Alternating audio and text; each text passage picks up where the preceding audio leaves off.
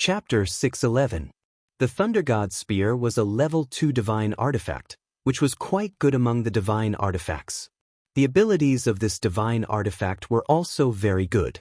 For example, true damage was very rare even among the divine artifacts. True damage was different from other types of damage. The damage caused by it could not be avoided, so 20 points would be 20 points. Although the lightning damage was as high as 80 points, it needed to be reduced by the original magic resistance and other resistances to cause damage. It was very effective against weak cannon fodder, but its effect was very limited against powerful enemies. Just like the abomination, this creature's body was surrounded by a divine force field. It had high resistance and all kinds of damage immunity.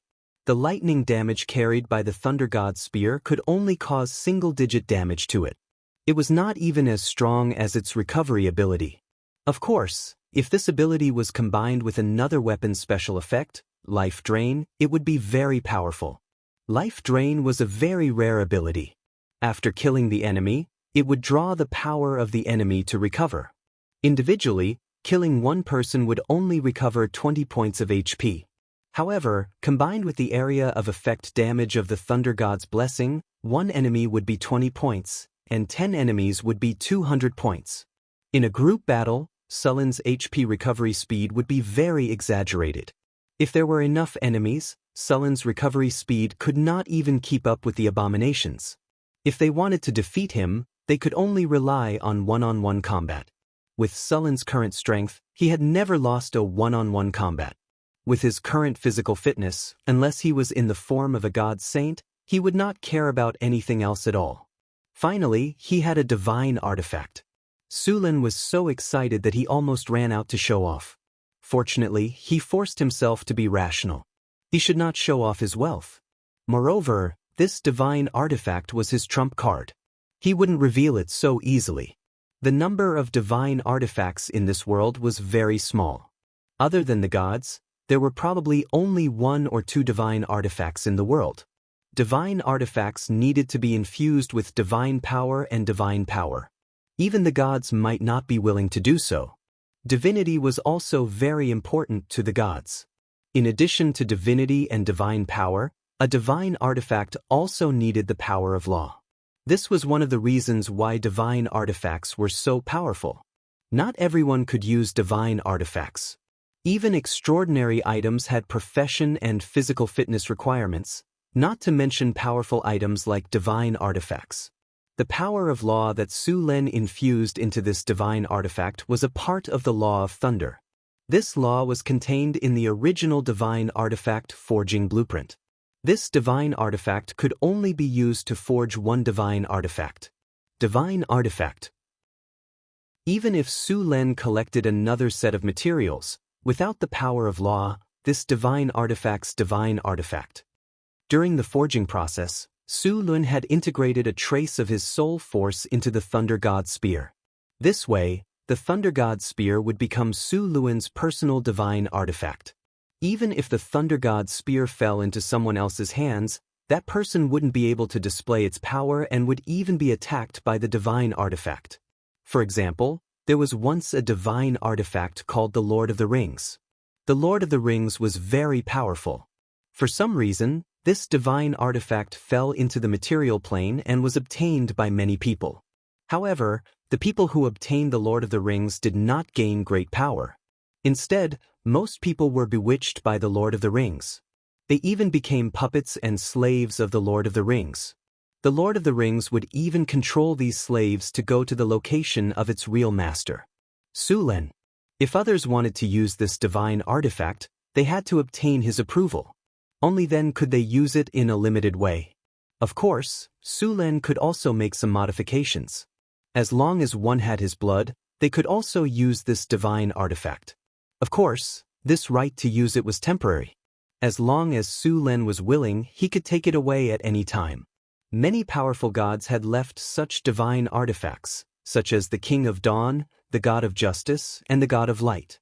For example, the strongest divine artifacts of the Paladins, the Pale Justice and the Holy Avenger, both of these divine artifacts required the user to be aligned with the lawful good, and the user had to be a paladin. Therefore, these two divine artifacts were also called holy swords. The paladins were a group of very troublesome existences. This was because the paladins seriously could not tolerate evil. However, this world had never been bright and righteous. It could be said that almost all cities were hiding evil. Even Sullan's northern city was no exception. There were a large number of slaves and serfs in the northern city. According to the standards of the paladins, these were also evil. However, this world could not be without paladins. They were the bottom line of this world and the hope of all the good people. As people who adhered to the lawful good, they had very strong will and beliefs. If wizards were 1 in 1,000 or 1 in 10,000, then paladins were 1 in 100,000. It was difficult to become a paladin not because one was not talented enough, but because one had to firmly believe in justice and kindness. If one could not uphold justice and kindness, then a paladin would quickly fall. Once a paladin fell, then the power they possessed would disappear, and they would eventually become an ordinary warrior. Of course, it was also possible that their beliefs would collapse and they would completely fall into darkness, becoming a dark warrior. Paladins pursued justice and kindness. Their beliefs were to protect kindness, pursue justice, and destroy evil. However, very few people could do it. Even the most ordinary civilians, if you used alignment testing spells, you would find that many of them leaned towards evil.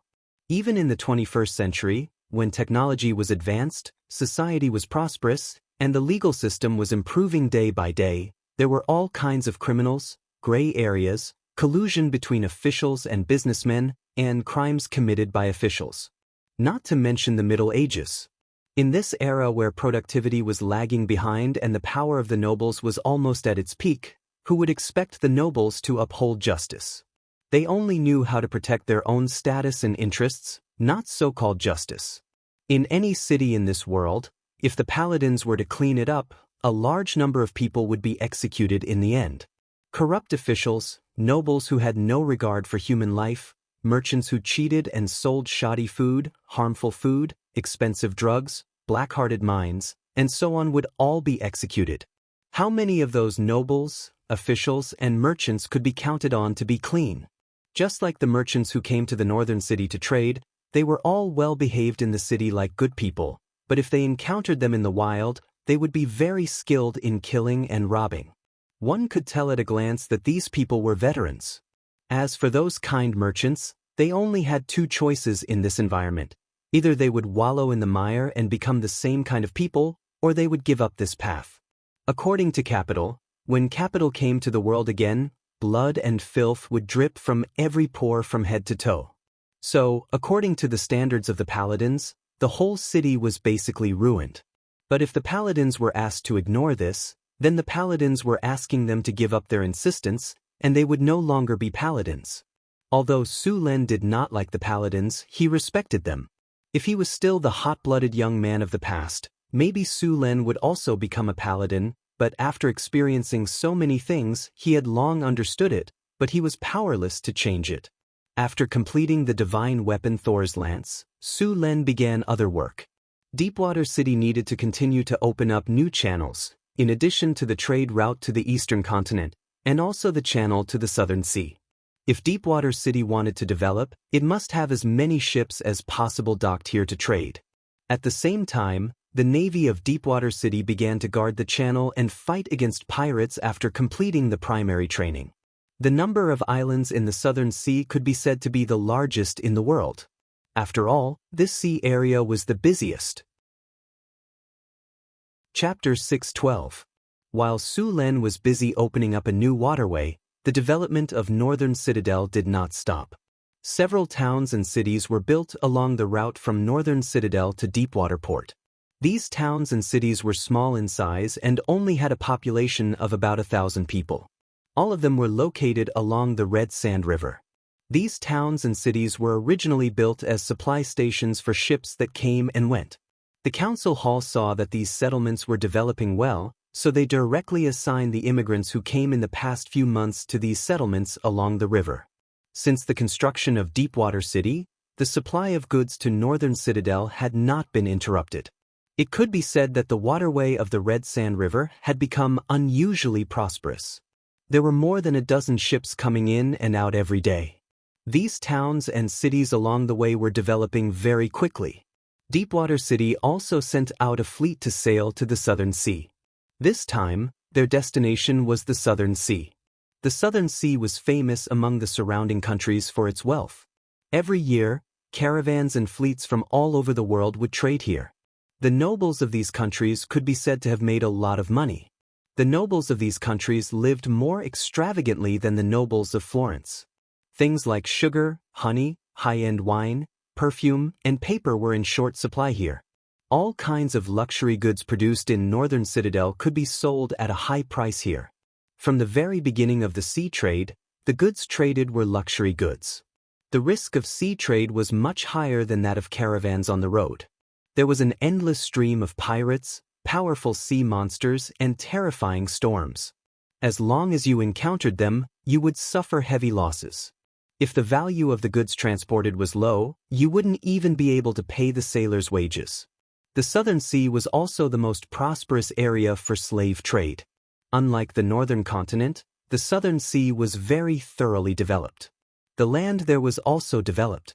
The large wastelands between the cities in the northern continent were rarely seen in the Southern Sea. The mild climate, abundant rainy season, and fertile land made the Southern Sea much more productive than the Northern Sea. There was enough food to feed a large number of people. Although the nobles here were greedier than the nobles in the Northern Sea, the population of the Southern Sea was still far greater than that of the Northern Sea. For example, the largest port in the Tudor Kingdom, the Spice Port, had a permanent population of more than 400,000. The capital of the Tudor Kingdom had a population of an astonishing 500,000. Including the floating population, the population had reached 800,000. Sulen planned to directly migrate from here. He would transport a large amount of goods from northern town city to the Southern Sea to sell, then buy slaves from here and send them to Deepwater City. This was much faster than migrating from the Kingdom of Florence. One ship could easily transport a few hundred immigrants, and one trip could transport at least 3,000 immigrants. Compared to the immigration of the Kingdom of Florence, it took much less money and time. The number of merchant ships in Deepwater City was still expanding. As the fleet grew bigger and bigger, so did the number of immigrants. North Town City was rapidly developing again. Right now, the first problem that restricted the rapid development of Beifong Principality was its low population. The entire Beifong Principality had a population of no more than 300,000, which was even less than the population of a city. The population in the north of the Kingdom of Florence was originally insufficient, and the cost of immigration from the south was too high. Now, using a fleet for immigration would undoubtedly greatly reduce the cost, and there would be more people. The development of the waterway in Deepwater City was very smooth. All kinds of goods from Northern Town City were also very popular here. The immigration work in Northern Town City was also very smooth. The arrival of a large number of people also made Deepwater Port more prosperous. With a flash of light in the laboratory, Hathaway's eyes flashed with joy. She then excitedly picked up the freshly made Starry Sky magic robe on the alchemy table. This was a robe that she had specially made for herself. The main material was the skin of a white dragon, and it was also a legendary robe. After Sulen got his hands on a divine weapon, Hathaway couldn't help but take out the dragon skin to make a legendary robe. As a legendary wizard, Hathaway's equipment could be said to be very simple. Due to the lack of materials, she had always been using a grade 4 legendary robe and magic staff. Last time, Sulen brought back a large amount of legendary dragon skin, so she finally had enough materials. Hathaway directly put on the robe. The Starry Sky magic robe looked very beautiful. The robe was blue and white, and there were silver-white patterns on it. The patterns were shining like stars, and it was very beautiful. Because it was made of dragon skin, the robe itself had very high defense. It could be said that with this robe, Hathaway's strength had increased by at least 3 times. With a flash of light, Alex's figure appeared on the astrology table. As soon as he appeared, he saw Hathaway and was attracted by the robe on her. "Sister Hathaway, you're done?" Seeing the robe on Hathaway, Alex was also surprised. "Yes, I'm done. I just tested it, and it's already exceeded our expectations." Hathaway said excitedly. "Really? Then I'll make my robe according to this template." Alex decided right away. "There are diagrams in the library. You can change the spells on them. Sulen brought back a lot of materials, so you can make a few more of them." Hathaway waved her hand and said, "Then I won't hold back." Alex said excitedly. "Right, how's your research going?" Hathaway suddenly thought of something and asked. "It's a lot worse. Sulen brought back a lot of information last time. I've already tested it. There's no problem at all," Alex said. Alex gently waved his hand, and a silver metal ring appeared in his hand. The metal ring was very small, only the size of a palm. It was engraved with countless arcane runes. The material of the metal ring was silver white, and there was a strong force flowing on it. "It looks good." Hathaway nodded and said, "This floating ring has only gone through a simple test. Further tests will require a lot of data to analyze." Alex didn't make this floating ring for the Wizard Tower, but for the floating city. Of course, this floating ring was only a model. The floating city's floating ring needed more power, and it also needed to be distributed to various parts of the floating city. This way, the floating city wouldn't break due to its own gravity. "Let's test it first." Alex nodded, and then Hathaway and Alex surrendered their gazes to the steel golems standing next to them. Hathaway gently waved her arm, and the heavy bodies of the steel golems flew up. The floating ring covered a very large area, 10 times larger than the previous one. The golems in this area all floated at the same height. This levitation ring had been modified to distribute the buoyancy evenly to the surroundings. It was specially made for the floating city. In the future, the floating city would definitely have more than one set of levitation rings installed. In order to prevent one set of levitation rings from malfunctioning, a floating city would have at least 3 to 4 sets of levitation rings installed. Once a levitation ring in operation had a problem and stopped working, a spare levitation ring would immediately restart. This was to prevent the floating city from falling from a high altitude.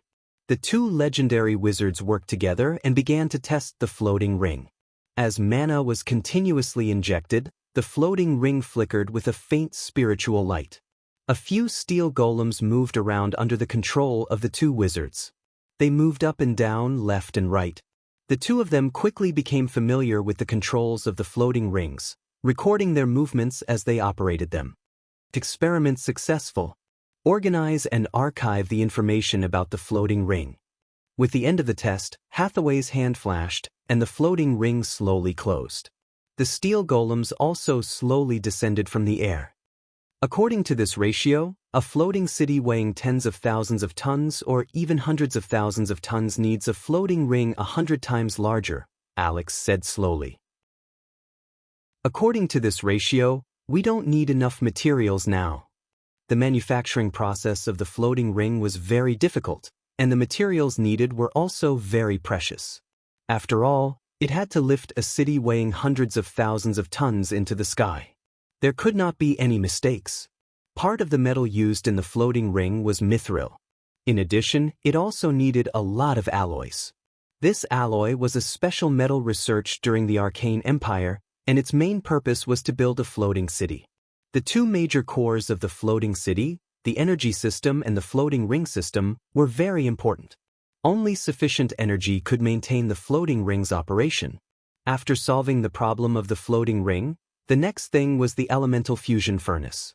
The theory of the elemental fusion furnace had been perfected long ago, and even the elemental fission furnace had been officially used. However, it was not a simple matter to actually build an elemental fusion furnace. In fact, during the Arcane Empire, the elemental fusion furnace had been widely used. Compared to the intense radiation and pollution of the elemental fission furnace, the elemental fusion furnace had almost no radiation, and the energy output was hundreds or even thousands of times higher.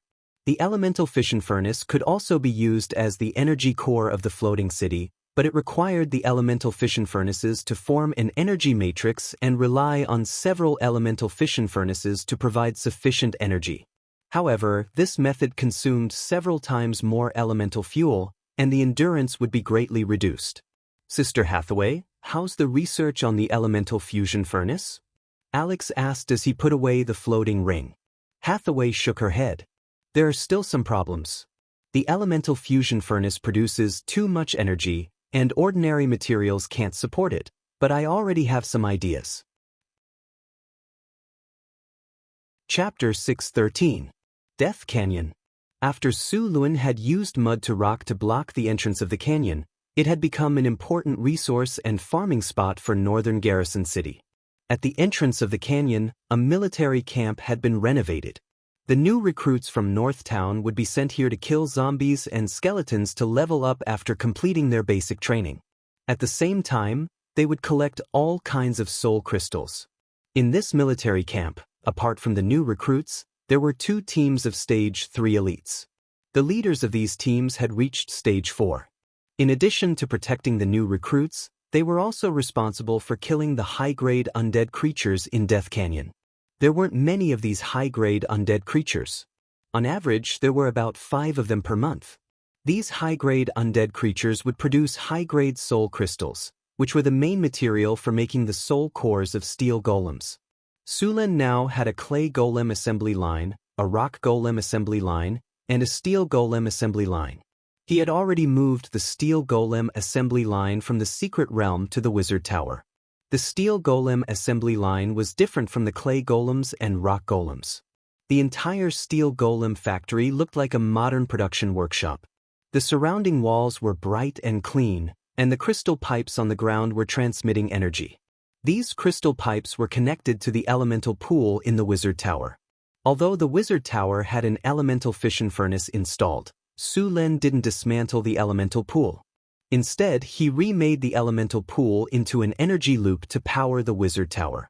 The elemental fission furnace was used as the energy for the floating ring and the Enigma lock. The energy supply of the wizard tower was not interfered with. In fact, the energy supply of the wizard tower was like electricity in Abel's previous life. The energy supply of a wizard tower was equivalent to a power station. The production process of steel golems was much more complicated than clay golems and rock golems. At this time, the standardized parts of the steel golem assembly line were transported to the corresponding position by the conveyor belt.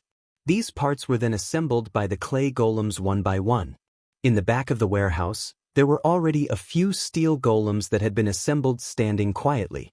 These steel golems hadn't been activated yet, and their soul cores hadn't been installed.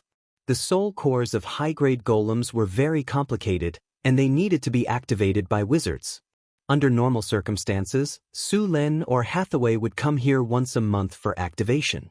Soul crystals were rare and were one of the common currencies in the multiverse. Souls were a special kind of wealth, and the Death God maintained that the souls in the multiverse would not be excessively plundered.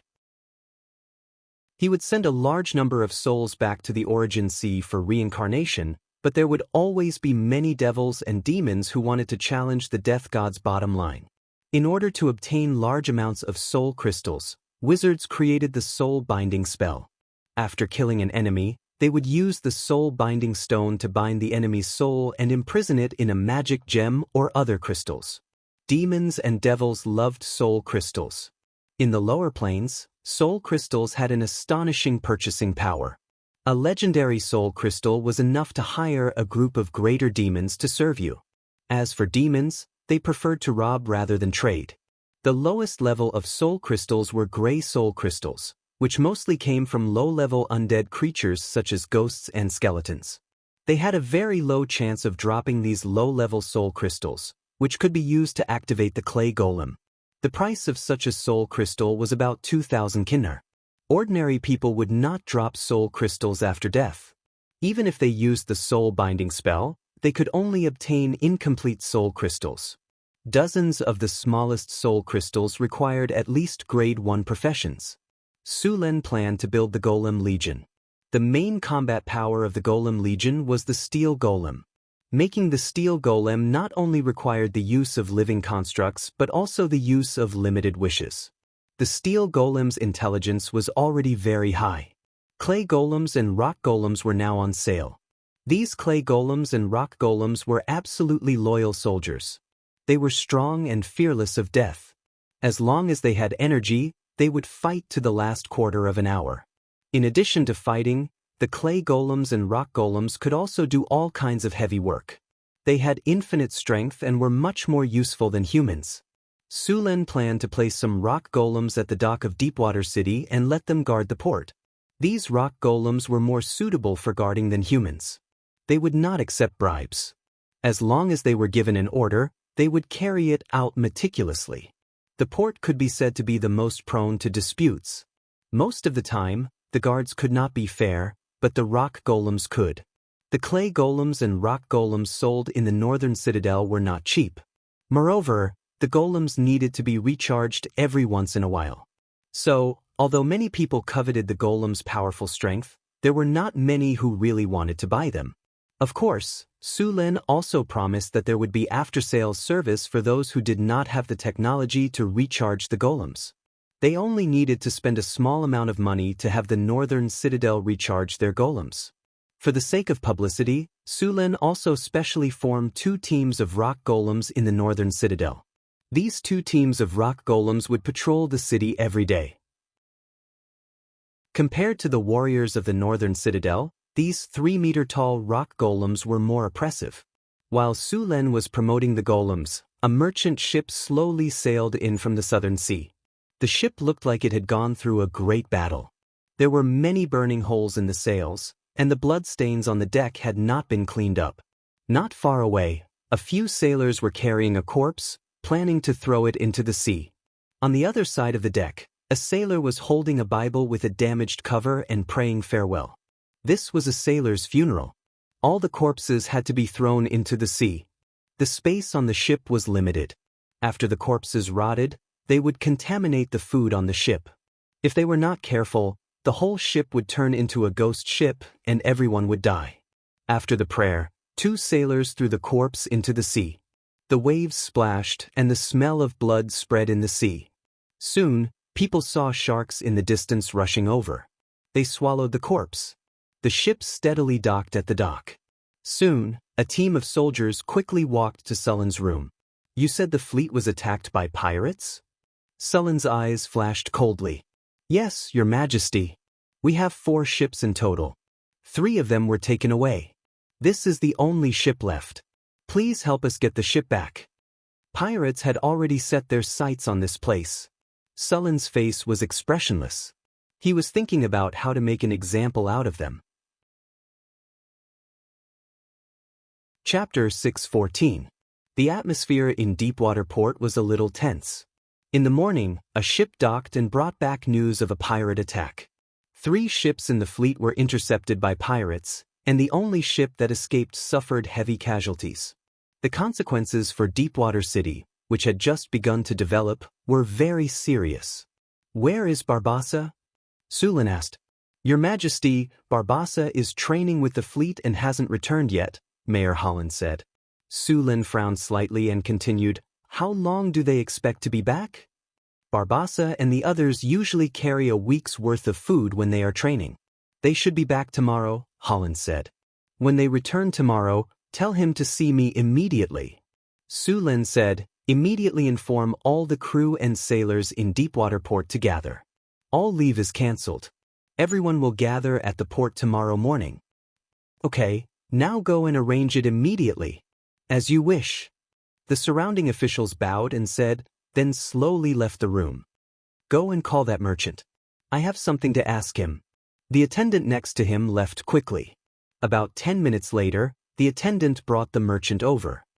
"How many pirates attacked you? Where did they attack? What is the name of this pirate?" Sulen glanced at the merchant and asked directly. "Your Majesty, the pirates who attacked us should be one-eyed. The skull on their pirate flag is one-eyed. This is the symbol of one-eyed.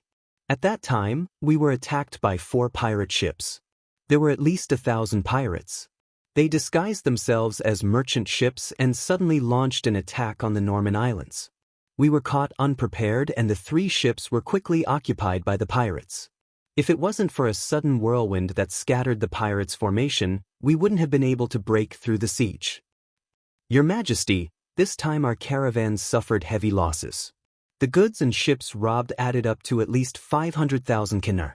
Please avenge us, Rhodes said with a pained expression.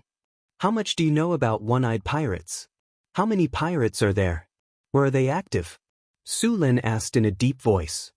I'm sorry, Your Majesty. I don't know much about one-eyed pirates. After all, pirates hide their tracks except when they rob, Rhodes said. Then tell me what you know. Su Lin nodded.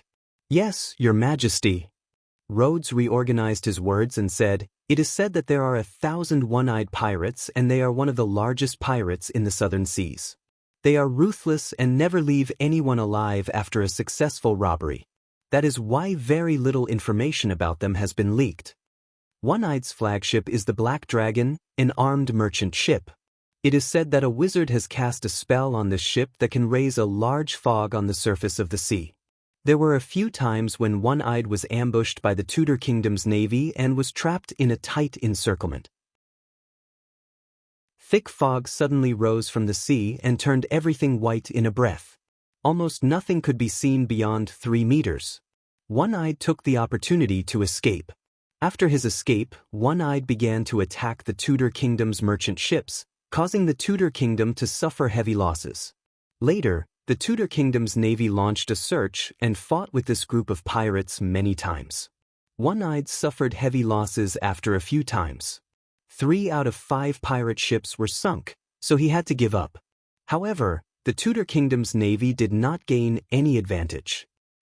However, this incident also made him famous among the pirates and made him one of the most powerful pirates in the southern seas. One-Eyed is often active in the area of the Marin Islands, which is a route to the eastern continent. Merchant ships often pass through it, but this time, for some reason, he suddenly appeared in the Norman Islands and launched an attack on us. After listening to Rhodes's introduction, Su Lin had some understanding of One-Eye's pirates. They were meticulous, well-informed, cruel, fierce, and vengeful. At the same time, they were also bold. After all, not many pirates dared to go head-to-head with the Navy. However, One-Eyed had actually gone head-to-head with the Navy more than once. Not only was he not eliminated, but he was also getting stronger and stronger. Su Lin actually did not care much about the strength of One-Eye's pirates. After all, to him, anyone below the legendary level was just an ant. As long as he was willing, he could single-handedly destroy all of One-Eye's pirates. However, the reason why pirates could not stop attacking despite repeated prohibitions was because they were secretive about their whereabouts. The sea was vast and there were many islands. Pirates usually built their nests in some sea areas far away from the sea route. The most difficult thing to eliminate pirates was not to defeat them, but to find their nest. Even if Su Lin knew that One-Eye's pirates were behind it, it was still very difficult to find them. However, it was not impossible. If there was no other way, he could ask Hathaway for a divination. The strength of One-Eye's pirates was far from the legendary level. The difference in strength was very large. This kind of divination would require too much effort. After a day of preparation, a large number of sailors gathered at the port of Deepwater City. All the sailors in the city had arrived, and there were also 2 ships docked at the port. Because 3 ships were robbed by pirates, there were only 2 ships left in Deepwater City. In addition, there was a warship that was still being piloted by Barbassa. Its strength was far inferior to One-Eye's. Of course, this did not take into account the situation of Raging Dragon. The sky gradually brightened, and soon a black spot appeared on the sea. The black spot was very fast, and it was revealed in a short time. It was the naval warship led by Barbassa. At this time, the warship had just completed sailing training and was moving towards the port. About half an hour later, the ship docked at the port. After seeing the situation at the port, Barbassa was slightly stunned. Then, as if he had thought of something, his face became a little dignified. "Your Majesty, what happened?" Barbassa hurried to Su Lin and asked nervously after saluting. "Our fleet was attacked by One-Eye's pirates, and only 1 ship escaped." Su Lin said with a gloomy face. "Now take your people, replenish the supplies, and immediately set out to find these pirates. I want to completely eliminate them." "Yes, Your Majesty." Barbassa's heart trembled and he immediately said. Then, without caring about the repairs, he ordered the coolies to carry the supplies to the ship. Because the development time of Deepwater City was very short, the number of sailors here was not many. Although Su Lin spent a lot of time to train them, it was still not enough. In addition, 3 ships were robbed, the sailors on them would certainly not survive. The quality of the sailors was much worse than before. Most of the sailors in front of him were ordinary people, or strong ordinary people. Su Lin did not have much hope for these people. For him, the role of these sailors was to carry the spoils of war. Soon, Barbassa carried all the supplies. After making sure that all the ships were ready, Su Lin said directly, "Let's go." The 3 ships quickly raised their sails, and then lined up in a column and slowly sailed out of the harbor. After leaving the port, the fleet changed direction and sailed directly to the south. What others did not know was that in the dark sea, a huge shadow was following closely under the sea. It was Sullen's magic ship, the Angry Dragon. Although they did not know the lair of the one-eyed pirates, they would definitely sell the stolen goods after robbing the fleet. Ordinary port pirates would not dare to dock at all, and ordinary merchants would not dare to do this business. However, there was a place that specialized in this, and that was the Shipwreck Harbor. The Shipwreck Harbor was a pirate harbor that provided various services for pirates. The Shipwreck Harbor was hidden in countless islands in the Southern Sea. Not only could ships be repaired here, but there were also taverns, blacksmiths, and brothels. Most of the pirates in the Southern Sea dealt with their spoils here. In addition to pirates, there were also various smugglers. As long as you had money, those smugglers would even dare to sell warships. This was also the treasury of most pirates. After robbing, those pirates liked to come here to relax. It could be said that the prosperity of this harbor was not worse than ordinary ports. Although Su Lin did not know the specific location of the Shipwreck Harbor, Barbassa, as a former pirate captain, naturally knew the location of the Shipwreck Harbor. Therefore, he led the fleet directly to the Shipwreck Harbor. The attack of the one-eyed pirates also made Su Lin realize the danger that Deepwater City was facing. After opening the channel, not only would there be caravans coming, but there would also be pirates eyeing this place. According to the current strength of Deepwater City, it would be very difficult to protect this channel. At present, Deepwater City only had Barbassa's navy, and the number of people was less than 300. It was impossible to ensure the safety of the channel. Therefore, to ensure the safety of the channel, Su Lin needed to use some other methods. The simplest and most violent method was to establish his power and directly eliminate a few pirates with thunderous means. This way, other pirates would be deterred. Su Lin was very clear about what pirates were. These guys were brave, ruthless, cruel, and greedy. They seemed to be very difficult to deal with. In reality, pirates were all a bunch of wretched wretches. They knew how to steer according to the wind. As long as you were strong enough and your fists were hard enough, they would know what humility was. Those who were disobedient would be chopped to death, and the rest would be obedient. The rule of bandits was the law of the jungle. They had no so-called loyalty. Betrayal could be said to be a common occurrence. As long as you were strong enough to lead other pirates to rob gold, silver, and jewelry, then these pirates would support you. However, if you could not lead them to gain benefits, then the pirate group would quickly fall apart. "Your Majesty, do we go directly to the Shipwreck Harbor?" Barbassa asked.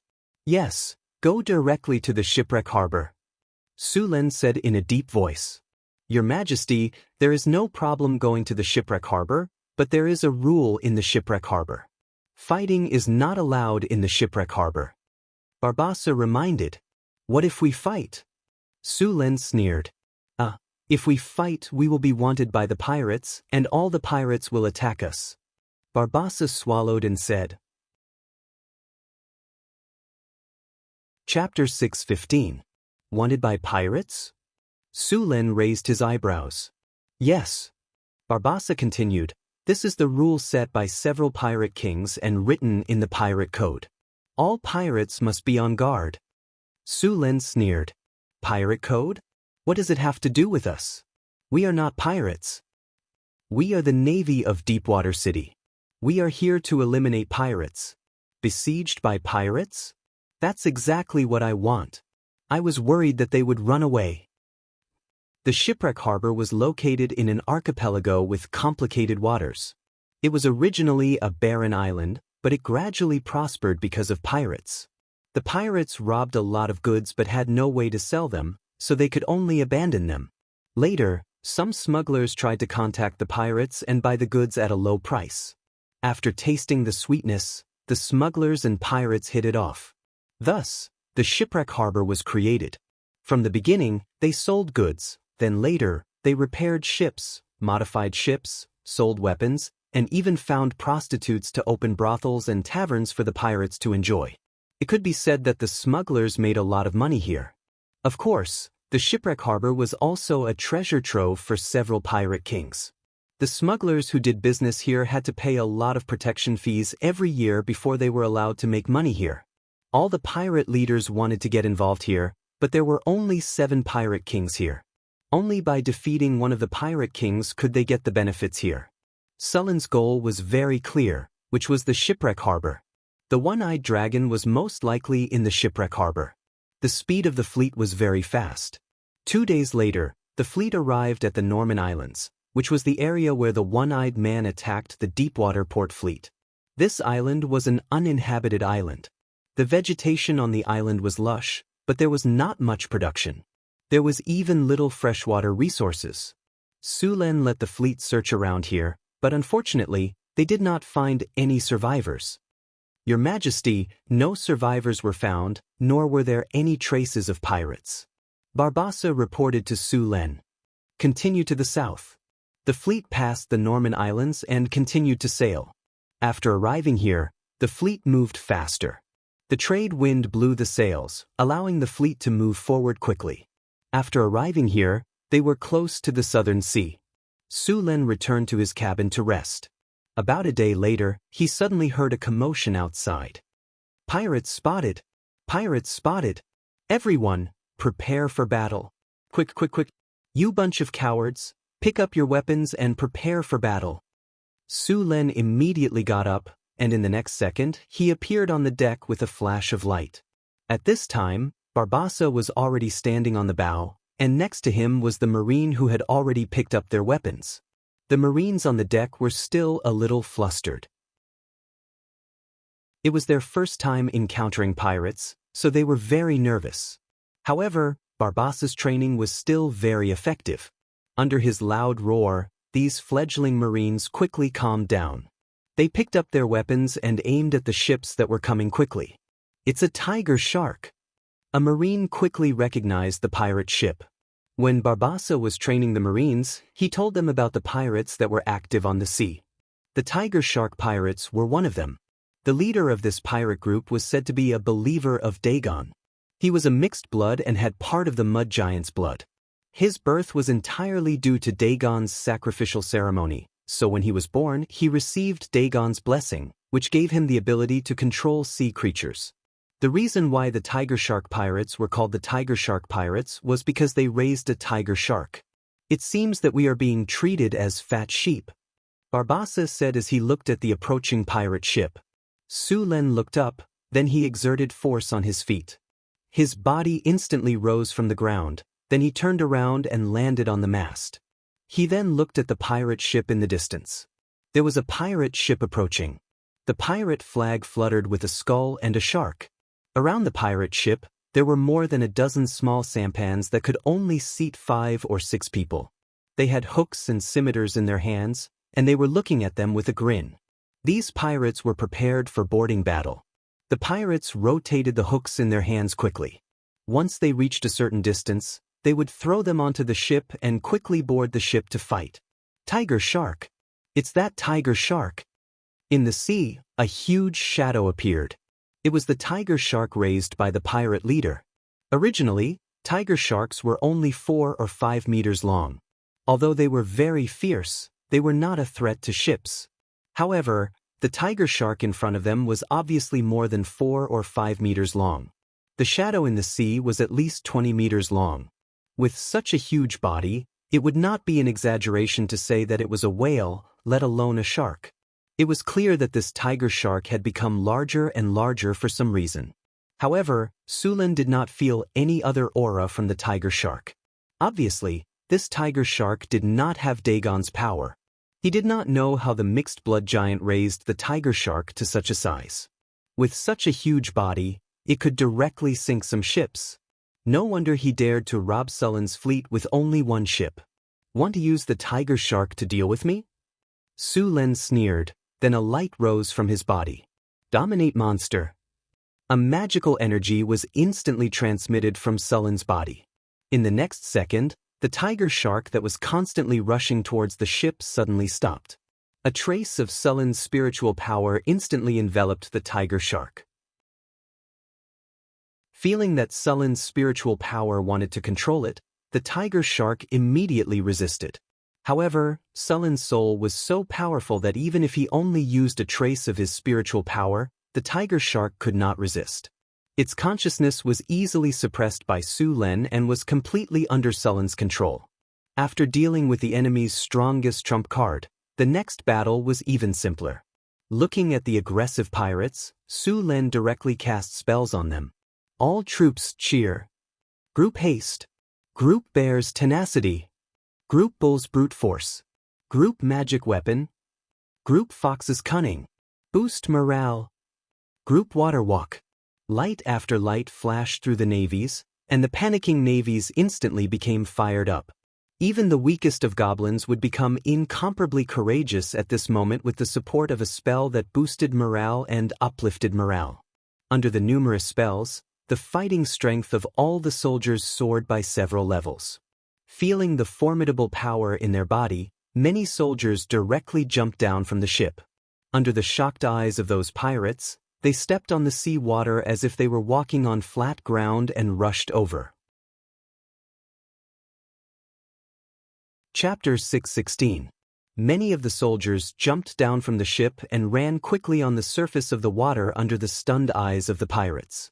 After being buffed with various statuses, the soldiers' combat power was off the charts. They quickly covered a distance of a few hundred meters. How is this possible?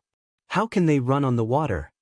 On the pirate ship, a pirate with a hideous scar on his face was in disbelief. Adepts. They have adepts. At this moment, one of the pirates cried out in panic. The face of the leader of the pirates changed slightly. With a sweep of his scimitar, a cold light flashed and the throat of the pirate who was shouting in panic was cut open. Blood gushed out in an instant. The pirate covered his neck with both hands and wanted to say something, but the light in his eyes quickly dimmed. What wizards? It's just a small trick. If you dare to disturb the morale of my troops again, you will be beheaded. The leader of the pirates shouted. A trace of fierceness flashed in his eyes as he swept his gaze across the surrounding pirates. All the pirates who met his gaze felt a chill in their hearts. Everyone, get ready for battle immediately. Kill all those who dare to resist, and you will get an extra 30% of the rewards this time. Tiger Shark Walton immediately shouted when he saw the enemies rushing towards him. Behead one person and you will get 5 gold coins. Behead 2 people and you will get 12 gold coins. Behead 3 people and you will get 20 gold coins. Hearing Walton's reward, the eyes of these desperados lit up and their faces flushed. The morale of the pirates who were panicking because of those people running on the water was greatly boosted. However, this morale only lasted for a short few minutes. Soon, those people were already in close combat with the pirates on the small boats. These Navy soldiers who were buffed with various statuses were all very powerful. The pirates who were originally brandishing their scimitars were cut in half. Originally, the weapons were carefully crafted by the dwarves. After being enchanted by Su Lin, they became even sharper. The scrap metal of these pirates was no match for them at all. As soon as they clashed, a large number of pirates were killed on the spot. Jump off the ship. It was unknown which pirate shouted, but the surrounding pirates reacted instantly. Without thinking, they dived into the sea. Unfortunately, although these pirates escaped the fate of being killed, they fell into a more dangerous situation. The giant tiger shark that had just been subdued by Su Lin became extremely excited after smelling the blood. It opened its bloody mouth and swallowed the pirates who had jumped into the sea. Charge! Today is the day to make a name for yourself. Kill all these pirates and avenge our dead brothers. Kill them. Seeing how easily they slaughtered those pirates, the soldiers let out excited howls. Brandishing their weapons, they charged towards the pirate ship. Those pirates who were originally eager to give it a try felt as though a bucket of ice water had been poured over their heads.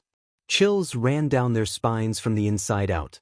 Many pirates couldn't help but avert their eyes, as though looking for a way out. Quick, pick up your weapons.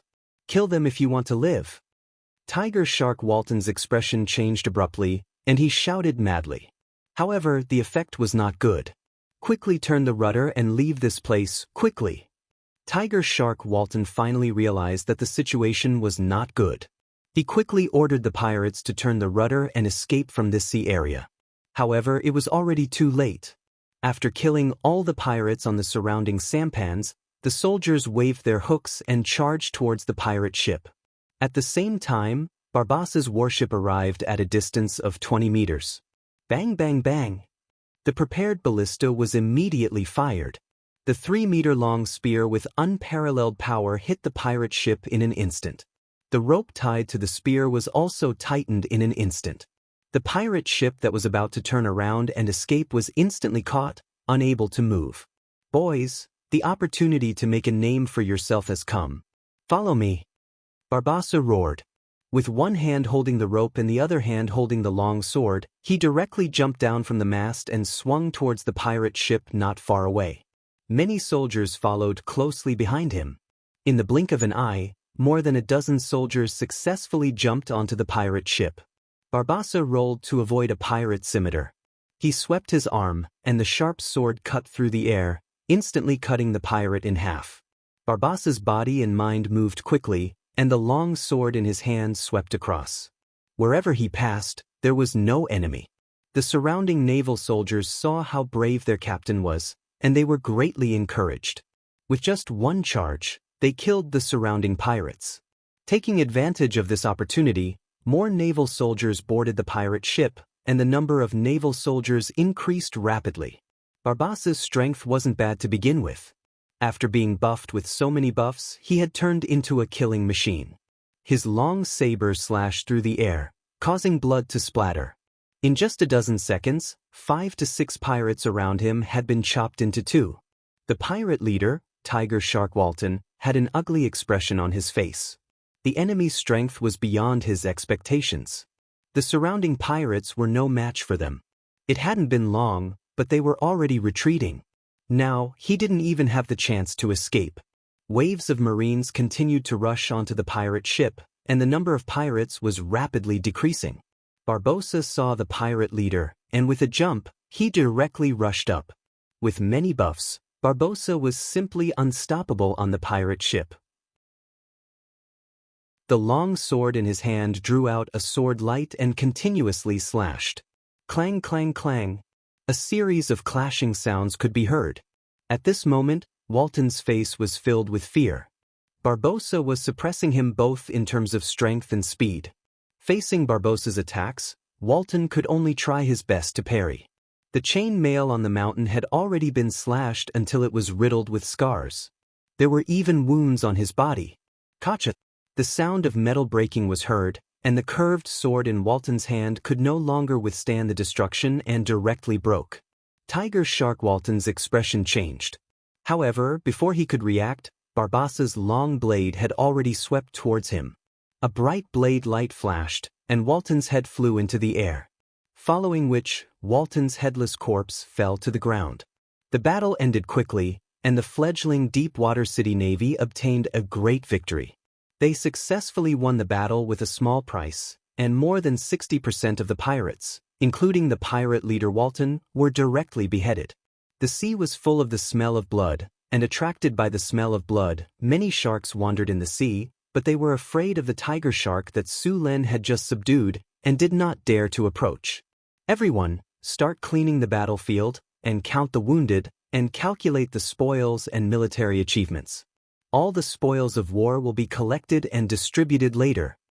Su Lin gave a few simple instructions and then ordered the soldiers to deal with the aftermath. Those who dare to hide the spoils of war, cut off one of their hands. Barbassa said loudly and then ordered people to clean up the battlefield. Su Lin was not surprised by the result of this naval battle. Naval battles in this era were still in the state of hand-to-hand combat, and even if there were fire crystal cannons, the effect was very limited. The battle between pirates was the most cruel and the most effective battle in naval battles. Pirates liked to fight with pirates the most, because it could end the battle in the shortest time and obtain a lot of spoils of war. In the end, there were only 30 to 40 tiger shark pirates left alive, and these pirates were all squatting on the deck. Su Lin would not kill all of these pirates. These pirates were people who made a living on the sea, and they were qualified sailors. Deepwater port needed a large number of sailors to carry out maritime trade, and these pirates would be qualified sailors after some training. Basically, these pirates had seen blood, and even if they encountered other pirates, they would dare to fight to the death. As long as the leader of the pirates was beheaded and sent to prison for reform, these pirates could be used. After cleaning up the battlefield, there were very few spoils of war from this battle. All kinds of gold coins added up to less than 1,000, and there were also some gems and other things. Other than that, there was nothing else, but this was considered normal. The tiger shark pirates were originally out to rob, and naturally, they would not bring any wealth. After Barbossa finished his inspection, he began to interrogate these pirates. Although the tiger shark pirates weren't very strong, they had a giant tiger shark. The Waltons had run amok in this sea area for a while, and the money they had plundered was also a huge amount. Even if the pirates spent money like water, they would still accumulate a huge amount of wealth, and Walton should have hidden the rest of the wealth. Do any of you know where Walton hid his treasure? Barbassa asked coldly. The first person to tell the secret will get 1/10 of the treasure, and the second person will get nothing. Now tell me your answer. Barbassa said with a smile. I know where Walton hid his treasure. Go away, what you know is fake. I know where Walton hid his treasure. I want to tell you. As soon as Barbassa's voice fell, the surrounding pirates went crazy, and they wanted to tell the location of the treasure, and they wanted to get the more generous reward. Soon, Barbassa found out the location of Walton's treasure, which was their old nest, Black Shark Island, and the name was also given by Walton. This was originally a remote island, and after the tiger shark pirates made it their stronghold, the island was developed, and a simple dock was built. There were also brothels, casinos, and other areas on the island. After confirming the location of Walton's treasure, Barbassa began to report to Su Lin. You said that there is a huge amount of treasure on Black Shark Island? Su Lin continued after thinking for a while. Yes, Your Majesty. Barbassa said. Adjust the direction of the fleet, we are going to Black Shark Island. Su Lin said without hesitation. The fleet slowly turned and set off in the direction of Black Shark Island. In the sea below the ship, the shadow of a huge monster appeared on the sea surface. Chapter 617. After defeating the tiger shark pirates, Deepwater City's fleet was reduced to 4 ships.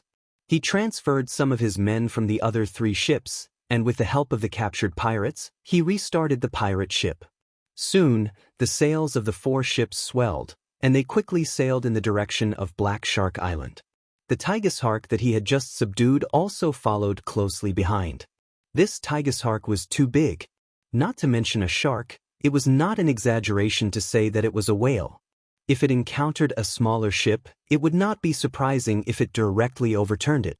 Otherwise, the tiger shark pirates would not have relied on him to become a powerful pirate group. Under the guidance of these pirates, the fleet bypassed the channel here and then headed towards the Southern Sea area. The Southern Sea area was very large, and there were many islands here. It was said that there were at least 10,000 islands of various sizes in this sea area. Because of this sea area had another name, Myriad Islands Sea Area. Tens of thousands of islands were scattered all over this sea area, and because there were so many islands, the sea situation in this area was very complicated. Many pirates regarded this place as their lair. With so many islands, if one did not know the location, It could be said that it was as difficult as ascending to heaven to find the pirate lair. It was said that there was a hidden treasure island among these islands. The entire island was piled up with gold and silver, and all kinds of gems were like gravel. Legend has it that this island could buy the entire world.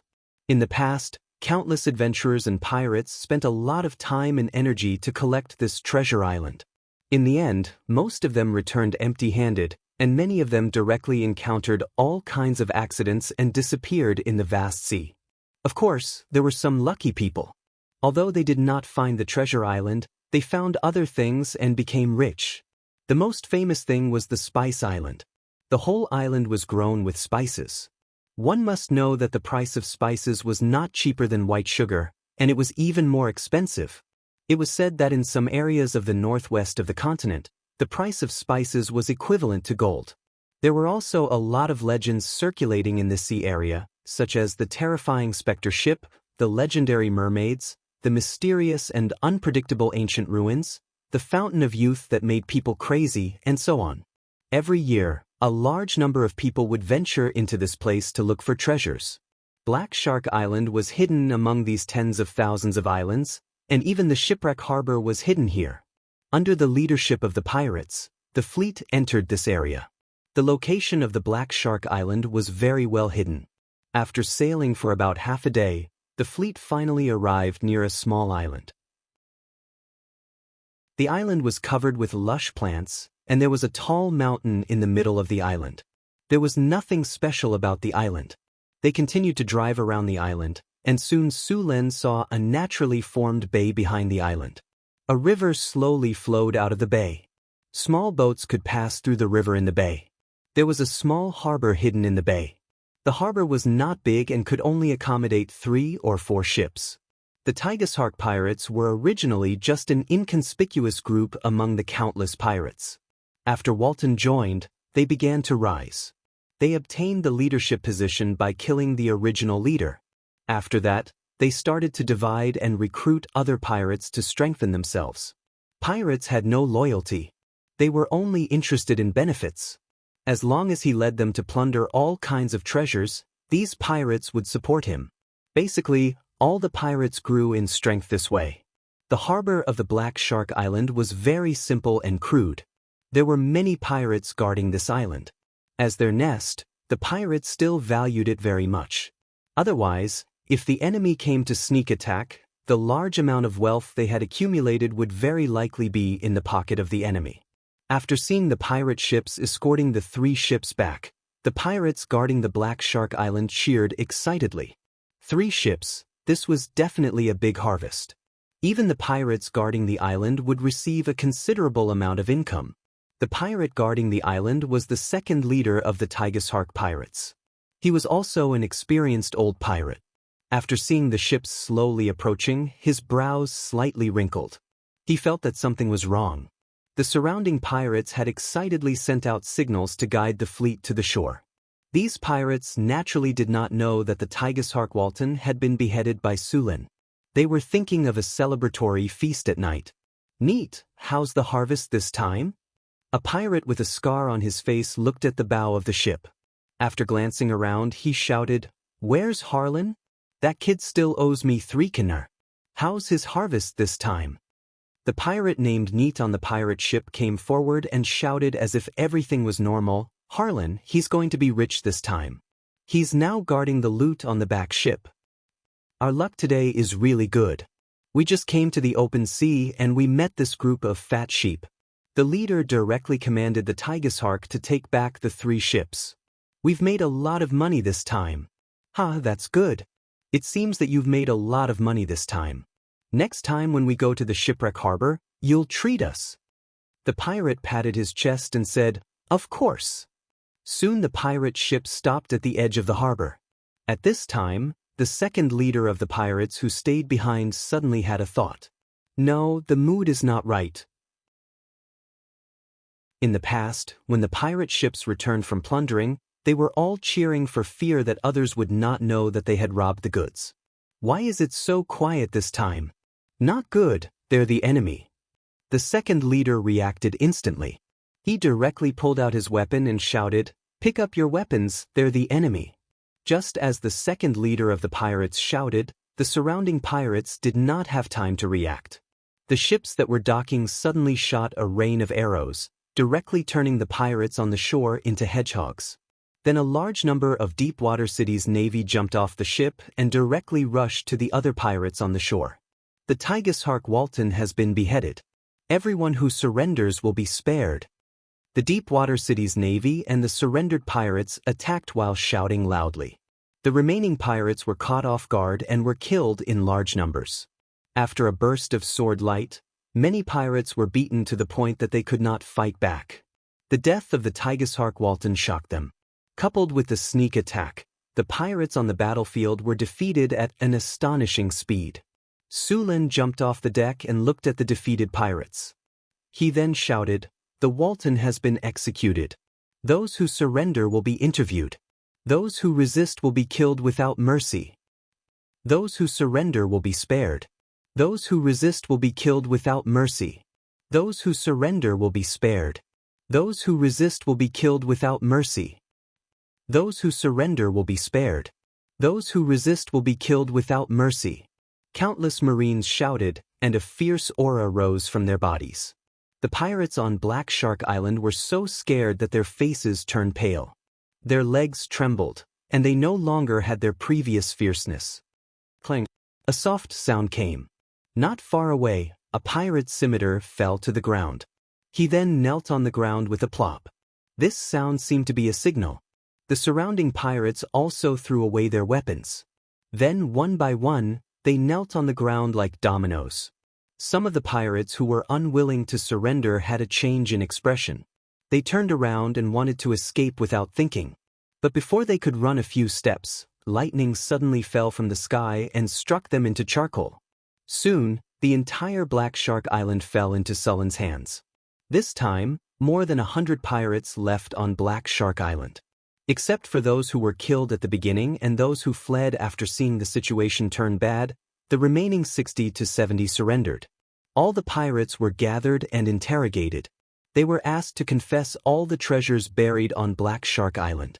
In order to prevent them from colluding, Barbossa separated all the pirates for interrogation.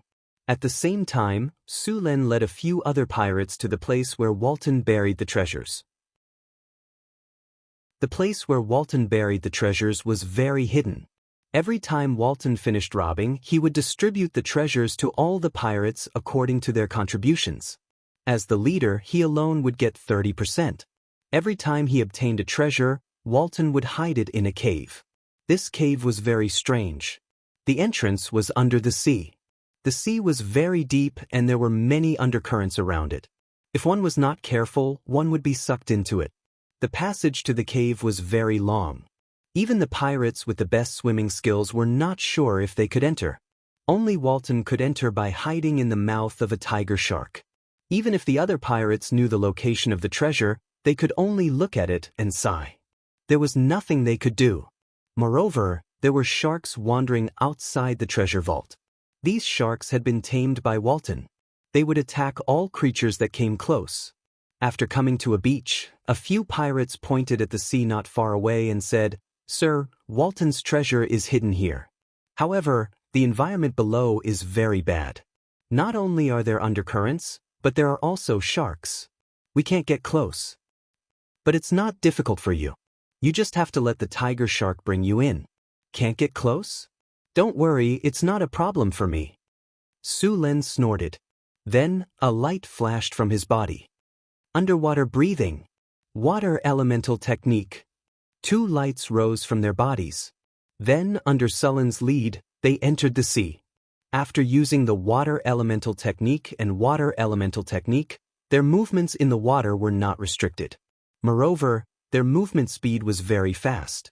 After adapting to the surrounding environment, Hathaway directed them to move deeper into the sea. As they went deeper, the sea became darker. They continued to move forward along the passage under the sea. At this time, a few black shadows swam toward them.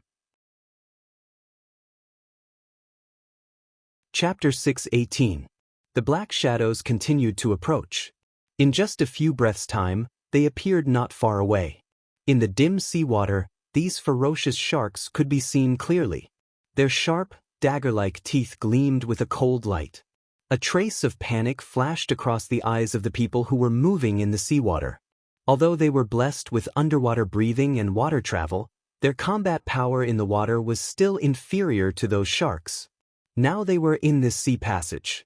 The faces of these ordinary pirates changed drastically when they suddenly encountered these sharks. Dominate the monsters. A flash of light flashed from Sullen's body. The aggressive sharks instantly stopped moving forward and became monsters under Sullen's control in the next second. With more than a dozen sharks, Su Len continued to lead everyone to the treasure cave. After swimming for a few more minutes, they finally reached the end of the seawater passage. A ray of light shone through the dark seawater. After seeing the light, everyone floated up. In the blink of an eye, they arrived at a cave. Above the cave, more than a dozen luminous pearls were inlaid. These luminous pearls quietly scattered soft light around the cave. Through this weak light, Su Len could clearly see the entire cave. This cave was wrapped in rock and was very hard and sturdy. The space inside was very large. Su Len casually looked around and found that this place was at least 1,000 square meters. This was incredible. In this cave, more than a dozen boxes were piled up. Su Len waved at a pirate next to him and asked him to open the boxes. Very quickly, the pirate walked over in high spirits. Picking up his scimitar, he cut off the rusty lock on the chest. Crack! With a soft sound, the lock was directly cut off. Next, the pirate grabbed the box and opened it. Su Len only saw a flash of golden light in front of his eyes. All kinds of gold, silver, and jewelry in the box appeared in front of him. Then, the pirate waved his scimitar and passed through the boxes quickly. With a swing of his scimitar, more than a dozen boxes' locks were cut off. Boxes of gold appeared in front of everyone. For a moment, the entire cave was illuminated by these golden lights. Su Len came closer to check. Among these boxes, some were filled with gold and various gold products, while others were filled with various gems. The value of this treasure was at least over 1 million. After a simple check, Su Len waved his hand and stored the treasures into his storage space. He then began to search around the cave. After confirming that nothing had happened, Su Len left the space and returned to the Black Shark Island. By the time Su Len returned, the spoils of war on Shark Island had almost been cleaned up. Su Len came to the hall built by the pirates, took a simple rest, and ate something. After a while, Barbassa walked over like Su Len. After putting down the food, Su Len picked up the teacup and took a sip. He then looked up at Barbossa and asked slowly, "Is the celebration over?" "Your Majesty, it's done." Barbassa bowed slightly to Su Len and said, 2 boxes of gold and jewelry were found in the treasure house on the island. The places that other pirates told us to search have been searched. Basically, all the places with hidden compartments have been searched. There are a lot of goods in the warehouse, but they need to be transported out. The total value should be about 130,000 kinar. Among them, there are about 80,000 gold coins that can be spent directly. The rest are all valuable goods. Su Len nodded. This time, the fleet obtained a lot of gold from occupying Black Shark Island. He was going to take out a part of it as a reward. Soon, Su Len finished calculating in his mind. He then ordered, "Reward everyone who participated in the battle with 15 kinar. Let them eat as much as they want, but no one is allowed to drink. Arrange some people to take turns to stand guard. Make an inventory of the goods that are easy to get rid of. Take a few thousand gold nars with you and bring a group of people to the hot spring port tomorrow morning to get rid of all the goods.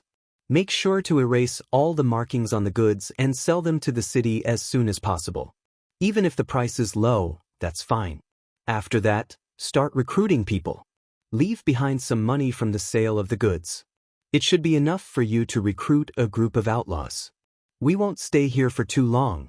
Next, we need to go to the shipwreck port. Let the pirates recover as soon as possible, and then control them as soon as possible. Okay, you go do your work." Su Len finished the simple assignment and then left in a hurry. After all, there were only a few literate people in this world. After all, many people didn't even have enough to eat. There were many good fighters among the pirates, but there were not many who could read or learn. After all, in this era, the price to learn was not small. Barbassa's level of education was not bad. Barbassa used to be a worker in a bookstore. He was better than other pirates in knowledge, trade, and management. When he was a worker in the bookstore, Barbassa secretly learned a lot of knowledge. North Town City. As time passed, the population kept increasing. North Town City became more and more lively. Caravans from all over the world came in an endless stream. The route to Deepwater City also became busier. The few towns along the way were the strongholds of North Town City. As the embroidered uniform guard continued to grow, a lot of information was sent by the embroidered uniform guard at the same time. Information from the surrounding countries was also collected. The situation in the desert was not right. It seemed that the caravan route was occupied by the Ottomans. The desert was in chaos during this time. It seemed that a powerful monster ran out of a ruin in the desert. The appearance of this monster made the surrounding desert very chaotic. At the same time, there seemed to be traces of devils in some of the cities of the southern kings. Compared to the simple violence of the devils liked to use contracts. They liked to hide in the dark and scheme against the humans. The arrival of the elemental tide had changed the whole continent. Black Shark Island. A few ships slowly docked, and then a group of soldiers came down. In addition to these soldiers, there were also many people who came here. These people were the pirates recruited by Barbassa. After staying on Black Shark Island for 2 days, Sulen let Barbassa continue to lead the fleet. This time, their target was the shipwreck port. The one-eyed man who robbed his fleet recently sold his stolen goods here.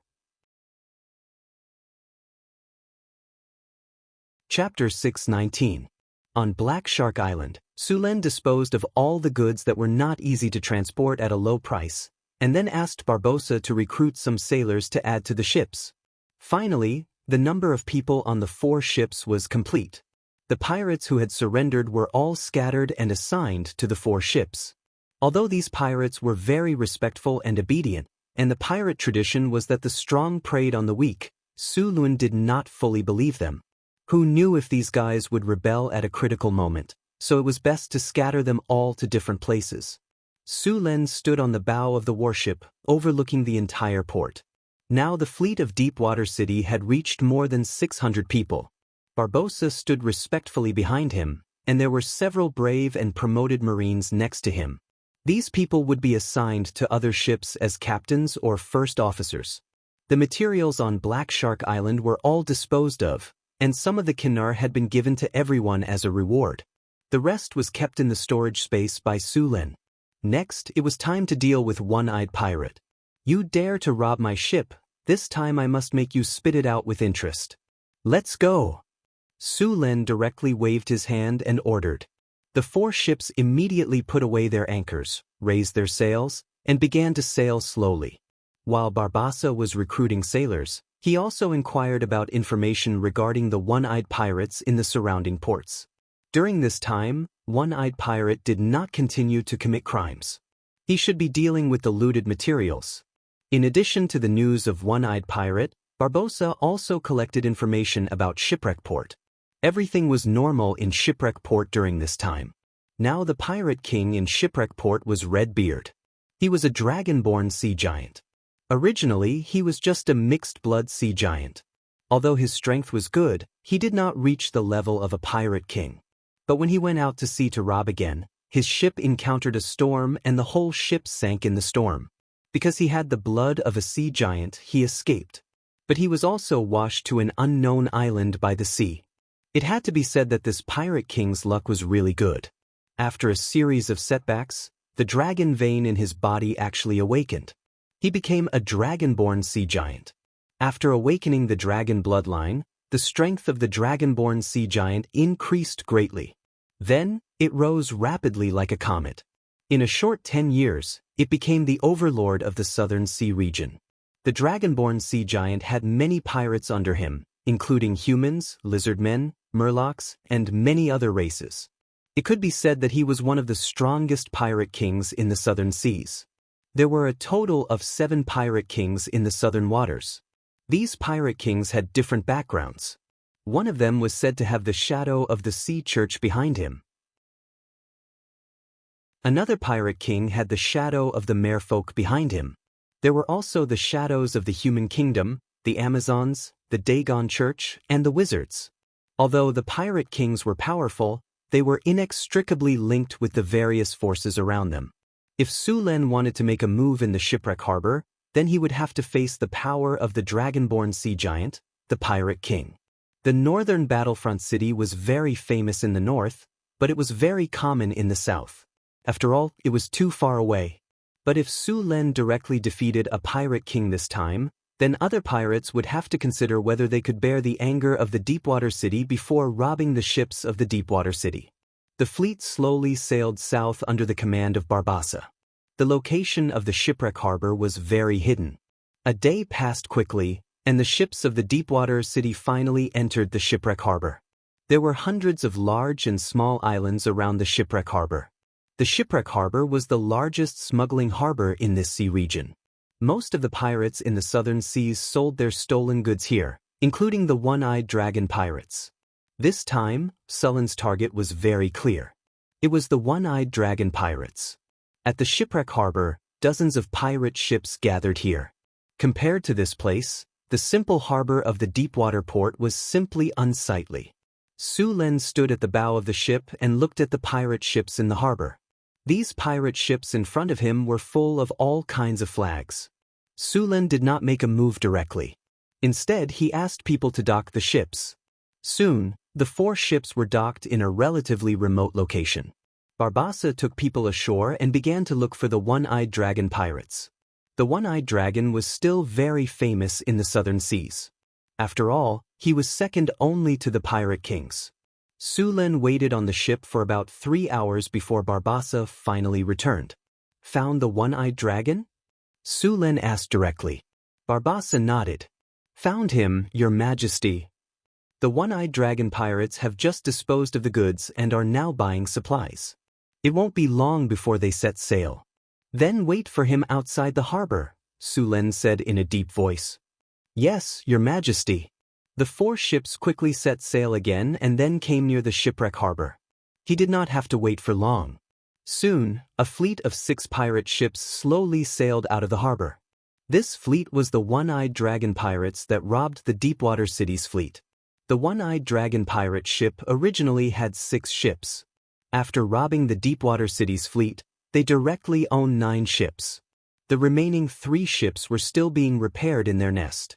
After seeing the one-eyed dragon pirate ship appear, Su Len directly appeared on the high platform. His eyes coldly looked at the fleet not far away, and then said in a deep voice, "Warriors, the time for revenge has come. Pick up your weapons and kill them. Victory belongs to us. Victory belongs to us. Do it."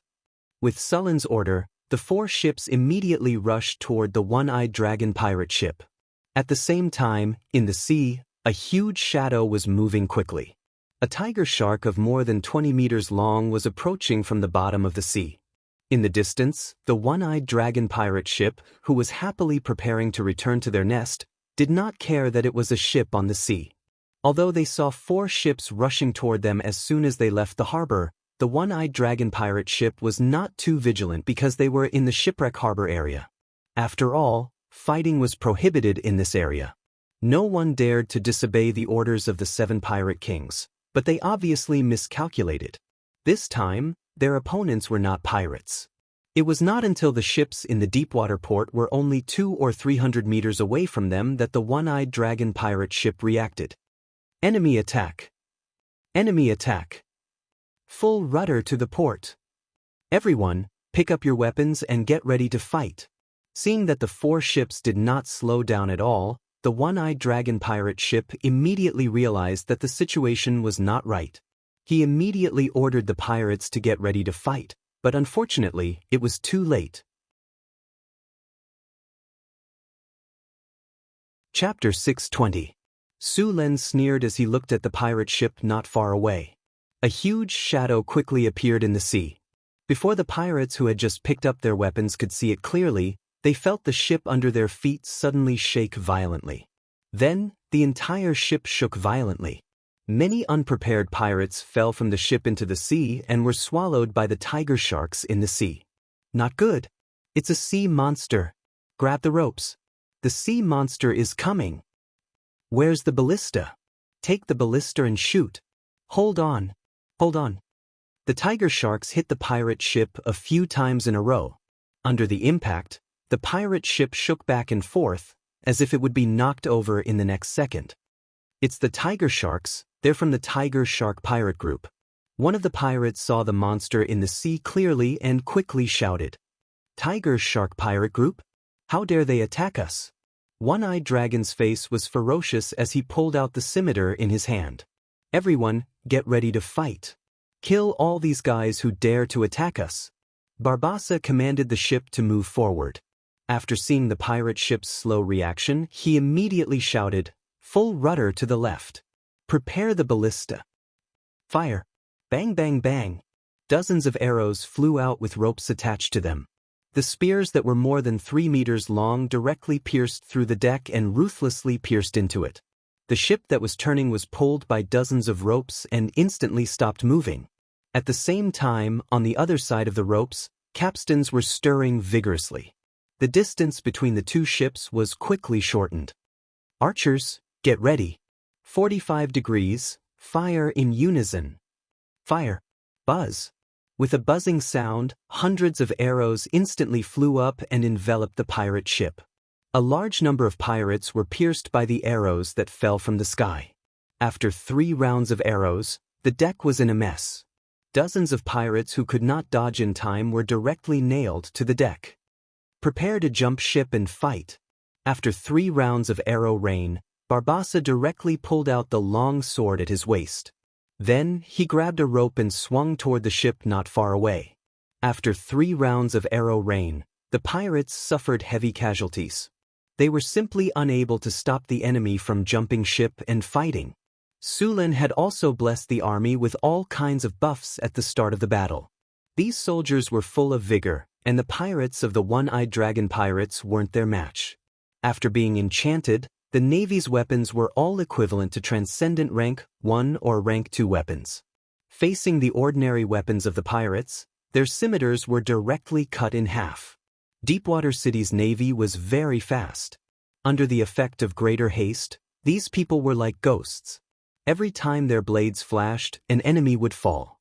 The same scene played out on the other pirate ships. Although Deepwater City's navy had fewer ships, they still had the upper hand with the support of arrows and spells. As the leader of the One-Eyed Dragon pirate ship, One-Eyed Sean had an ugly expression on his face. His men were losing ground on the battlefield. Just as he was about to lead his men to charge forward, a cold voice suddenly sounded in his ears. "You're One-Eyed Sean? Who is it?" Shaoan's expression changed drastically, and he subconsciously swept the long saber in his hand in the direction of the voice. Clang. The sound of metal colliding was heard, and Sean's palm was slightly numb. Although he hadn't attacked with his full strength just now, his strength wasn't weak at all. However, the result was that his wrist was slightly numb. "Looks like it really is you." Sullen's palm exerted force, and the Thunder God's spear instantly burst out with dazzling lightning. One-Eyed Sean was directly wrapped in lightning, and he lost control of his body in an instant. Streaks of lightning quickly flashed around, and the surrounding enemies were instantly hit by the lightning.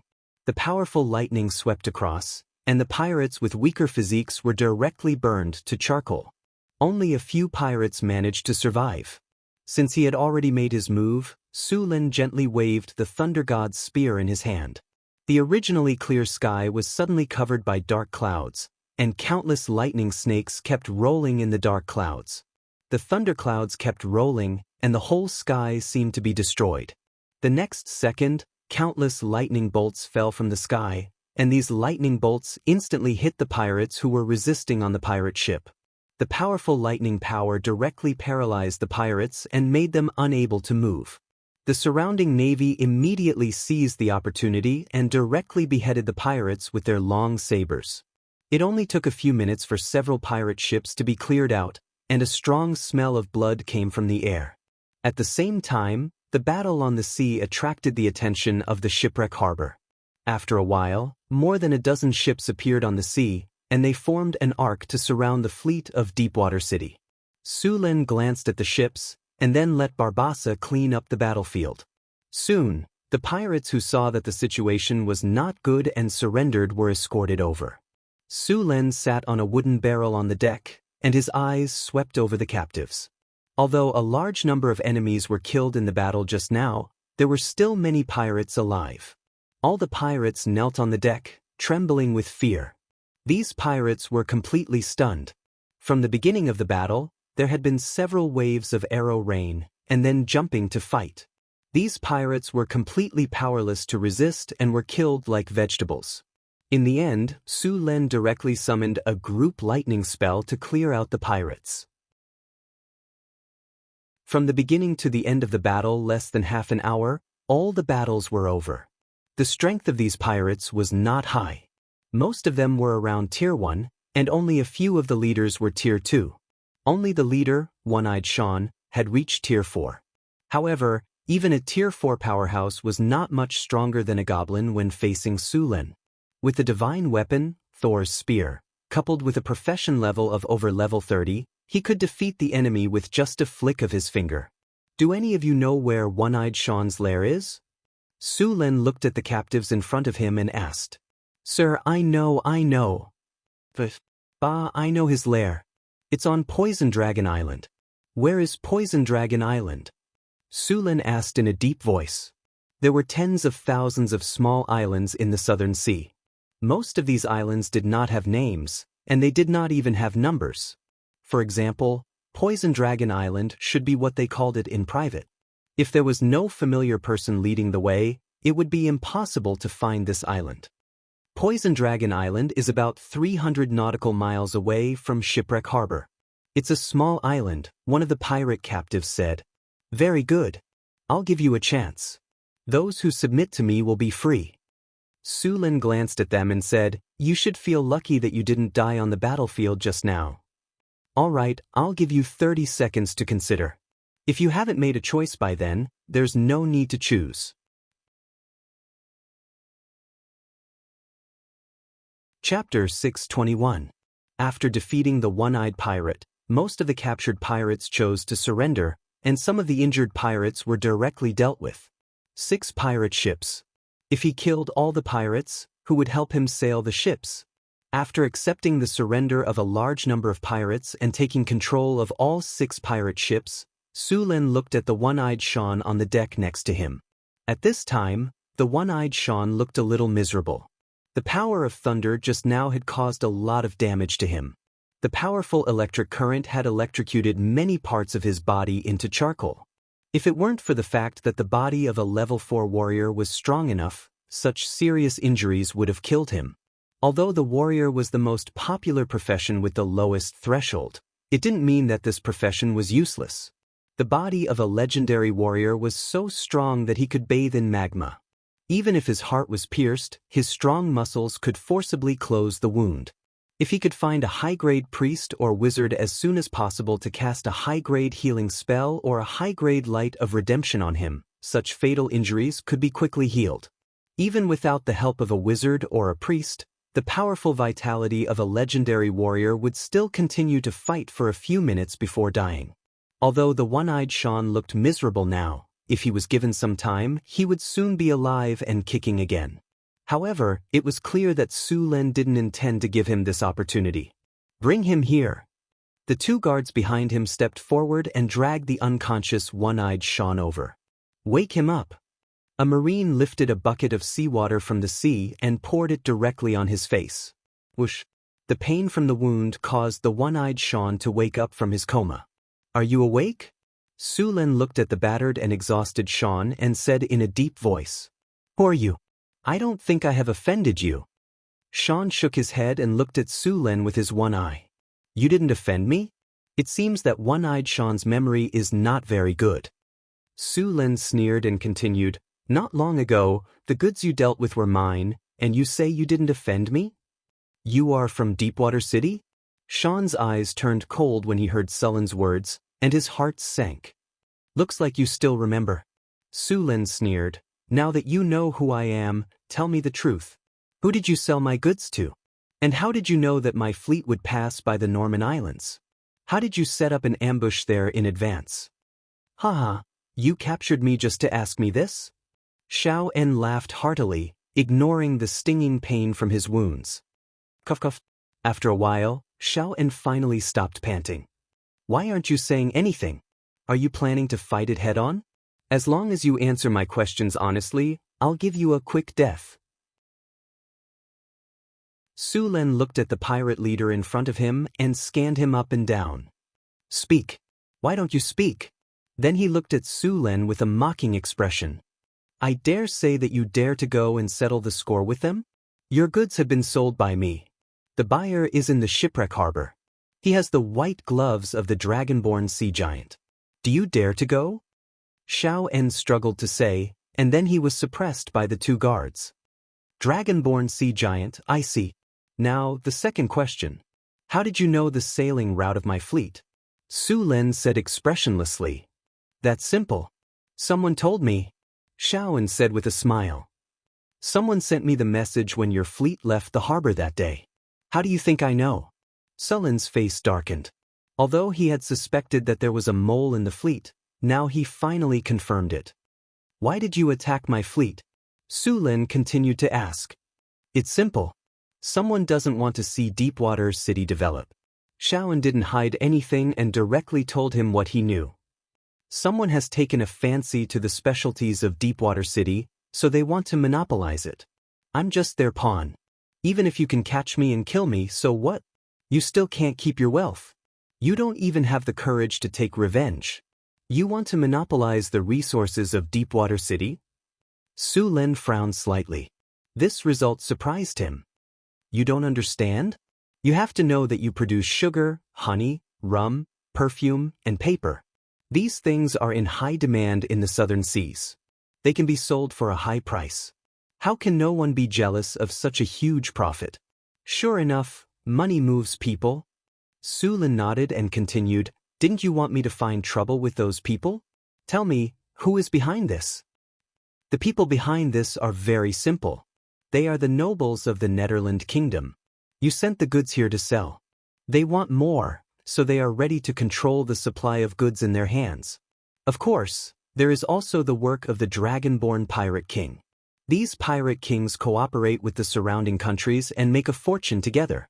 You think they are opposing each other, but in fact, the pirate kings are inextricably linked with the surrounding big forces. How about it? Do you dare to take revenge? Ha, cough cough. Xiao En laughed at Su Lin and then couldn't help but cough. That's it? Su Lin shook his head slightly. That's what you're relying on. That's it? Xiao En looked at Su Lin in surprise. You don't think that I dare to fight you directly here because I don't know the ban here, do you? Su Lin glanced at him and said, to be honest, I don't care about that Dragonborn Pirate King at all. Since he is also one of the people behind this robbery, let's take advantage of this opportunity to get rid of him once and for all. Su Lin curled his lips and said, get rid of the Pirate King? Xiao En's brain couldn't react. Well, the matter is over. What's the use of buying it? Kill him. Su Lin waved his hand at the two guards. Wait, you don't want the treasure I hid? Before he could finish, a guard beside him pierced his heart with his sword from the back. Xiao En's eyes widened. He couldn't believe that Su Lin didn't even ask about his treasure and killed him directly. As the long sword was pulled out, Xiao En's body trembled slightly twice. Bright red blood spurted out from the wound, and the light in his eyes dimmed in an instant. Su Lin naturally wanted the one-eyed man's treasure, but the one-eyed man would definitely not tell the truth, so Su Lin planned to use a simpler method, which was to let Hathaway use a prophecy spell to find the treasure. As there were already enough clues, this kind of prophecy spell didn't need to pay any price, and it wouldn't cause any backlash. P.S. Recommend a friend's book. The Reborn Prince Charming starts making games. He was reborn in 2000, made a dating game, bought 10 cent at the beginning, and had a single female lead.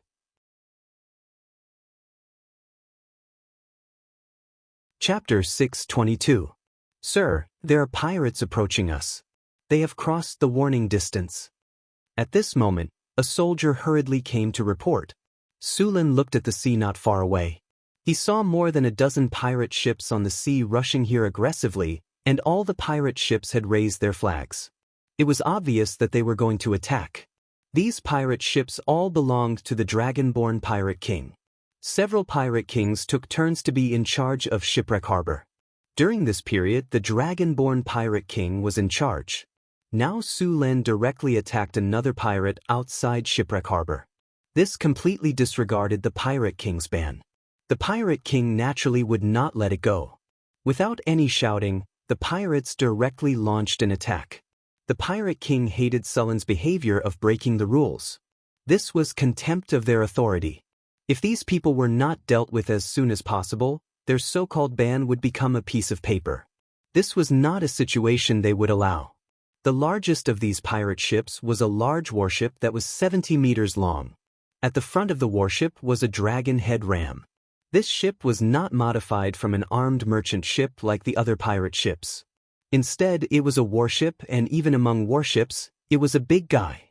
On this dragon head warship, the dragon-born pirate king was staring coldly at Sulin's fleet. There was a trace of coldness in his eyes. He was a hybrid giant monster. He had half sea giant blood and the other half human blood. However, the human blood was mixed with dragon blood. After awakening the dragon blood, he had become a dragon-born sea giant. Because of the dragon blood, there was a layer of dragon scales on the surface of his body. Even his palms had a dragon-like appearance. There was also a group of strange-looking dragonborn around him. These dragonborn were the products of some Euron creatures he hunted for dragon blood baptism. It was not only the blood of pure-blooded dragons that could be used for dragon blood baptism. Euron blood could also be used. However, the attribute bonus obtained from Euron blood baptism was far less than that of pure-blooded dragons. However, if there were many baptisms, the attribute bonus obtained from Euron blood baptism was still very good. In addition to these strange-looking dragonborn, there were also some sea creatures, such as quatones, sharkmen, and so on. The draconic pirate king put down his alchemy binoculars and ordered, "Attack with full force, leave no survivors. Kill all these bastards who dare to violate the pirate code," the dragonborn pirate king said as he picked up a huge battle-axe. This battle-axe was more than 2 meters long and weighed at least a few hundred pounds. This kind of heavy weapon was difficult for even barbarians to use, but in his hand, it was as easy as a one-handed axe. The dragonborn pirate king was more than 3 meters tall. Because of the awakening of the dragon blood, his strength had increased. At the same time, he also had a part of the giant's bloodline. The giant subspecies' strength was already high. Sulin speculated that his strength was likely to exceed 35 points, or even 40 points. His dragon bloodline had toughened his skin, greatly increasing his defense and various other resistances. The layer of scales on his body allowed him to have a defense equivalent to iron armor even without wearing armor. Coupled with the heavy weapon he used, this weapon could completely suppress any opponent in melee combat. Even a Tier 4 warrior would be heavily injured if not killed. Moreover, the dragonborn pirate king was not only a warrior. Because of the awakening of the dragon bloodline, he also had some magic abilities. At the same time, having the sea giant's bloodline gave him a part of the sea giant's strength. In the southern sea, the dragonborn pirate king might not be the strongest pirate king, but he was definitely the strongest pirate king. Quatones and sharken, go to the sea. The dragonborn pirate king directly ordered after seeing the huge shadow of the tiger shark in the sea. Quatones and sharkmen immediately jumped into the sea. Their role was to restrain the tiger shark. Although these fishmen were not a match for the tiger shark, it would not be easy for the tiger shark to kill them. These sea creatures were very flexible in the sea, and with cooperation, the tiger shark was not easy to deal with. Summon my pet, let the fishmen cooperate with it to get rid of the tiger shark. Woo-woo. A low conch horn sounded, and the sound of the conch spread quickly. Soon, a huge shadow appeared from the bottom of the sea. It was a giant octopus. In terms of size, it was not smaller than Sullen's tiger shark, and it was even bigger. With the appearance of this sea monster, the Quatones and Sharkmen sneered and dove into the sea. It seems that this pirate king is quite strong. Su Len saw the sea monster at a glance. It would not be easy to determine the winner between these two giant sea monsters. However, the octopus had a helper, and Su Len naturally could not let his tiger shark suffer. With a wave of his hand, a few spells directly covered the tiger shark's body, and its strength instantly increased by a lot. Go, kill all those monsters and fishmen. The tiger shark shook its tail and quickly rushed towards the giant octopus. The dragonborn pirate king did not underestimate Su Len at all. The fact that he could kill the one-eyed dragon in such a short time was enough to prove how strong Su Len was. Open the cabin and release the bloodthirsty bats. The bloodthirsty bats were creatures transformed by the dragonborn pirate king using some evil spells. They were mutated bats that lived on the island. They were ferocious and were even larger than an adult. After being transformed by the dragonborn pirate king, these bats were even larger and more bloodthirsty. With the pirate king's order, more than a dozen ships immediately opened the special cabins on the ships, and huge bats quickly flew out of the cabins. Hundreds of bloodthirsty bats gathered together and quickly flew towards Sullen's fleet.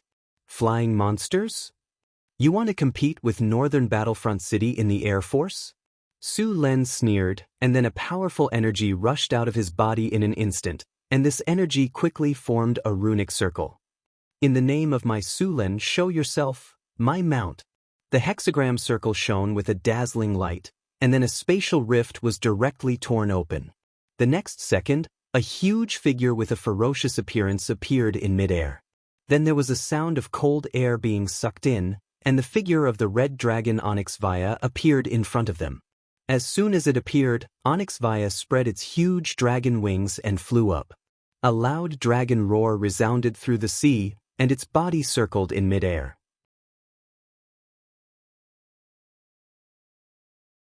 Chapter 6:23. As soon as the adult red dragon appeared on the battlefield, a powerful dragon aura spread out. Many pirates who were not strong enough directly collapsed on the deck under this pressure. Ordinary people could not resist the dragon's aura at all. Only a small number of pirates could resist this interference. The bloodthirsty bats that were originally rushing over were also affected by the dragon's aura and became a little stagnant. Master, is this the sea? Onyx Vaya looked around and was a little excited. This was the first time she saw the sea. In the fire elemental plane, she had only seen the magma sea at most. She only knew about the sea in the dragon's inheritance. It's the sea. Su Len smiled slightly. Aren't you an adult? Sleep every day, move around, go and shoot down those big bats for me. Onyx Vaya glanced at the bloodthirsty bats not far away, then roared excitedly, I was just thinking about moving around. The dragon's huge body circled slightly, then its huge dragon wings flapped, and it rushed toward those big bats like a whirlwind.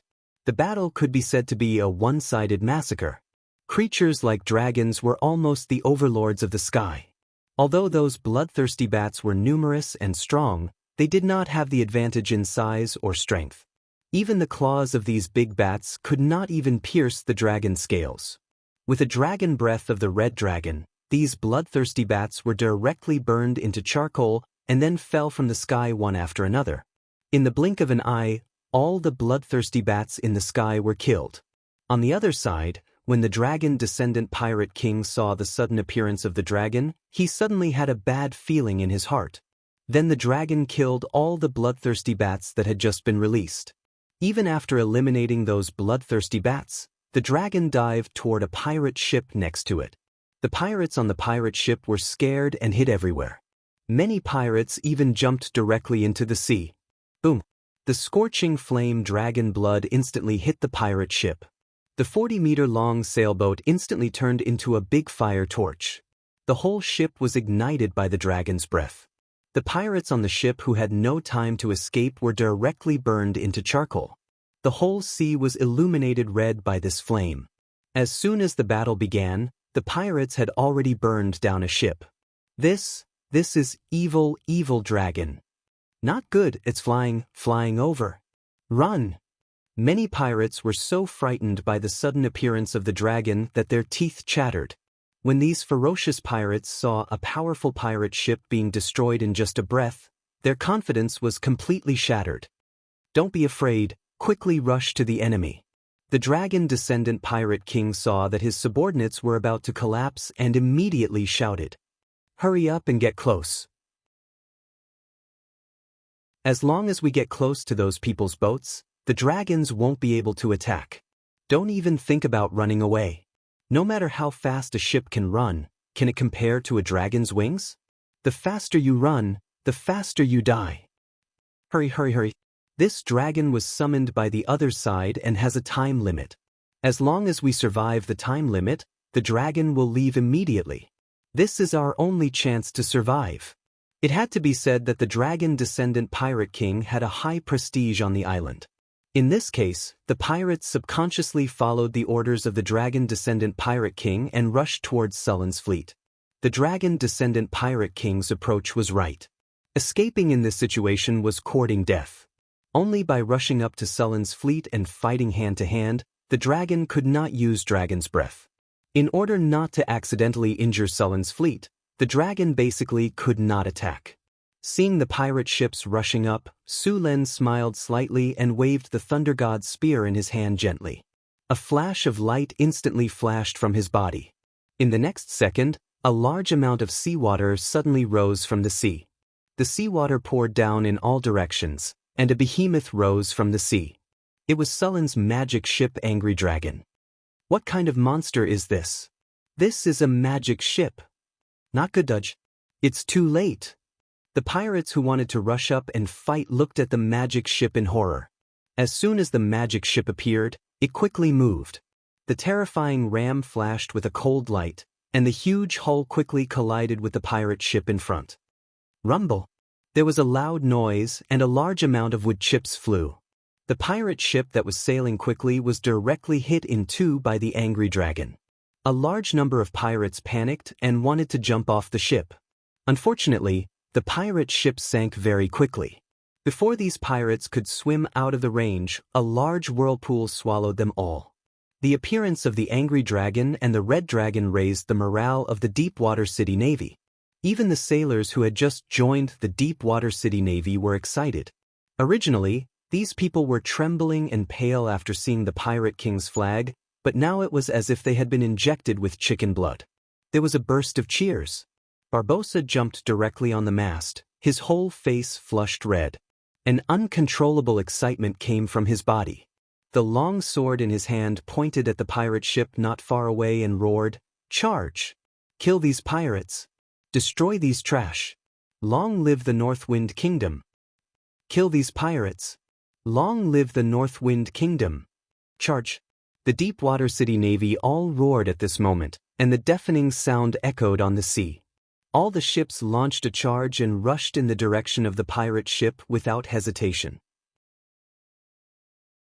With the help of the Red Dragon and the magic ship, the morale of the Deepwater City Navy was greatly boosted. On the contrary, the morale of the pirates led by the Pirate King, which had just risen, fell instantly. Facing a situation where they were bound to lose, not many of these pirates could still rush up to fight without hesitation. After the angry dragon sank a pirate ship, it began to show its power. The ballistae on the ship that had been loaded immediately fired. These ballistae were very powerful, and they were nailed to the surrounding ships in an instant. In the next second, there was a flash of light on the angry dragon, and a flame appeared. The flame rushed up like a fire dragon and directly ignited the ship. This special oil was mixed by wizards, and it would burn for a long time if it stuck on it. Soon, these flames spread quickly on the ship. The pirate ship could not resist such an attack at all. Some of the pirates tried to use seawater to extinguish the flames, but after the seawater was poured, the flames did not extinguish at all. Instead, they burned on the seawater and spread to the surroundings. Soon, the entire pirate ship was ablaze.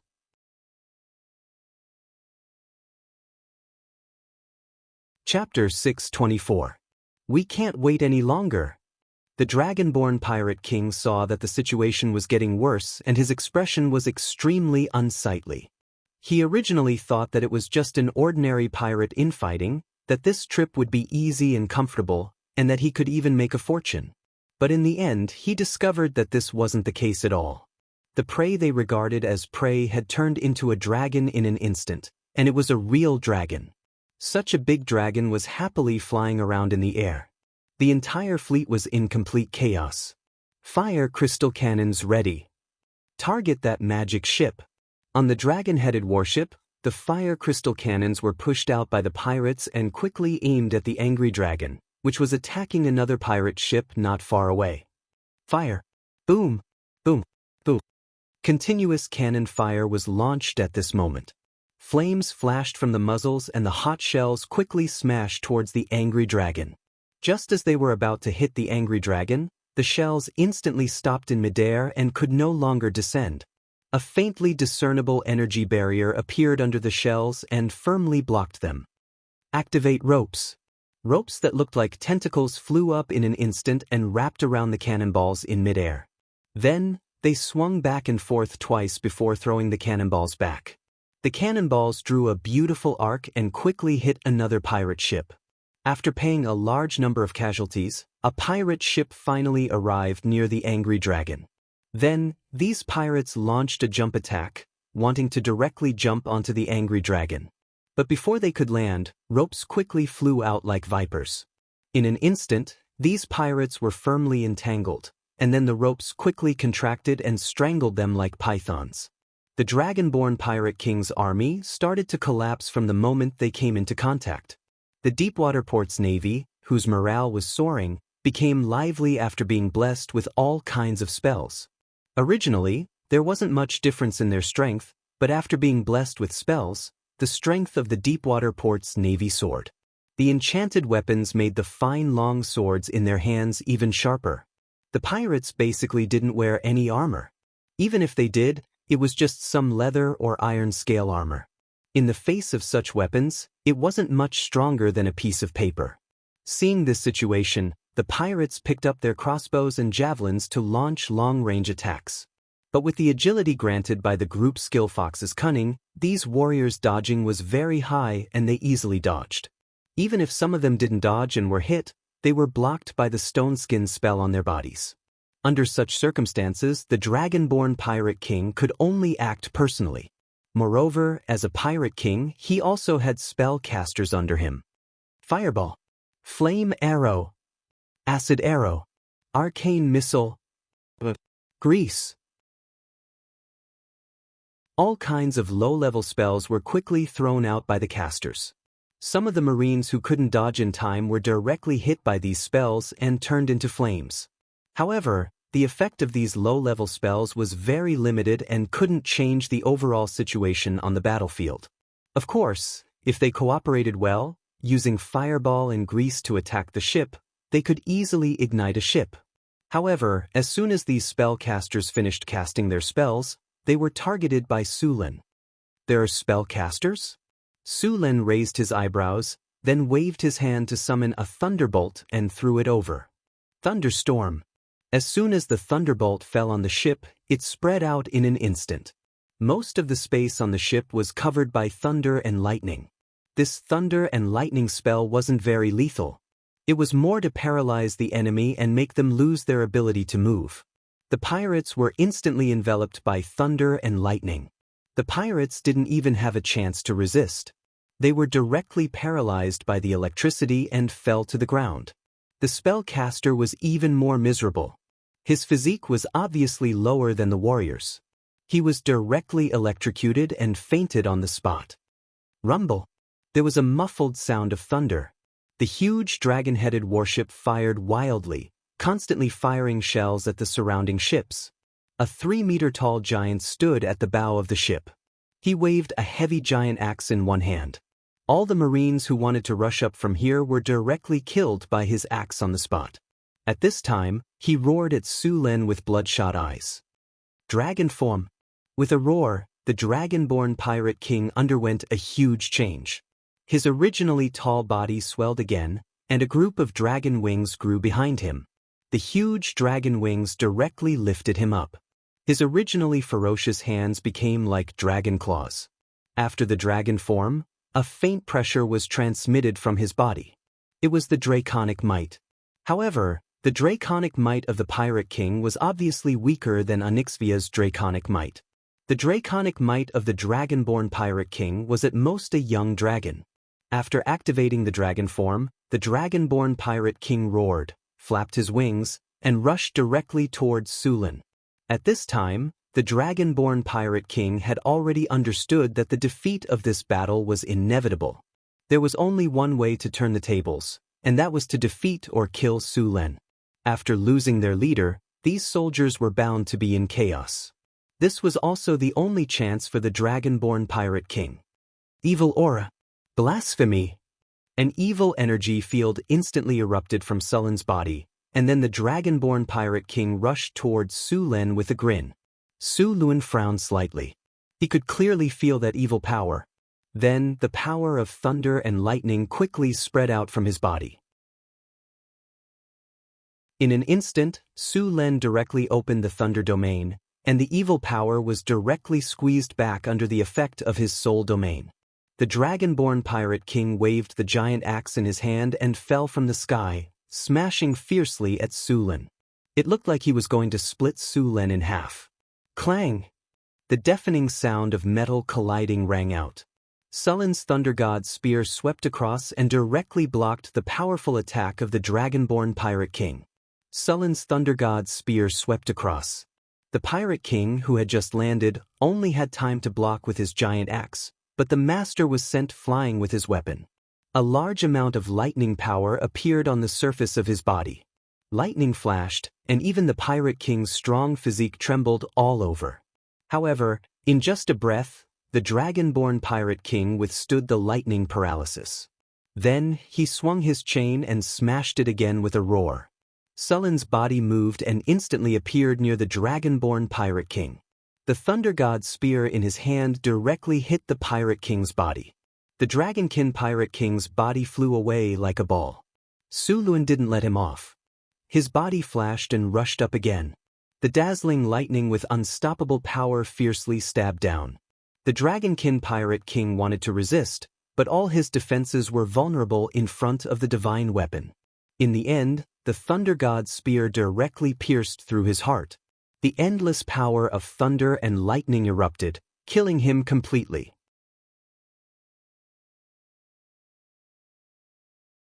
Chapter 625.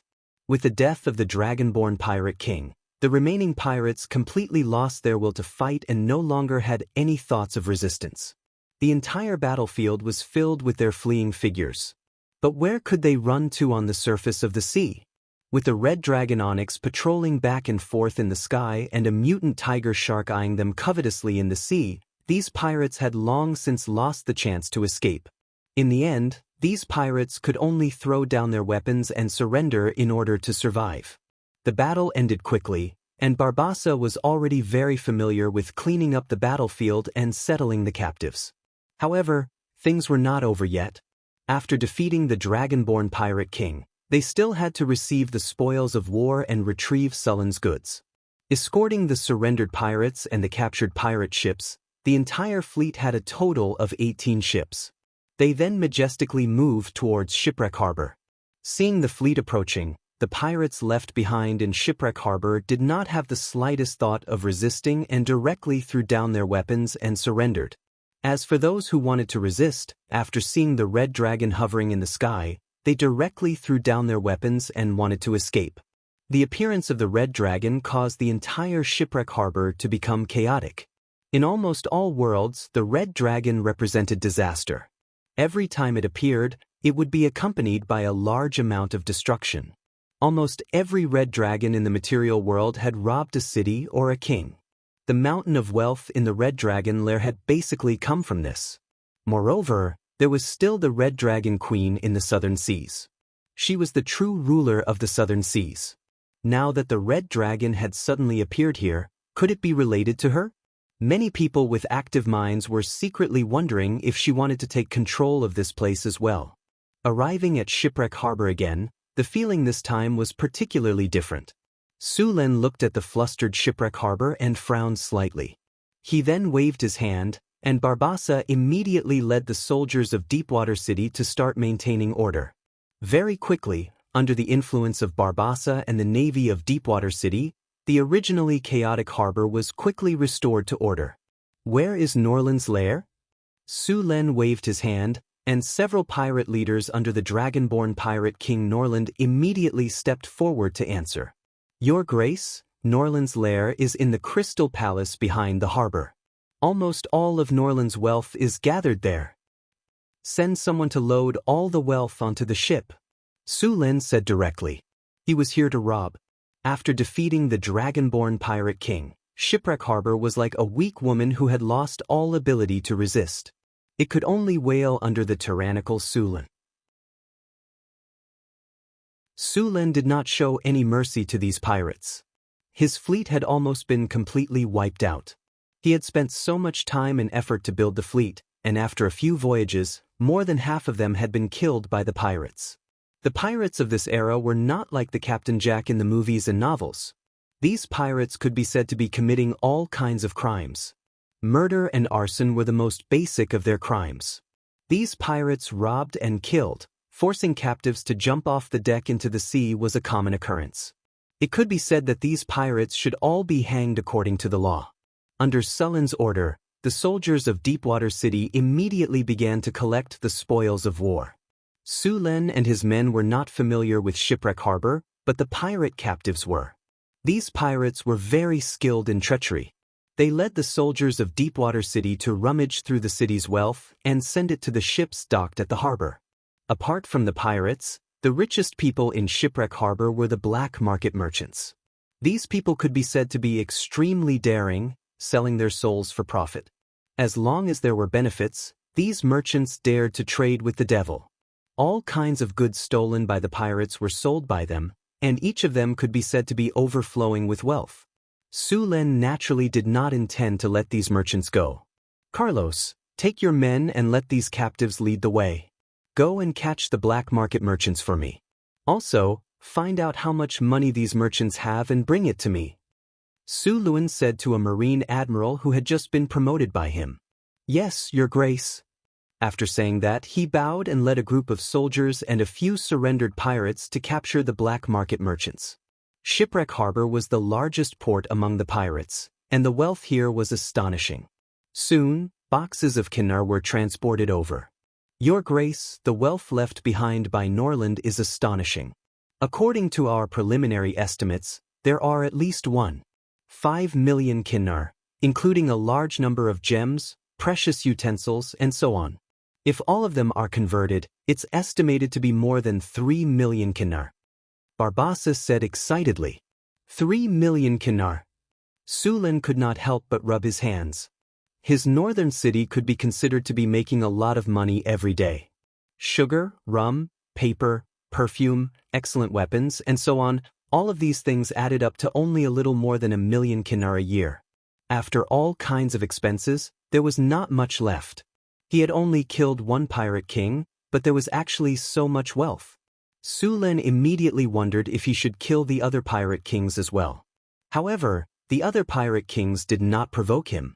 It would not be good to kill them directly. Moreover, these pirate kings also had other forces behind them.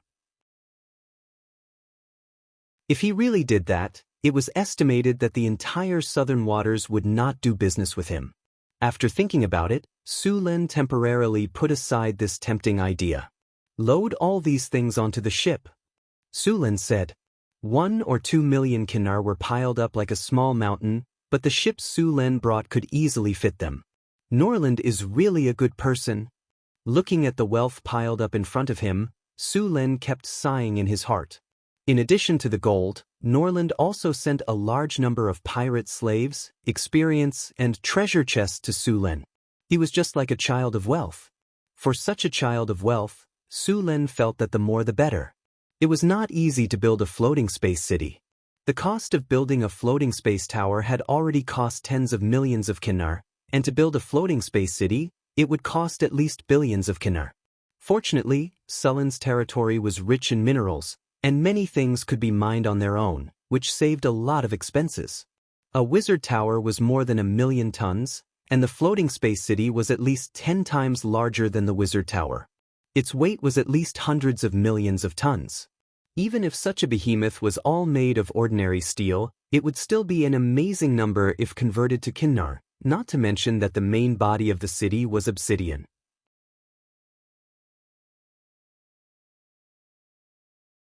Chapter 626.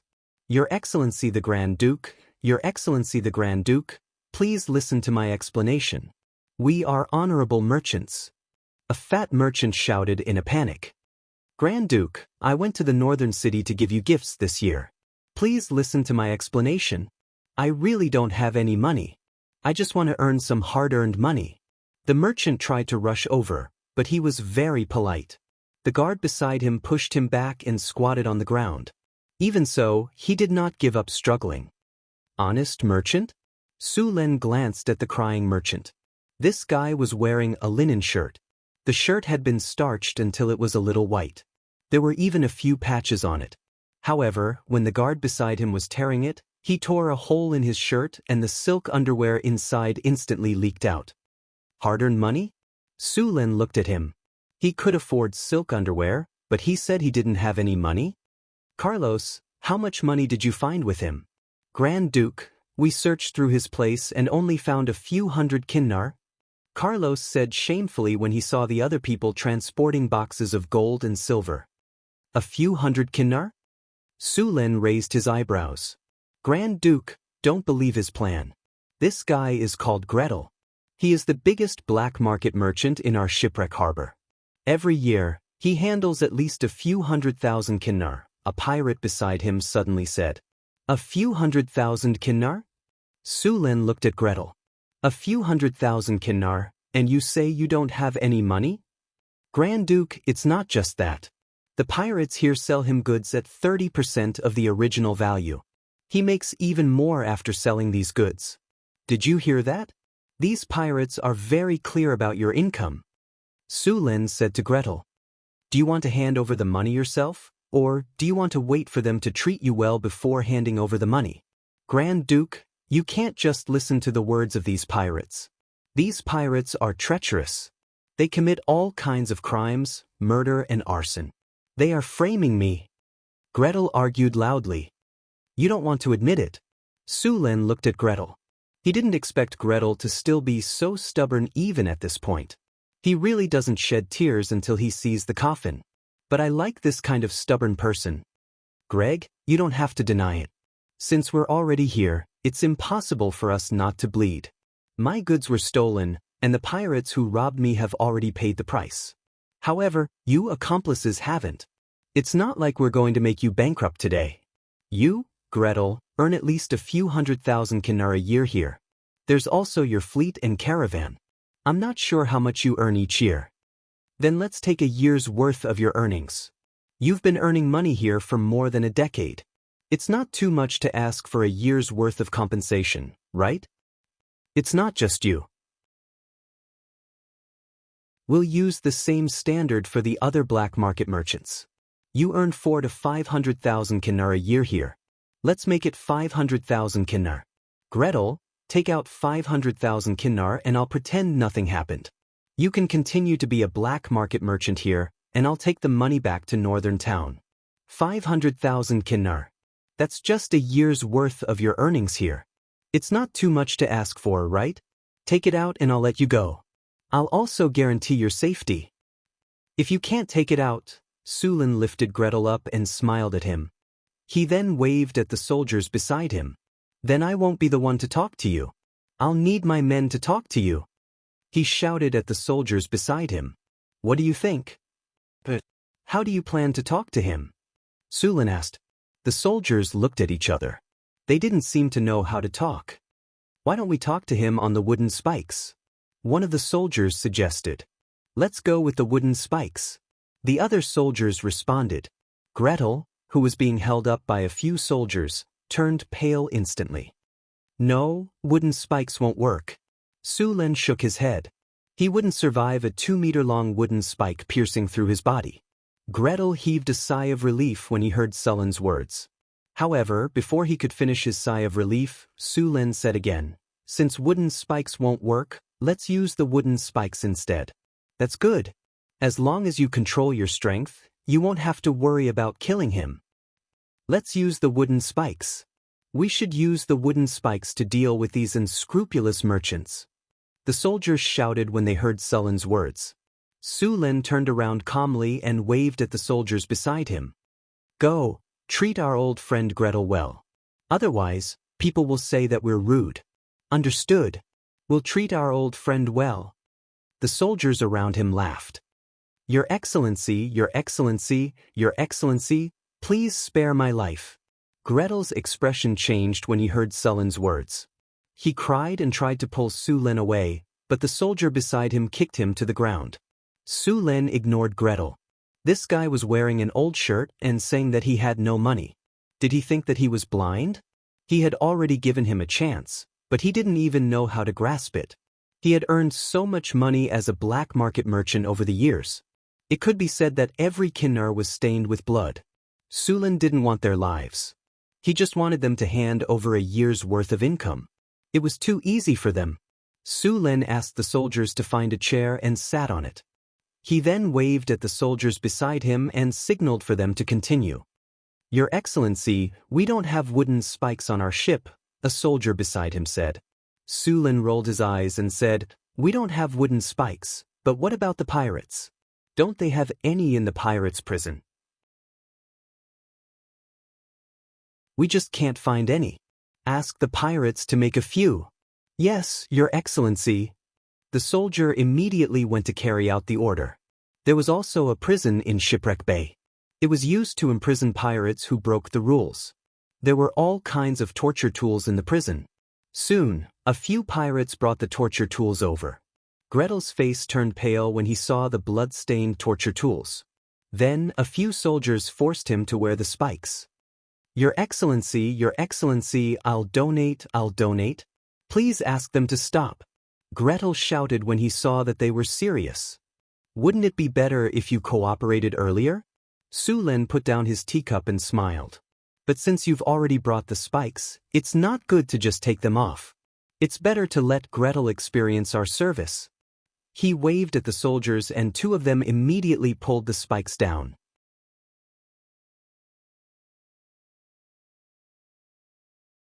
Chapter 627. Amid a series of hysterical screams, Gretel was pinched so hard that he almost died. Finally, after a round of pinching, the soldiers around him finally let him go. "Lord Duke, please spare my life. I'll donate. Gretel screamed as he begged for donations. His voice was like a cuckoo crying blood. It was heart-wrenching and tearful. "Lord Duke, I'm willing to donate 500,000 Kinnar to make up for your loss," Gretel said without hesitation. "That's more like it." Sulen nodded in satisfaction. "Mr. Gretel is a good man to be willing to donate 500,000 Kinnar. You are indeed a friend of Beifong Principality." Quick, what are you doing?" Mr. Gretel fell down. "Why didn't you help him up? You didn't even know how to control your strength." Sulen reprimanded the soldiers around him. "Hurry up and help Mr. Gretel up." A few soldiers immediately went up to Gretel with smiles on their faces and tried to help him up by his arms. "It's not your fault. I lost my balance and fell down.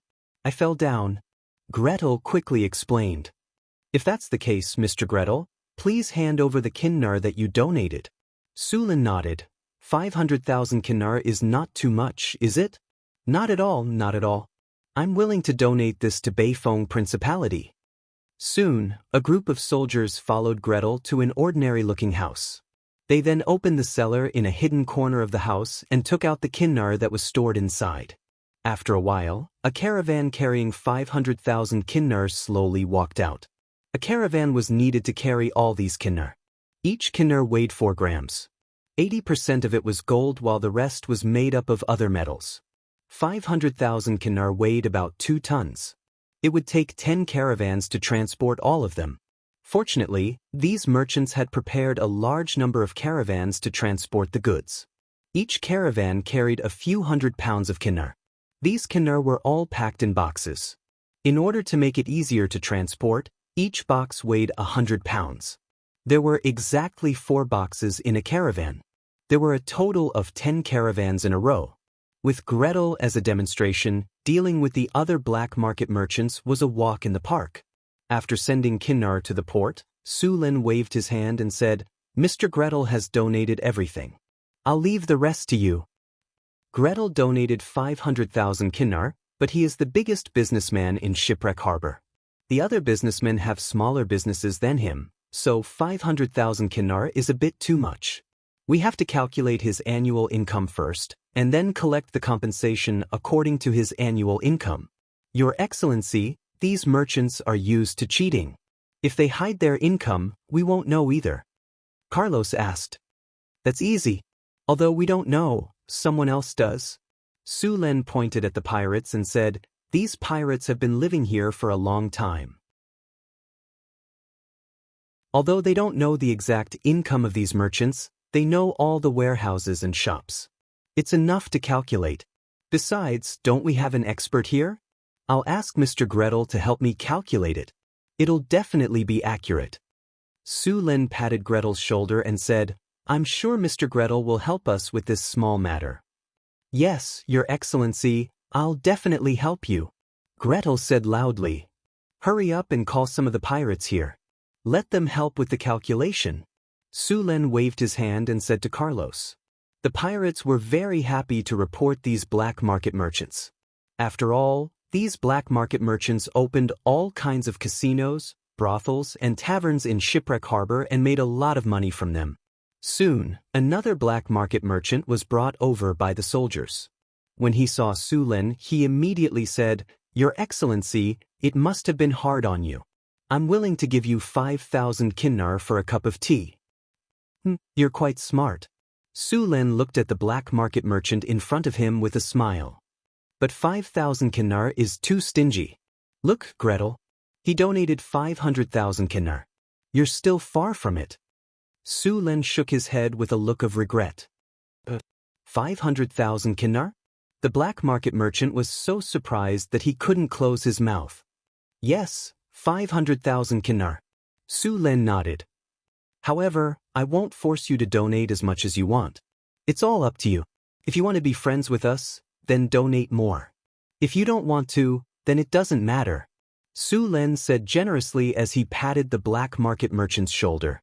Just as Sulin was speaking, a few soldiers beside him brought over the prepared pincers. These pincers from the prison were stained with blood and looked a little dirty. Pincers were considered the lightest punishment in the pirates' prison.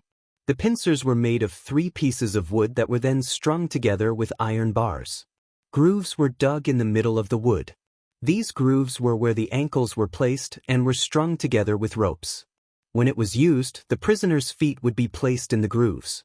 Then 2 other people would pull the rope and tighten it. If they were lucky, they would make a frame for the prisoner to lie down. If they were in a bad mood, they would make the prisoner kneel on the ground and torture him. This kind of torture device depended on the size of the opening at the ankles. If the opening was too big, it wouldn't even clamp the ankles. The pincers that the pirates had prepared only had a shallow groove. It didn't feel good to be clamped. In fact, there were 2 other types of pincers. One used sticks as thick as chopsticks that were strung together in a row. This was specially used to clamp fingers. The most ruthless pincers were specially used to clamp the head. This kind of torture device could even crack a person's skull. How could Sulin use such inhumane torture devices? "Your Excellency the Grand Duke, Your Excellency the Grand Duke, I really don't have that much money," a black market merchant screamed. Then, he was grabbed by a few ferocious soldiers as if they were grabbing a chick. Then, they forcefully put torture equipment on him. "You dog, you still want to lie to Your Excellency the Grand Duke?" A pirate next to him went up and kicked him. "You dog, you opened a casino here. You make money like water every day. I alone lose dozens of Kinnar in the casino every day. But your casino has at least thousands of customers every day. How much money do you make?" This black market merchant was also raised to be a respectable person. When had he ever been treated like this? Garrett, it seems like our merchant doesn't intend to tell the truth. Calculate for him. We're not pirates, we're regular navies. We do things based on evidence and reason. Su Lin waved at Garrett, who was beside him. Garrett, who had become a lackey, immediately calculated according to the description of the pirates. It didn't take much effort for him to calculate the black market merchant's annual income.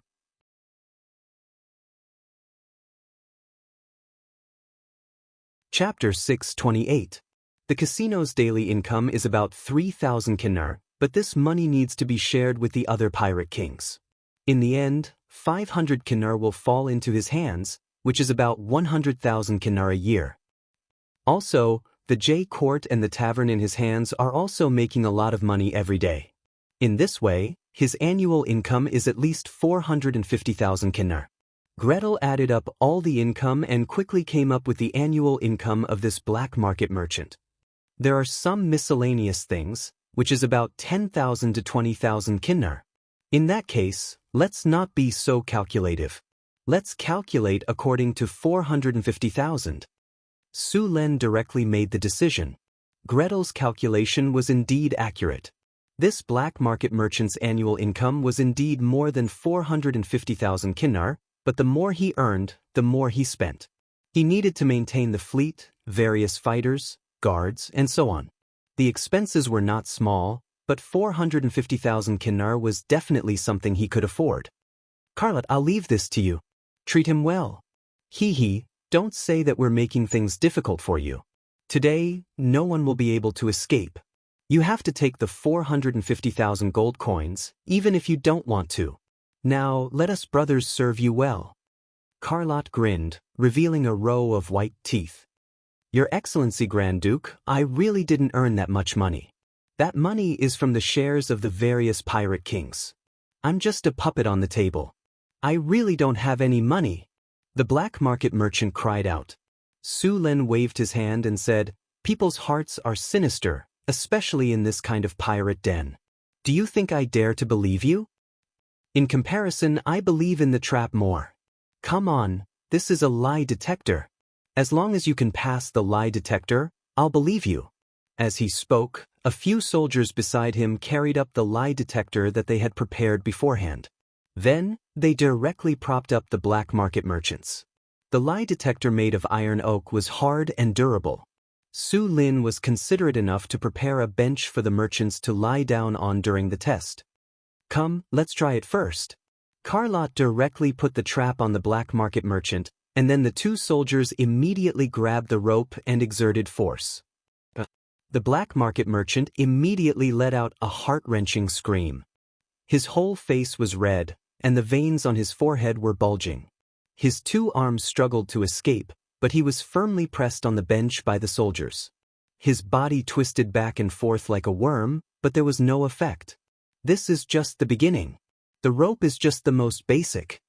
A few soldiers tied the trap tightly, and then stuffed the prepared wooden wedges in to compress the gap. Okay, let's officially start. One of the soldiers stood up, picked up a wooden mallet and said, Remember, if you agree, say it quickly. Otherwise, it will be too late. Start the polygraph. Carlos shouted. The two soldiers raised their mallets and slammed them down on the wooden wedge without hesitation. Ouch! A far cry from the black market merchant's voice. The black market merchant howled in agony. Even his eyes could be seen protruding out of their sockets. I'll donate money, 450,000 kinar. The black market merchant could no longer care about anything else. Seeing that the two soldiers were about to hit him again, he quickly cried and shouted. Look, the lie detector is working again. Why is it so difficult to trust between people? Su Lin said bitterly.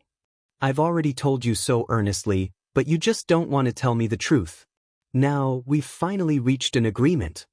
Then, the soldiers put the black market merchant down from the lie detector.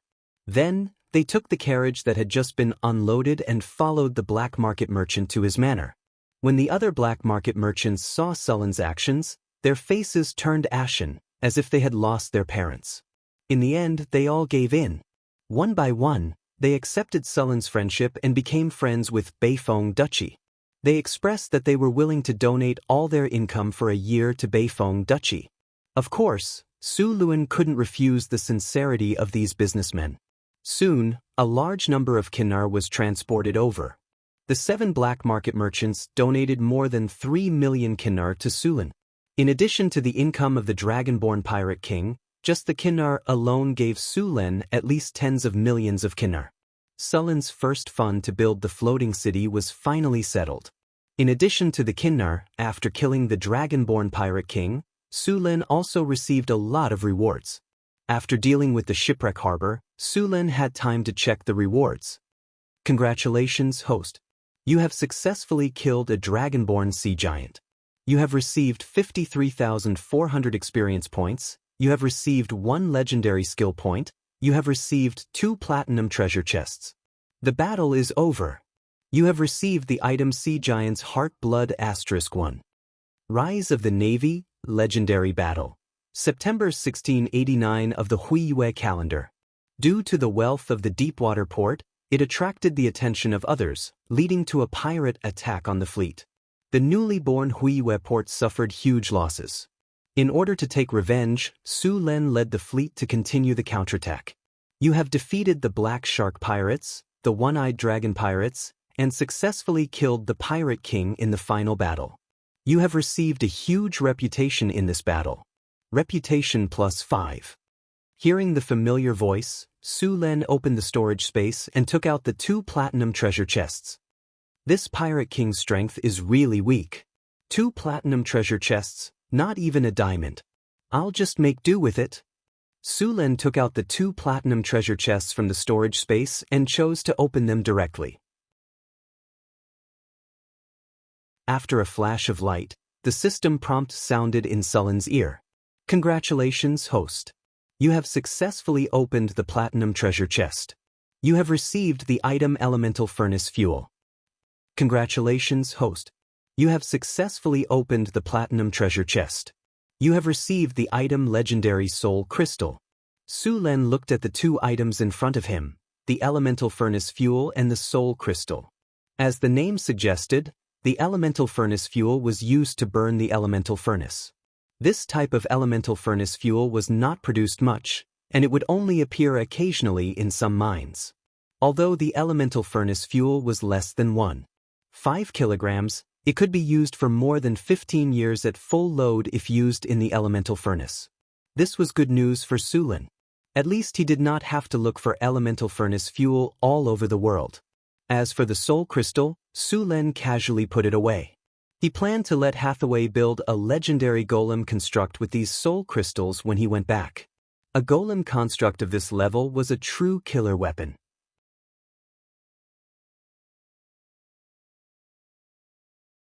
Chapter 629.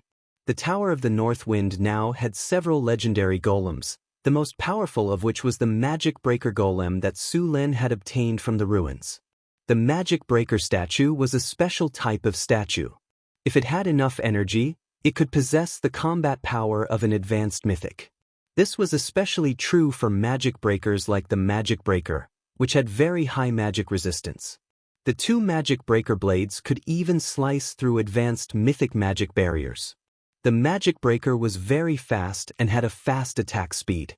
Even legendary wizards could be killed if they were not careful. It could be said that this thing was completely developed to deal with wizards. Of course, the Magic Breaker was also very powerful against other classes. Its Magic Breaker blade was incomparably sharp, and its body of steel had shockingly high physical defense. It could be said that such a legendary magic puppet was a powerful killing machine. It had the attack power of a Grand Swordsman of the same level, but it did not have the weakness of a Grand Swordsman's low defense. If it were not for the expensive cost, it could almost be said to have no shortcomings. After Hathaway got the Magic Breaker Golem, she deliberately checked its manufacturing process and the materials needed. Then she calculated that it would cost at least 200 million Kinar to build such a set of golems, and because it required a lot of very rare materials, many times it could not be made even if one had the money. High-level legendary golems were basically impossible to mass-produce. After all, there were too few materials that could be used to make high-level legendary golems. It was said that in the era of the Arcane Kingdom, there was a neutron star golem, which was known as the strongest golem. This golem's combat power was comparable to the gods, but it seemed that until the collapse of the Arcane Kingdom, the neutron star golem had not been successfully developed. When the Arcane Kingdom developed the neutron star golem, they used the gods as a reference, but before they could complete it, the Arcane Kingdom had collapsed. Hathaway had now made 2 diamond golems, which had a challenge rating of 21. It was the weakest of the legendary golems, but even the weakest golem was very powerful. In the face of a diamond golem, if one did not have good enough weapons, it was better to run away as soon as possible. After the diamond golem in the Tower of the North Wind cooperated with the tower spirit, the challenge rating would be further improved. Originally, without the diamond golem, the challenge rating of the wizard tower was 21. With the diamond golem, the challenge rating of the wizard tower directly reached 25, which was close to the edge of high-level legendary. For the diamond golem, Hathaway also made some optimizations, reducing the weight of the golem and strengthening its defense and attack power. Now Hathaway was studying another legendary golem. Although the diamond golem was powerful, it could not fly. It was not good to deal with some powerful flying creatures such as dragons. Hathaway was ready to build a few legendary golems with flying ability. Golem could be used for enchantment. Its effect was roughly equivalent to the blood of the frost giant chieftain he had killed before, but the amount was much smaller. This bottle of blood could at most be used by one person. After using it, a Tier 4 warrior would obtain a transformation effect. It could be considered a pseudo-legendary rank, possessing legendary combat power, similar to Boulder and Johnson among the barbarians. Sulen intended to use this bottle of blood as a reward and let his subordinates use their points to exchange for it. Boulder and Johnson had now reached the peak of their power. After transforming, their combat power would increase to the legendary rank. Given some time, they would almost be able to cross the boundary of mortals and become true legendary powerhouses. After sorting out the things, Sulen also obtained a legendary skill point this time. However, his other skills had not yet been upgraded to the advanced level. It would be a waste to use this legendary skill point, so he could only put it aside for the time being. The transportation work at Shipwreck Harbor lasted for a day. At the same time, Sulen also had people raid Cyclops' lair. In Cyclops' lair, hundreds of thousands of Kinnar were also found. In addition to the harvest at Shipwreck Harbor, Sulen had almost obtained tens of millions of Kinnar this time. After all the materials were transported to the ship, Sulen looked back at Shipwreck Harbor, then waved goodbye reluctantly. This place had given him too much. When they came out, there were 3 ships, and when they returned, there were 18 ships. At the same time, there were also a large number of pirate captives. It could be said that Deepwater City had become rich from this wave. On the way back, Sulen did not encounter any more pirates. After all, after such a long time, the news of him killing the Dragonborn Pirate King had spread throughout the surrounding waters. No pirate dared to appear in front of him. It took a week for the 18 ships to return to Deepwater City. When the fleet returned, the whole city was in an uproar. Among the 18 ships, several of the best hull structures were assigned to the Navy, but these armed merchant ships still needed to be strengthened before they could enter the Navy for service. As for the remaining ships, they would be converted into armed merchant ships and used for ocean trade. The Cyclops pirates, the Tigershark pirates, and the pirates under the Dragonborn Pirate King also needed to be trained.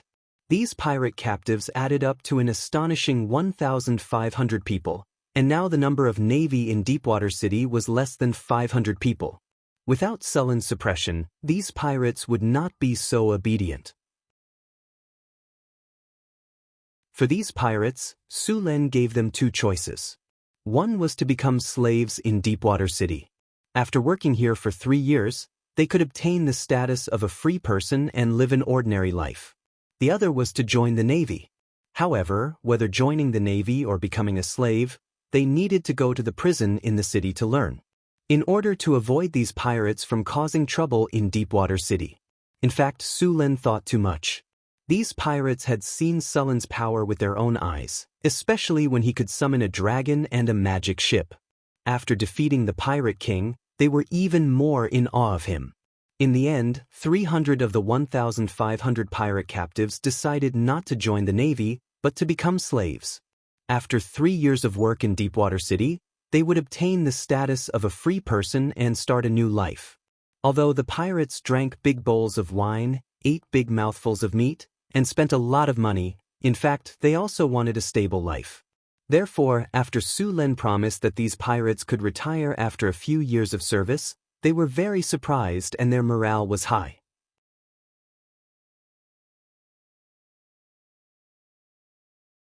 Chapter 630.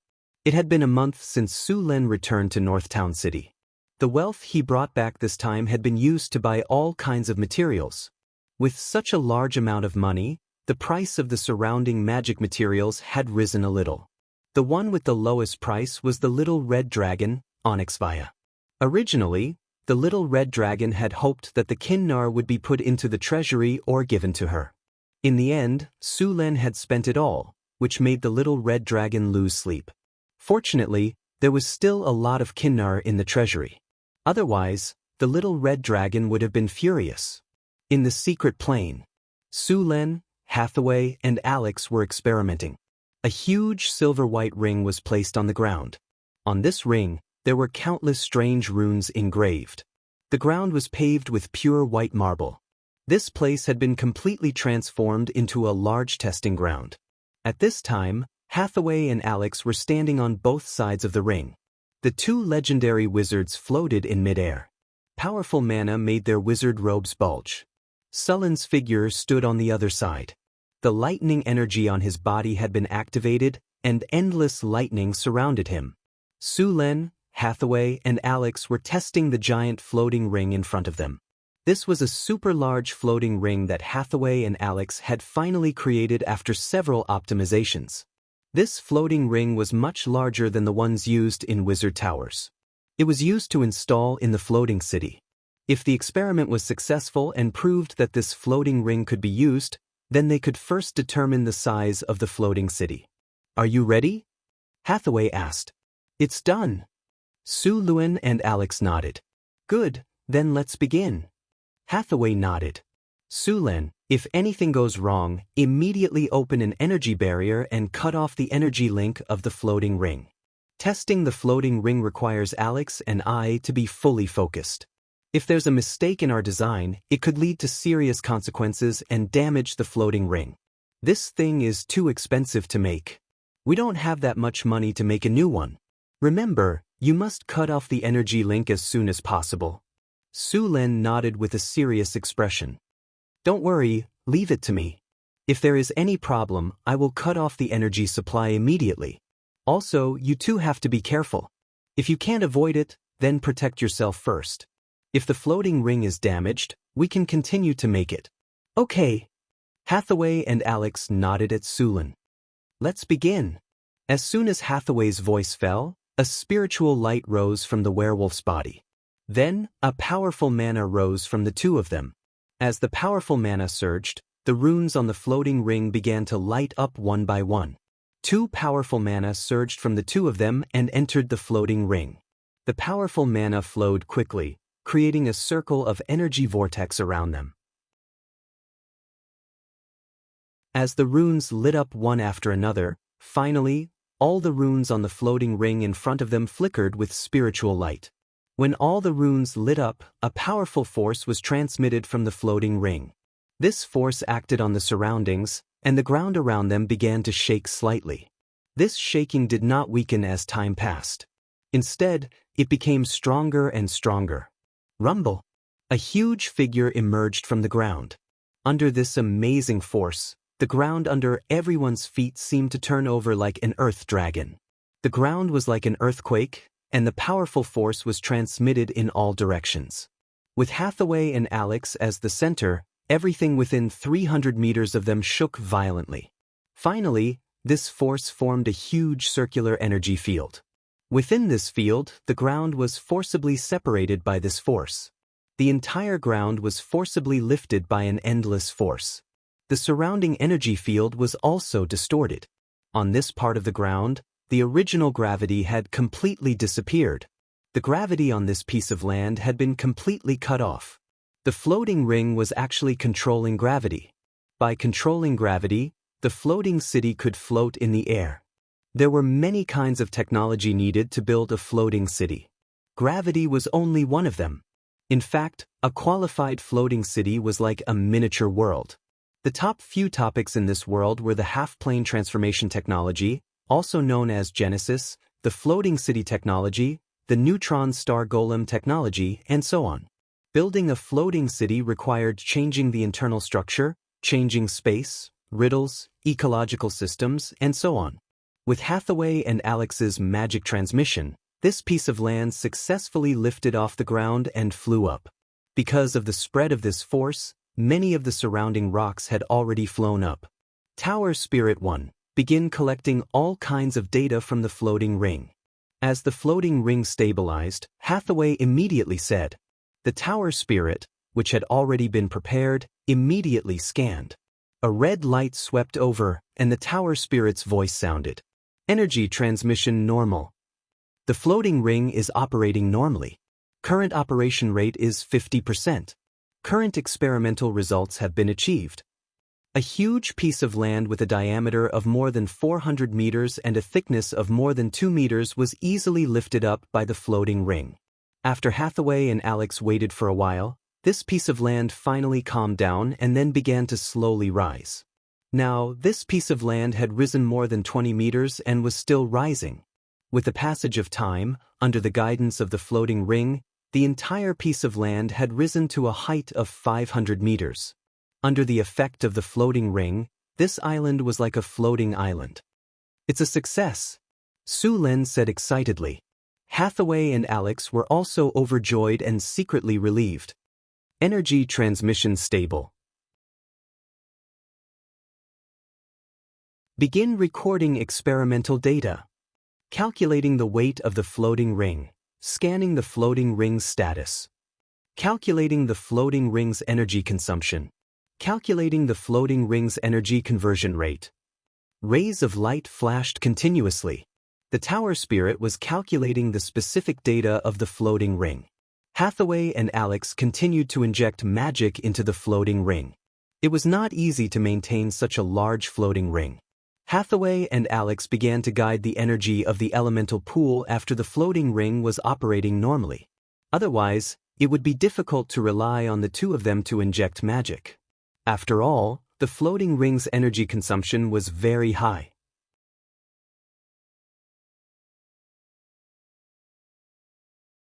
Chapter 631. As Tower Spirit number 1 continued to scan and record data, Hathaway and Alex began to operate more on the floating space ring. The floating space ring used on the floating space city had to deal with a lot of bad situations, so the floating space tower had stricter requirements. Rumble! There was a loud rumbling sound, and some cracks suddenly appeared in the middle of the huge piece of land that was originally floating in the sky. Cracks began to appear on the originally flat ground.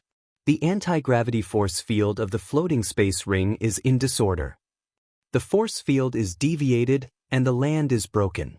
Scanning for the cause of the force field deviation. Tower Spirit number 1 immediately scanned the surroundings, and Hathaway and Alex immediately controlled the energy output. Scanning complete, the 39th rune design has deviated, causing the anti-gravity force field in the area to deviate after reaching a certain value, and it will interfere with the surrounding force field. Hathaway was slightly relieved. It's not a big problem, we'll modify it after the experiment, and now continue the test. Okay. Su Len nodded, and then the test continued. Then Hathaway and Alex continued to control the floating space ring and began to conduct other tests. The floating space ring controlled the piece of land and began to move slowly, and the huge piece of land slowly moved back and forth under the influence of the floating space ring. Tower Spirit number 1 constantly scanned and recorded the floating piece of land. The land has an unknown vibration in the horizontal state. Cracks appear in the land. The anti-gravity force field is tilted in the descending state. The anti-gravity force field is deviated in the fast horizontal movement, and slight cracks appear in the land. The energy efficiency of the floating space ring is 63.7% on average. Soon, all the tests of the floating space ring were over, and Hathaway and Alex controlled the floating space ring to descend slowly. Although there were many problems in the test, overall, it was very good. This time, the floating space ring held up a large area of land, and although it was still some distance away from the floating space city, the test was considered a success. The weight of the land held up this time was calculated by Tower Spirit No. 1, and it was almost more than 3 million tons, which was heavier than the floating space tower.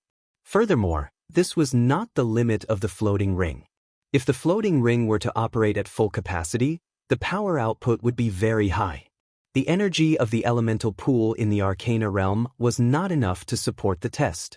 As for Hathaway and Alex, they had to bear a lot of pressure. As Hathaway and Alex slowly reduced the energy supply, the floating island began to descend slowly, finally stopping 3 meters in the air. At this height, they needed to be careful if they wanted to continue descending. Sullen's energy was quickly released and enveloped the entire floating island. Prepare to land.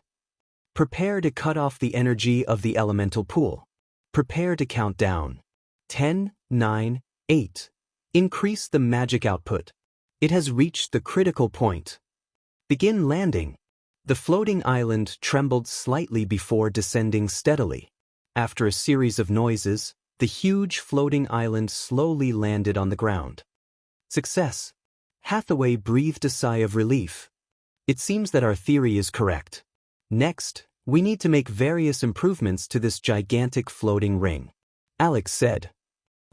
Although it's a success, there are still many problems with the floating ring. For example, the energy conversion efficiency is only 63.7%. You should know that the floating ring in the Tower of the Northern Winds has an energy conversion efficiency of more than 95%. This difference is more than 30%. We need to optimize it again. There's also the energy field deviation that occurred during the test. These problems need to be solved. Otherwise, even if the floating ring flies, it will fly in a slanted direction. I've already noted it down. We'll make changes when we get back. Su Len slowly retracted his energy. When they were descending, he had released a large amount of energy to protect the entire floating island. We need to upgrade the energy center as soon as possible. Su Len said.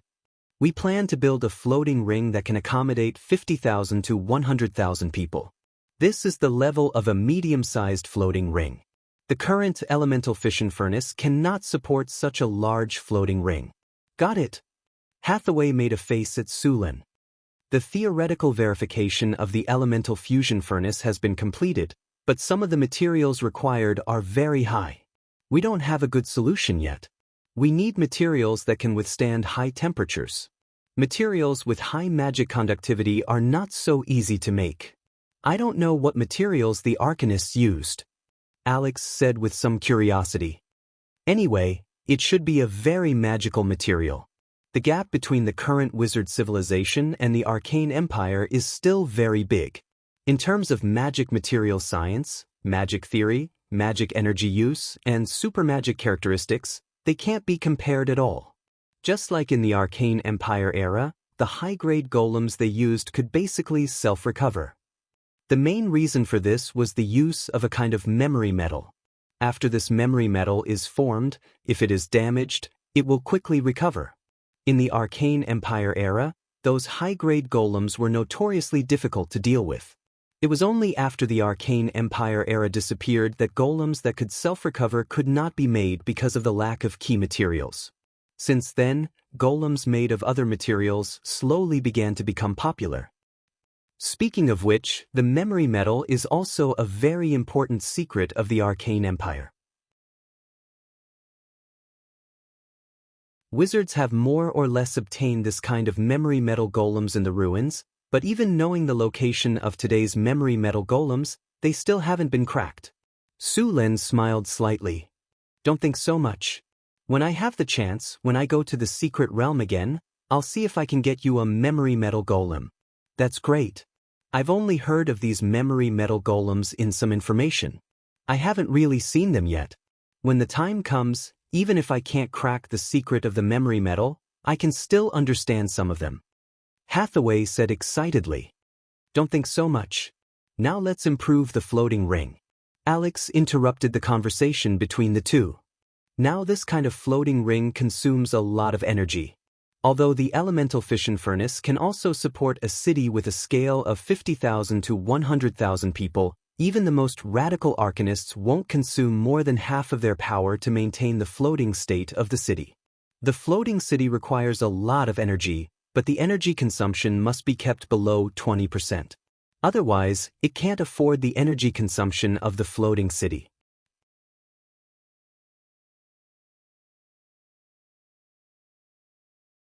Chapter 632. The elemental fission furnace could indeed be used as the energy core of a floating space city, but it could only drive a miniature floating space city. This kind of floating space city was larger than a floating space tower and could accommodate 5,000 to 10,000 people. The floating space city Su Len intended to build was a medium-sized floating space city.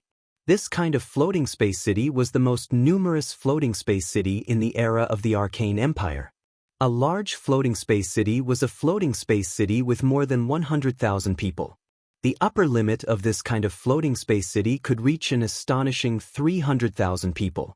Its combat power was amazing, and it was the most powerful strategic weapon in the era of the Arcane Empire.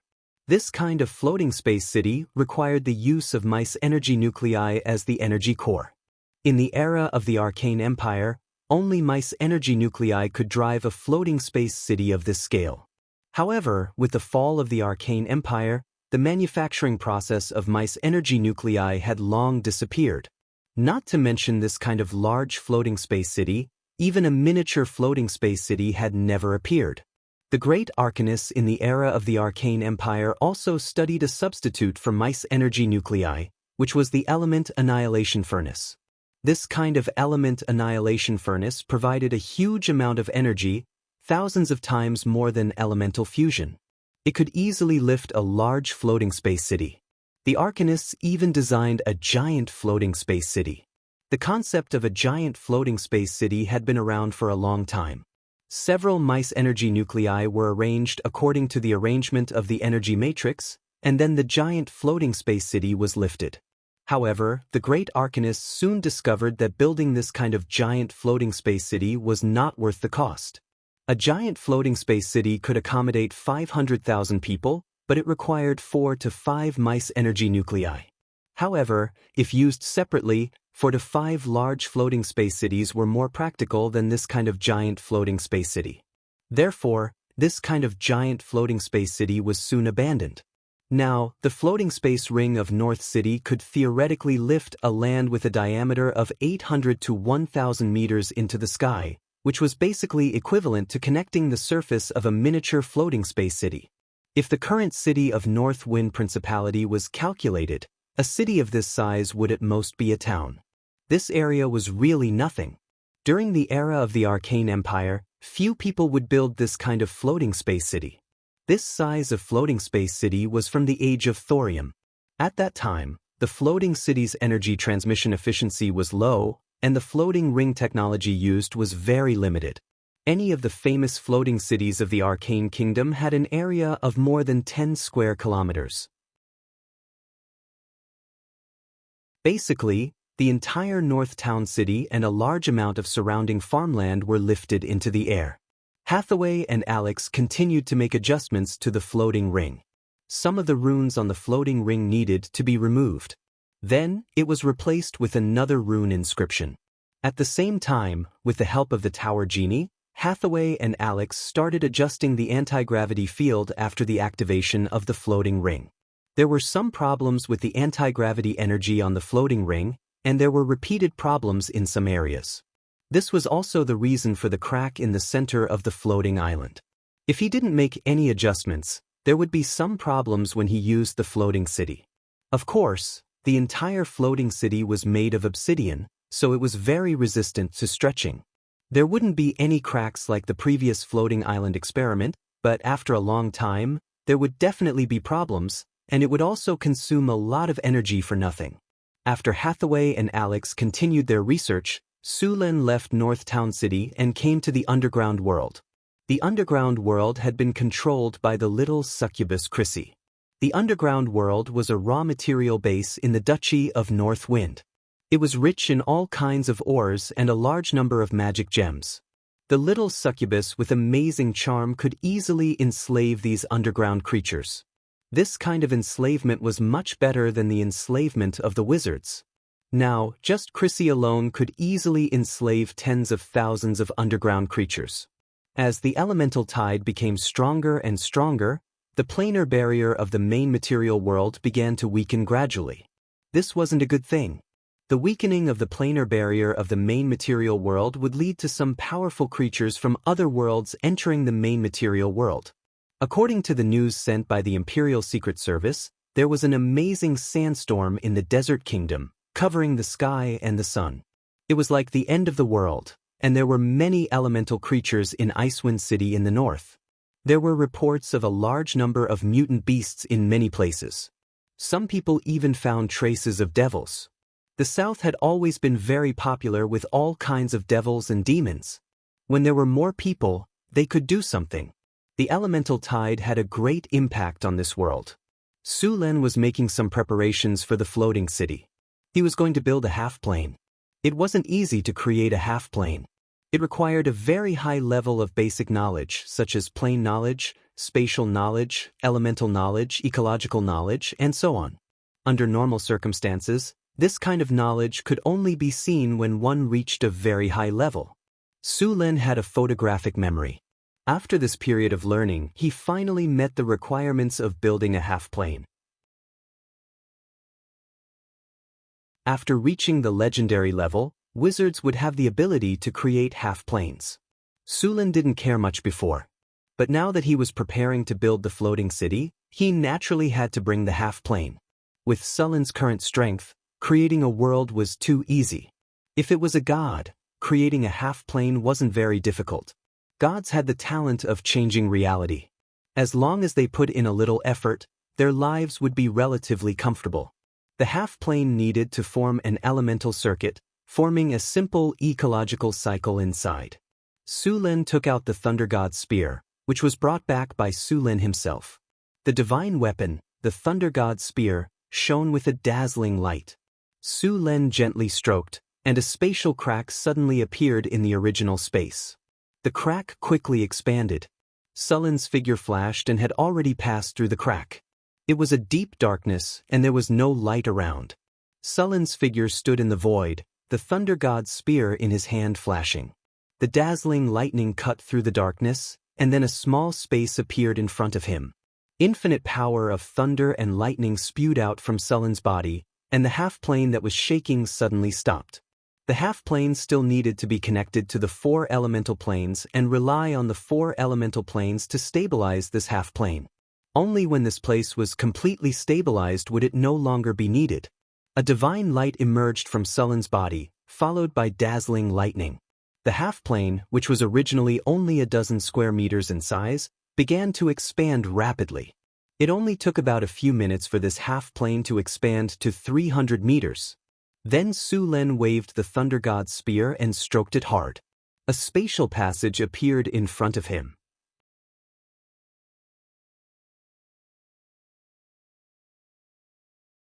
Chapter 633. A golden bolt of lightning flashed across the dark world. The dark world was illuminated by this bolt of lightning. After the expansion of the half-plane ended, the space inside had reached a diameter of 500 meters. After the half-plane expanded to this size, the space barrier at the edge began to tremble slightly, and some areas even showed signs of collapsing. Seeing this, Su-Lin decisively stopped the expansion of the half-plane. Then, a ray of light rose from his body. Mana reshaping plus space construction. A pale golden brilliance flickered, and a golden light appeared on the space barrier of the half-plane. The planar barrier that was showing signs of collapsing instantly stabilized. The newly established demiplane was completely empty. Apart from Su-Lin, there was nothing else. If he wanted to enrich the demiplane, he would have to connect the 4 elemental planes and extract elemental energy, or he could directly connect the demiplane to the prime material plane. Although the demiplane was only 500 meters in radius, it would continue to grow with the input of energy. These demiplanes could even grow to a state not inferior to the prime material plane. Of course, the amount of energy needed to grow to this extent could be said to be an astronomical figure, and it would also take an astonishing amount of time. Perhaps only those large wizard organizations had the time and energy to cultivate a half-plane to a state close to the main material plane. Su Lin looked at the empty half-plane, then drew a line in the air with the Thunder God's spear in his hand. A powerful force instantly broke the space barrier. Planar channel. Open. A pale golden brilliance was released from Sullen's body, and an energy channel suddenly appeared in the originally dark and deep void. As the energy channel opened, a gust of wind element appeared in this half-plane. Air started appearing in the originally empty demiplane. Wisps of wind blew, and as the wind elemental plane was connected, thin air appeared in the demiplane. Life forms could barely breathe here and didn't need to rely on spells for internal breathing. However, although there was air, this half-plane was still empty. Next, Su Lin connected to the earth elemental plane again. An invisible gravity appeared here, and at the same time, traces of soil began to appear in the originally empty half-plane. As the earth elemental plane continued to input energy into the half-plane, soil began to quickly appear in this half-plane. The soil was very barren and unsuitable for planting. Only when the earth element reached a certain concentration would the soil slowly become fertile. A breeze blew, and the air was slightly moist. After the water elemental plane was connected, this half-plane was no longer dry. Streams of water began to gather quietly. As the water elemental energy continued to increase, a new small lake appeared in the half-plane. With air, water, and land, this half-plane was not considered complete. The temperature in the half-plane was very low. The temperature of a newly formed half-plane was about the same as the temperature of the astral plane. Ordinary people could not survive here at all. This was also why Su Lin and the others had long surpassed the boundary of ordinary creatures and become extraordinary. A ray of light appeared in the demiplane, and then the temperature of the ice-cold demiplane slowly rose. Some light also appeared in the originally dark demiplane. As the half-plane and the 4 elemental planes completed the connection, a strange power of law also shrouded the half-plane. Then a plane barrier appeared and covered this half-plane. With the plane barrier, this half-plane became Sullen's private space. If others wanted to enter, they had to get Sullen's permission. If Su Lin did not agree, even gods could not enter. In fact, building a half-plane was very similar to a god creating a kingdom, but a god's kingdom was much larger than Sullen's. Gods used divine power to create their kingdoms, which was much more powerful than wizards. For example, they only needed to say that there should be light, and there would be light in the kingdom. If they said that there should be land, there would be land. In a god's kingdom, there was indeed nothing they could not do. As long as there was enough divine power, a god's kingdom could be built very quickly. Sullen's half-plane now looked very simple. Even the most barren place in the material world was better than this. Although it was very simple, Su Lin was very happy. He was the one who created this world. As long as he continued to modify it, the half-plane would change according to his wishes. Modifying a plane was a very large project. It required a lot of knowledge. Without enough knowledge, there would be a lot of problems in the half-plane created in the end. The proportion of the various elements in the half-plane needed to be carefully adjusted. Too much of any element would affect the half-plane. The wind element was very important to the half-plane. He decided whether other creatures could survive in the half-plane. After all, normal creatures still needed to breathe, and the oxygen content had to reach a certain standard. Many adepts had failed miserably at this step back in the day. Since ancient times, there were many legendary wizards who could create half-planes. However, there were very few who could make a half-plane almost the same as a material plane. The 4 elemental channels had been connected. Next, the elemental energy began to flow into the half-plane. The growth of the half-plane required the efforts of the creator. They had to use their own power to guide the energy and let it grow. When the elemental energy in the half-plane reached a certain level, it was time to plan the space. This was very crucial. The direction of the half-plane's growth had to be determined at this time. The creator could plan the half-plane. For example, creating some mountains and rivers, where the water would flow, where it would end up, and how the weather would change in the half-plane. This kind of modification required a lot of knowledge. If there was not enough knowledge, it would lead to very serious consequences. For example, some half-planes had problems with the water element. In the end, the whole plane would turn into a desert with sand everywhere. Or the fire element would overflow and turn the half-plane into a volcanic belt. Volcanoes would erupt everywhere, turning the half-plane into an abyss. Some half-planes had low temperatures, and the whole plane would enter an ice age with thick layers of ice everywhere. Sullen's half-plane was going to be installed on the floating city. It would be used to grow all kinds of crops. After all, the space in the floating city was limited. With this half-plane, it would become the floating city's logistic base. Many floating cities could roam in the astral plane for thousands of years. Other than energy, the half-plane of the floating city could produce all kinds of things. P.S. I recommend this book, Old God's Ruler, by Akina-san. It's very boring, so don't worry.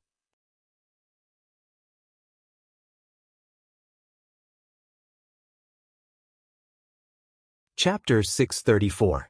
Transforming a demiplane was a technical job. Any mistake could lead to serious consequences. Even the gods would be very careful when transforming their kingdoms. When different types of energy met, they would have different changes. For example, fire and earth elements could create magma. Magma could cause volcanoes to erupt. Metal veins could be added, or land could be added. When wind and fire elements fused together, there would be a monsoon.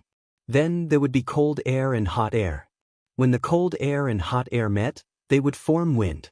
If the water element was fused together, it would become rain. If Su-Lun wanted the demiplane to grow, then he needed to understand this knowledge as well as make detailed calculations. This kind of calculation required a lot of work. Fortunately, Su-Lun already had 3 tower spirits.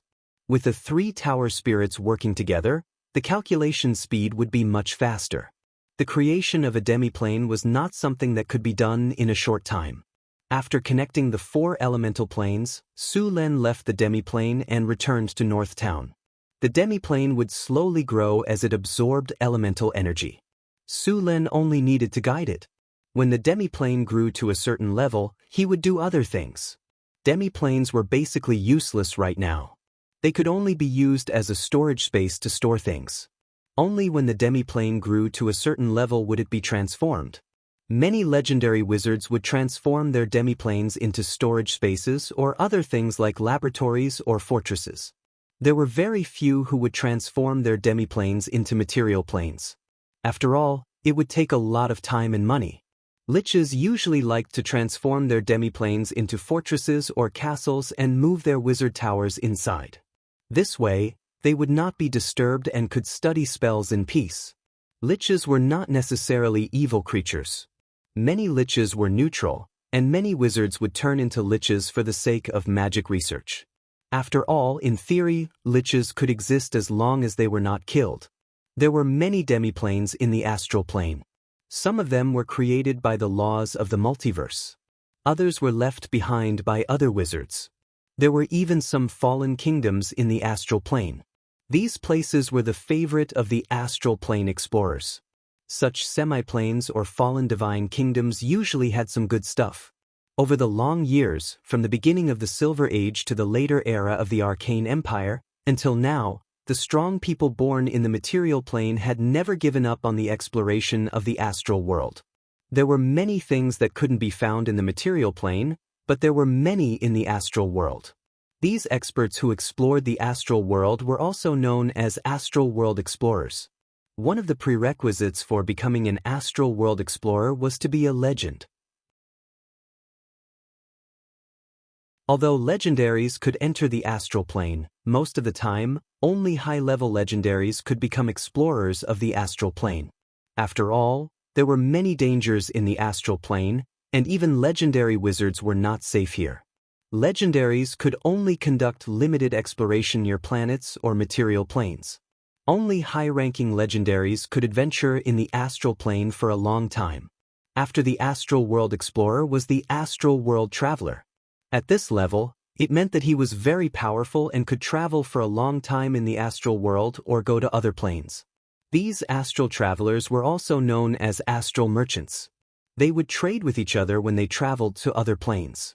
These astral world travelers often had many good things in their hands. The profits of the astral boundary caravans were astonishing. Basically, every astral merchant was filthy rich. As for the highest level astral world traveler, it had been a long time since they appeared. These experts could basically move freely in the astral world. Even if they encountered demons, evil gods, or abominations, they could easily deal with them and escape unscathed. The light of dawn illuminated the earth. Chris slowly woke up from her sleep. She moved her arm that was a little uncomfortable, then sat up and stretched. A few rays of sunlight penetrated the curtains and reflected her amazing curves. She had just woken up from her dream and was still a little dazed. Although the legendary succubus was already very strong, she was still far from being Sullen's opponent. However, compared to the others, her current state was obviously much better. Hathaway and Alex were still a little tired. After all, as wizards, their physical fitness was even stronger than that of an ordinary legendary warrior, let alone Sulen. "Is it morning already?" Alex rubbed her eyes and asked as she got up. "It's 9 o'clock. Do you want to sleep for a while more?" "Don't worry, the master has already left." Chris gently lifted Alex's delicate chin with her slender fingers and teased. "Nah, I still have some unfinished experiments." Alex gently slapped Chris's arm away and yawned as she got up from the bed. "Sister Hathaway, you still have unfinished experiments on your side? Do you want to come with me?" Alex shook Hathaway next to her and said. Hathaway stretched her body beautifully.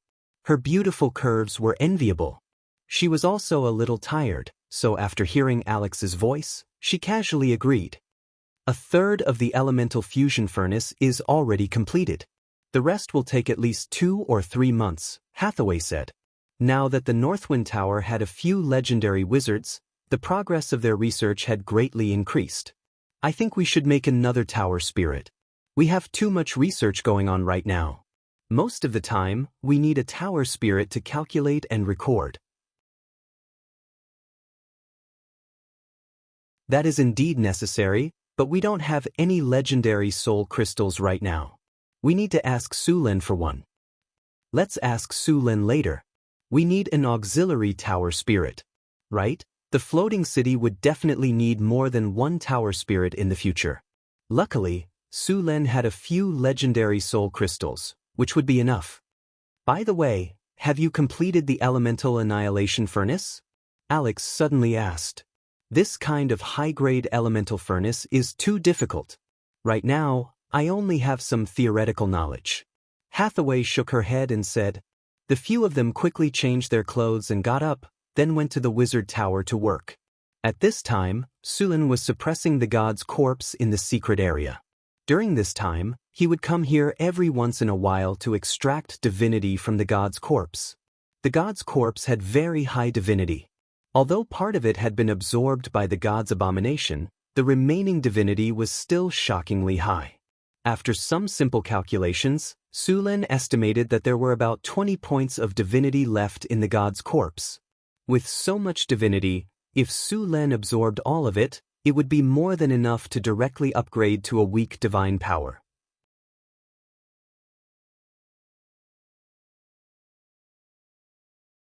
Chapter 635. Although it was not the first time that Sulen had stood near this corpse, he still felt a sense of awe. This awe came from the depths of his bloodline. It was the awe that mortals had for gods. Although Sulen was already a demigod, he was not a god. It was unknown how long the god's corpse had been dead, but it still contained some vitality. The god's corpse was broken. Because it had once given birth to an abomination, most of the vitality in the god's corpse had been extracted by the abomination. Now, the remaining power could no longer give birth to another abomination. The corpse, which was more than 30 meters long, lay quietly on the ground. It exuded a sense of oppression, and there was still a residual divine power on the surface of its body.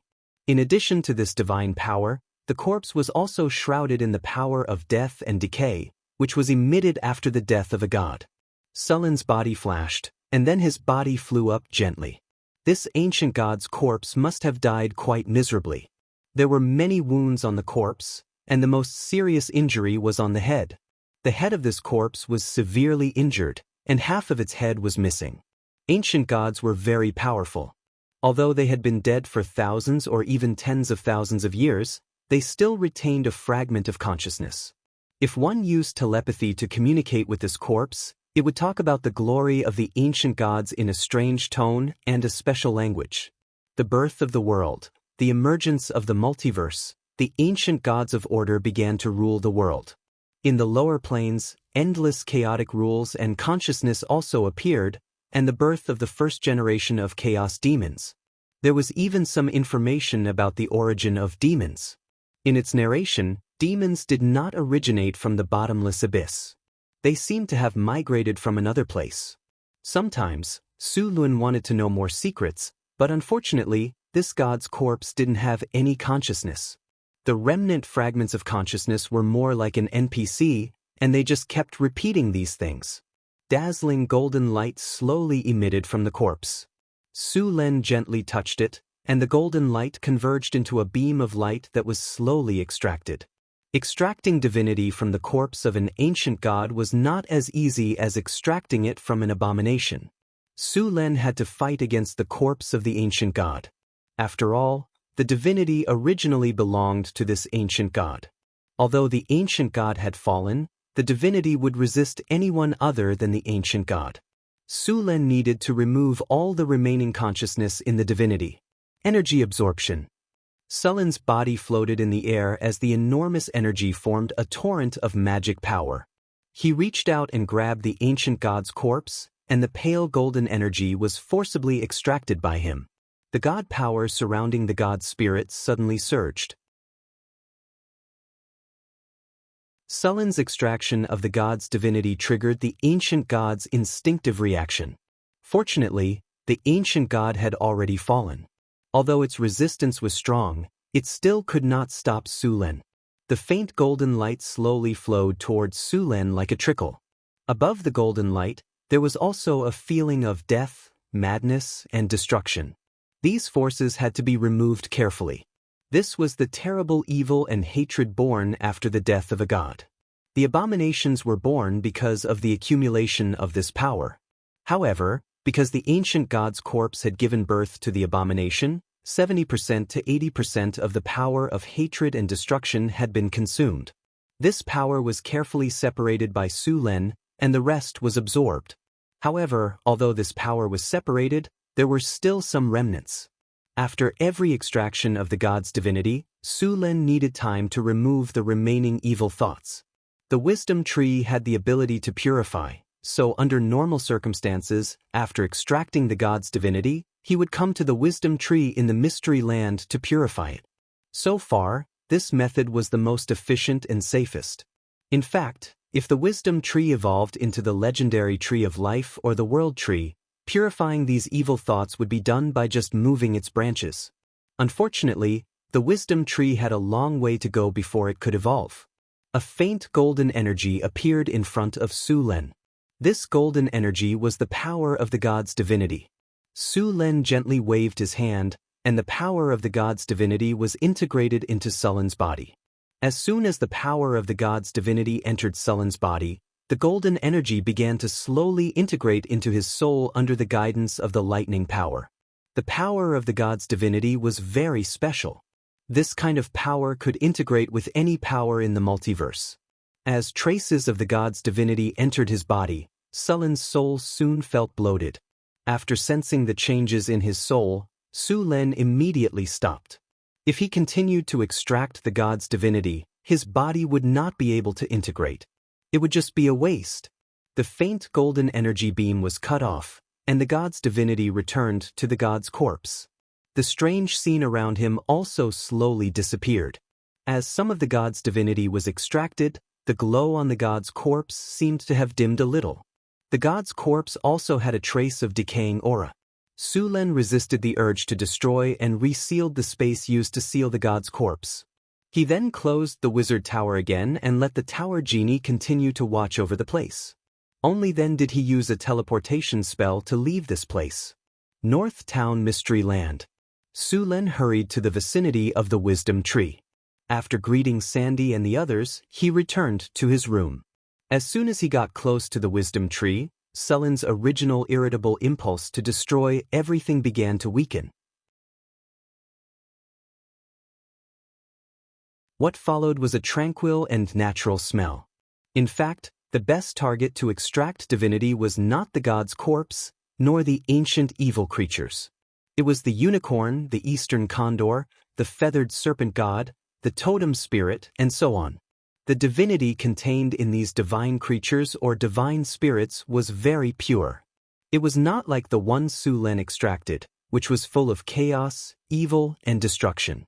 Of course, the unicorn, the eastern condor, the feathered serpent god, and the totem spirit were not to be trifled with. After the arcane kingdom, the unicorn had become very rare. The eastern condor had also disappeared. The feathered serpent god had also left the material plane. As for the totem spirit, if one wanted to find this kind of intelligence, one had to go deep into the mountains and forests to find the uncivilized natives. The totem spirit was the god that the primitive tribes worshipped. Although they were not true gods, they had part of the power of the gods. It could be said that they were very difficult to deal with. The strength of the totem spirit was usually at the level of a demigod. However, there were some who worshipped a large number of people or worshipped for a long time. Their strength would not be inferior to that of a true god. Su Lin meditated while slowly removing the remnant thoughts in his body. At the same time, he integrated the god's power into his body.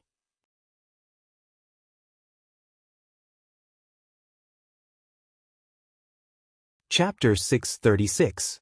The faint aura of nature shrouded him, and the ancient tree of wisdom constantly emitted the power of nature.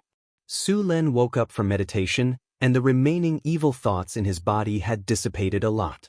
Looking at the situation, it would be completely eliminated in about 2 more times. Without the ancient tree of wisdom, Su Lin usually needed a week or even longer to use meditation to get rid of the remaining evil thoughts. According to the research on the ancient god's corpse, the divinity in the ancient god's corpse can be extracted more than 20 times. In addition to the divinity extracted from the ancient god's corpse when the abomination was born, this ancient god's corpse originally had more than 40 or even 50 points of divinity. Su Lin rubbed his forehead and calculated, an ancient god's corpse contains 40 or 50 points of divinity, so how much divinity did he have when he was alive? A demigod needs 10 points, a weak god needs 20 points of divinity, and a weak god needs 50 points. This giant ancient god's corpse is at least a weak divine power god. It might even be a mid-divine power god. An ancient god's corpse has so much divinity, no wonder the god's corpse is called a treasure. The divinity and power of the gods in the age of the ancient gods were stronger than that of the later gods. However, the gods of faith grew faster, and the power of the ancient gods would not change much from birth to death in the divine war.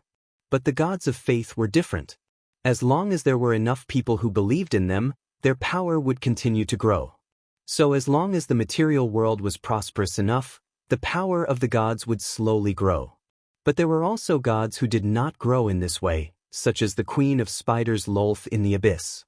After the death of a believer, the soul would enter the divine kingdom and become a petitioner. When returning to the divine kingdom, the believer would give back power to the god. The queen of spiders used this way to let the drows under her command kill each other and use all kinds of tricks to plot against each other. At the same time, she gave these drows the characteristics of sexual chaos, which also led to the drows having the highest fertility rate of all elves. Of course, if the fertility rate of the drows was the same as that of other elves, maybe the drows would have disappeared by now. After all, the drows had learned all kinds of infighting, backstabbing, betrayal, and so on. Clans would kill each other for revenge. Spider Queen Lolth used this method to make her believers kill each other. No matter who won, she would gain a lot of benefits. It was also through this method that the strength of God Empress Lolth continued to increase after a long period of fighting among the Drows. Finally, taking advantage of a series of major events, he successfully became a god with great divine power. The price was that for thousands of years, the population of the Drows had not increased but decreased. Drow infighting would cause a lot of deaths. Sometimes, the population would drop below the warning line. At this moment, the Spider Queen would directly surrender. Although the Spider Queen Loltha's method allowed her to obtain a large amount of divine power, it also came with considerable repercussions. Time passed little by little. In addition to extracting and digesting the divinity, Su Lin spent the rest of his time modifying the floating space tower. Su Lin had already decided to build a floating city, and various preparations had already begun. In order to reduce consumption, Su Lin planned to use Northgard City as the main body of the floating city. There were many buildings of wonder in Northgard City. These buildings of wonder had magical powers, and Su Lin was reluctant to leave these powers behind. After all, it would cost a lot of money and time to rebuild these buildings of wonder. After planning to use Northgard City as the main body of the floating city, the construction of the floating city could be said to have saved a lot of money. However, after using Northgard City as the main body of the floating city, it seemed that Northgard City needed to be modified. The foundation of the city needed to be replaced with obsidian and blessed with hardening, so that the floating city would become harder than steel. In the laboratory, Su Lin was conducting an experiment. He was making magic diamond, which was the main material for making diamond golems. Magic diamond was actually not diamond, but a kind of crystal, but it looked very similar to diamond in terms of hardness and appearance. This kind of crystal needed to be made in a special way. Galaxy. Prepare to record the data and start testing the artificial magic diamond experiment. The Galaxy Tower spirit appeared in midair, and a magic aura rose from Sullen's body. Then, countless tiny rune marks appeared in front of him. Rune marks were different from mageweths and runes. No matter what kind of rune it was, mageweths were two-dimensional, usually flat, but rune marks were different. They had a three-dimensional structure. Rune marks were formed by the combination of runes, and this kind of rune marks had great power. The use of rune marks had high requirements. It was a technique created in the Arcane Empire. Compared to runes, it was more efficient and powerful. Su Lin was now using rune marks. The golden aura continued to gather in midair, and soon the aura converged into a shiny rune.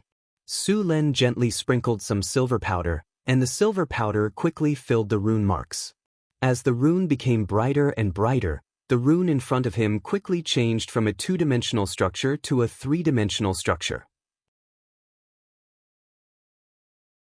With the appearance of the rune marks, Su Lin gently waved his hand, and the rune marks in front of him instantly merged into a silver vessel. Then the aura flickered a few times and disappeared. There were many differences in structure between magic diamond and ordinary diamond. The molecular structure of magic diamond was not the octahedral joint of diamond, but a more complex structure, which required the use of other crystals, diamond, graphite, and other materials to modify. In terms of magic conductivity, magic diamond wasn't very good, but its magic resistance and physical resistance were shockingly high. Therefore, this special gem was very suitable for making diamond golems. Diamond stones were also called diamonds. Large and pure diamonds were very valuable and could be used in many experiments. Therefore, small diamonds were usually used when making magical diamonds.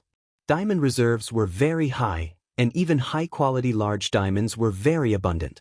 As for the rare situation of diamonds in his previous life, it was completely hyped up by businessmen. It was said that the number of diamonds mined by businessmen was enough to give everyone in the world a piece of diamond. Of course, the diamonds here were definitely not large, but small diamonds. That was a diamond less than a carat. How heavy was a carat? 0.2 grams. One could imagine how small it was. In his previous life, this thing was like an IQ tax, but you had to pinch your nose and buy it. As for the value of diamonds, it was even more of a scam. Recycled diamonds were worth less than 1/10 of the purchase price, and many times, they were rejected directly.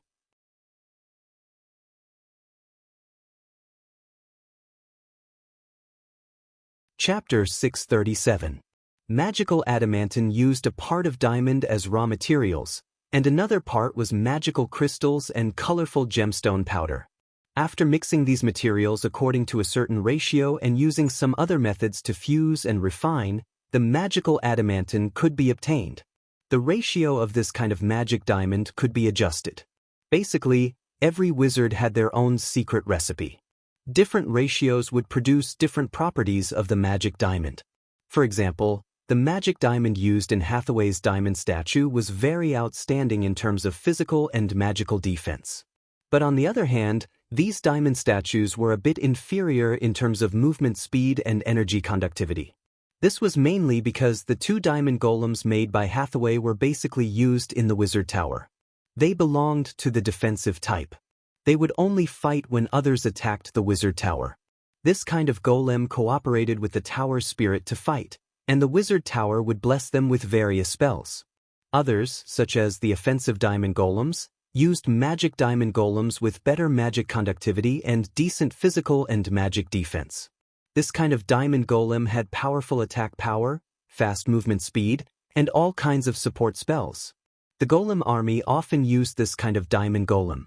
In addition to making diamond golems, magical adamantine could also be used to make another kind of golem, the arcane guard. The arcane guard was a legendary golem that was stronger than the diamond golem. The challenge level of the diamond golem was level 21, while the arcane guard was level 24. It was only a step away from high-level legendary. For example, the ratio of magical adamantine used by the arcane guard was completely different from that of the diamond golem. This kind of magical adamantine had high magic conductivity, and this kind of magical adamantine also had high physical and magical resistance. The only problem was that it was also very expensive. The arcane guard not only had strong melee ability, but it could also release various spells. In short, it was a kind of legendary golem that practiced both magic and martial arts. The strong combat power also meant that the production of this kind of golem was expensive. In the era of the Arcane Empire, there was a famous arcanist who said that the golem army was a combat power that was piled up with money. Su Len was now experimenting with the magical adamantine used to make the arcane guard. Information on golems of this level was basically classified as top-secret information. It was very difficult to trade for it. The Northwind Tower only had this kind of information because they had obtained it from the secret realm where the abomination was sealed. Although there was basically nothing left in that place, the Tower Genie's virtual library was still intact. Otherwise, the Northwind Tower would not have such high-end technology. However, there were only a few recipes for the enchanted crystal that he had obtained from the virtual library. Su Len had to mix them himself to find the right ratio. Then he prepared the prepared magical diamond material and placed it in a special container. Su Len raised his head and looked at the magic clock hanging on the wall. He then said to In He, record the situation of the reactor every half an hour. If there are any abnormalities, inform me immediately. If everything is normal, let me know in 8 hours. Yes, master. The cold mechanical voice sounded in his ears. This method of synthesizing magical adamantine was to simulate a special environment and let the magical adamantine fuse according to certain conditions. This method did not require manual operation. In the era of the Arcane Empire, there were many alchemy workshops. They used professional alchemy furnaces to refine all kinds of synthetic metals and magical materials. It was said that in the era of the Arcane Empire, there were a lot of such factories. Their production in a day was comparable to the amount of magical metals that all the wizards in the Tyrol world could refine in a year. It was also because of this method that during the era of the Arcane Empire, those powerful arcanist teams could obtain a huge amount of resources and easily form all kinds of golem armies or magical creations. This was also one of the reasons why the Arcane Empire was so powerful. As long as they were willing, the number of various golems would increase tremendously under the full production of the factories. Moreover, there were many benefits to the factory. Although the factory standard could not produce high-quality golems, it could control the quality within a very small range, and the advantage of doing so was that the price was reduced. However, it also cost a lot of money to make an alchemy factory. It was necessary to invest in it. For example, the container used by Su Lin just now was made of a lot of adamantine. The interior was made of some arcane steel, and the runes on it were engraved with mithril. The cost of this set of equipment was as high as millions of kinnar, which was more expensive than a diamond golem. The amount of money an adept had was also an indication of how powerful that adept was. Of course, some of the guys who were favored by the goddess of luck needed to be distinguished. The world was very unfair. It was destined from the moment of birth. Family, power, and so on, there was a very special existence among them. These people's luck was so good that it made people jealous. It was not an exaggeration to say that they were blessed by the goddess of luck. For example, the arcanist who found the body of the ancient god. In the boundless astral world, the probability of finding the body of an ancient god was basically 1 in tens of millions or even 1 in a billion. The arcanist who found the body of the ancient god was favored by the goddess of luck. It was just that the arcanist had some problems with the use of the ancient god's body. How exaggerated would it be to be favored by the goddess of luck? It could be said that it was more powerful than having a protagonist's halo. When one went out to pick up money, one could do whatever one wanted. One could find treasures by just running around, and enemies would come knocking on one's door by just waving one's sword. It could be said that when the time came, the heavens and the earth worked together. Of course, the goddess of luck liked the new and hated the old. She was temperamental. You might be favored by the goddess of luck 1 second, but the next second, the goddess of luck had already left. The goddess of luck and the goddess of misfortune were a pair of twin goddesses, and the two of them did not get along well. The goddess of misfortune was jealous that the goddess of luck was loved by humans, while she, as a goddess, was feared by humans. This made the goddess of misfortune very jealous, so she deliberately went against the goddess of luck. The result was that after being favored by the goddess of luck, once this favor was lost, they would be cursed by the goddess of misfortune. As a result, many people ended up dying because they believed too much in luck. It was said that in the multiverse, there was a mithril mine that was entirely made of mithril. Perhaps only those who were favored by the goddess of luck could find this mithril mine. After about 8 hours, Su Lin walked out of the meditation room. The tower spirit, Milky Way, had already told him that the alchemy reactor had stopped working. Su Lin came in front of the reactor and checked the various data on the tower spirit, Milky Way's record. After confirming that everything was normal, he gently pressed a few times on the reactor. Accompanied by a burst of energy fluctuation, the sealed container on the reactor slowly opened at this moment. Su Lin snapped his fingers, and a wizard's hand appeared in front of him. Su Lin skillfully operated the wizard's hand and took out the item from the reactor. A purple crystal the size of an egg appeared in front of him. This purple crystal was very transparent and hard. It looked like a purple diamond. It was the enchanted diamond, also known as the enchanted crystal. Looks like the effect is not bad. Su Lin picked up the enchanted diamond and examined it carefully. The enchanted diamond made in this way had completely met the requirements. A ray of light rose from Sullen's hand and checked the enchanted diamond. He nodded and said, "The quality is not bad. It's qualified." The enchanted diamond's conductivity was excellent. At the same time, its physical and magical resistance was also very high. It completely met the requirements of making an arcane guard. The next step was to start producing these enchanted diamonds.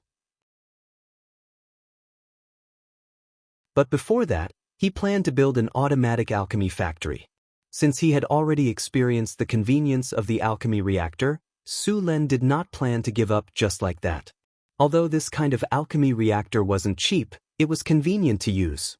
Another reason was that although the investment was huge, it would be very cost-effective in the long run. Moreover, Bignar wasn't taking it all out at once, he was using it for a long time. Tower Spirit Milky Way. Give me the blueprint of the automatic alchemy factory, Su Lin said. The automatic alchemy factory was mainly controlled by the Tower Genie. There were various clay golems that were responsible for the specific operations. Su Lin only needed to set the program, and the clay golems would be produced according to the program. The Tower Genie Milky Way only needed to command the golems to carry out the work. At the same time, she would also be responsible for the daily maintenance of the alchemy factory. With the alchemy factory, the arcane steel, thorium, and other metals that required Su Lin or Hathaway to synthesize could also be produced in the alchemy factory. It was convenient, fast, stable, and had a high success rate. Of course, in addition to the high cost, the alchemy factory also required a large amount of energy. If it was the old wizard tower, after installing the alchemy factory, there would be a shortage of energy in the elemental pool. This would require some reduction in other aspects. But now, the Northwind Tower had already installed the elemental fission furnace, and its energy was many times more than before. Not to mention an alchemy factory, even if the energy consumption of the alchemy factory was increased tenfold, the Northwind Tower's energy would be more than enough. Although the elemental fission furnace is good, it is still far inferior to the elemental fusion furnace. It is more than enough for the wizard tower, but it is not enough for the floating city. Su Lin rubbed his forehead. If he wanted to upgrade the floating city, he had to research the elemental fusion furnace. But Hathaway said last time that she had already started experimenting. I believe that the construction of the elemental fusion furnace will start soon.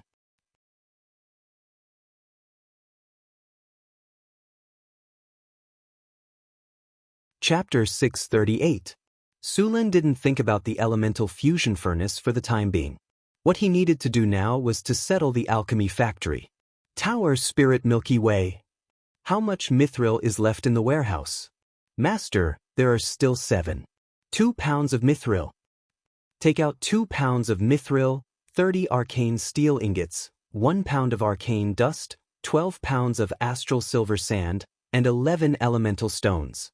Su Lin reported the materials he needed, and Milky Way quickly brought them over. Su Lin gently waved his hand, and a flash of light appeared. Change form. Under the cover of the aura, the raw materials rapidly changed shape under the influence of the spell energy. Soon, metal parts appeared before his eyes. Next, he had to assemble these small metal parts and assemble them into an alchemy reactor.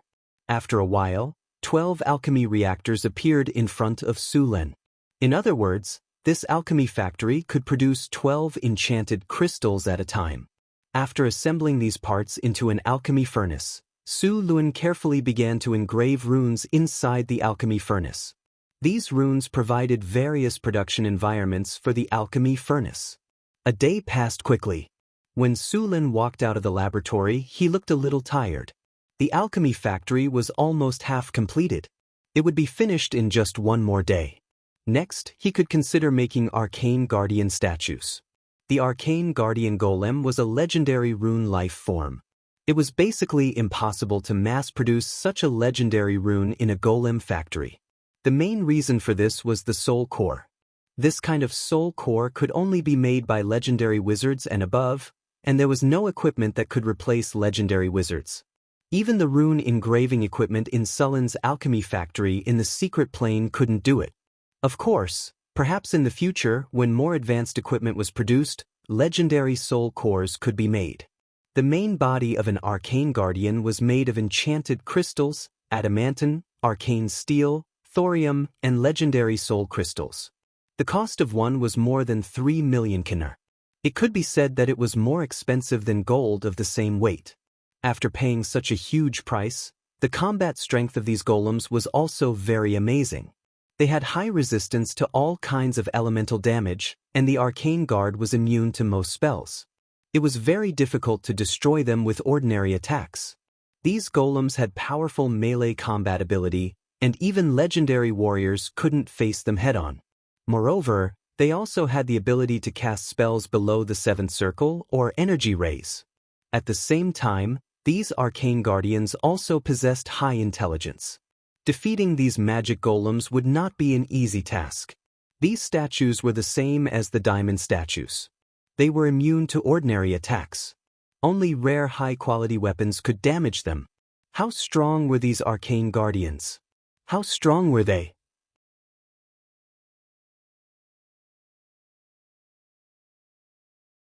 Basically, a legendary warrior would be beaten to a pulp when faced with such a golem. Arcane guardians were different from diamond statues. They had the ability to fly and fly. For example, if a diamond statue had the ability to fly, one could use kiting tactics to wear it down. Of course, this was only possible in theory. After all, one's attack power had to be strong enough to cause damage to the diamond statue. Most of the time, this kind of kiting tactic didn't kill the diamond statue, but the kite user would die of exhaustion. Of course, the wizards were not unaware of this weakness of diamond statues, but they still didn't improve it. The main reason was that diamond statues were usually used in wizard towers. With other means of defense, they didn't need the ability to fly. Arcane guardians were more powerful than diamond statues. The cost of one arcane guardian was enough to make several diamond statues. 2 days later, Su Lin looked at the sci-fi reactor in front of him with excitement. After 2 days and a lot of materials, Su Lin finally finished the alchemy factory. Su Lin didn't have time to rest. He immediately ordered Milky Way, start producing enchanted crystals. Ding. Generating mission log. Mission establishing, quest, make enchanted crystals. Alchemy factory starting self-check. Self-check complete. Everything is normal. Ready to work. Alchemy factory officially activated. A light flashed, and then a powerful elemental energy rushed out from the energy connection channel. The light blue elemental energy was steadily consumed. The 12 reactor furnaces slowly turned on, and the golems next to them put the various raw materials they had prepared. When all the materials were put in, the reactor furnace slowly flashed and started to work. It took 8 hours to produce a piece of enchanted crystal. Of course, this time wasn't fixed. The longer the reactor furnace was in production, the more enchanted crystals it would get in the end. However, the reaction furnace couldn't work forever. After all, there was a limit to the size of the reaction furnace. There was a limit to the size of the magic crystal. Once it reached that size, even if no one ordered it, the reaction furnace wouldn't continue to operate. This was the insurance that Su Lin had set to protect the alchemy furnace. In the blink of an eye, 8 hours had passed. Following Milky Way's order, the 12 reactor furnaces in front of him slowly stopped. When the reactor furnace opened, Su Lin's eyes lit up. The enchanted crystals that had just been produced appeared in front of Su Lin's eyes. The light purple enchanted crystals were very beautiful. Su Lin snapped his fingers, and a light flashed, and the appraisal of the enchanted crystals in front of him was completed. The appraisal results were good. After the appraisal, the 12 enchanted crystals in this batch all met the requirements. All of them pass. Su Lin nodded in satisfaction, and then put the enchanted crystals on the table next to him. "Oh right, Milky Way, try refining other alloys," Su Lin immediately said. As soon as Su Lin's voice fell, Milky Way controlled the alchemy factory to start work again. The refining of arcane steel took far less time than the refining of enchanted crystals. After about half an hour, the 12 reactor furnaces opened again, and the finished arcane steel appeared in front of Su Lin's eyes. Su Lin picked up a piece of arcane steel ingot and checked it. Although it wasn't as good as the ones he made himself, it was still of high quality and could be used. Next, Su Lin seemed to have found a new toy. He kept letting Milky Way use the alchemy factory to refine other enchanted materials. And as expected, the alchemy factory completed the task quickly and well.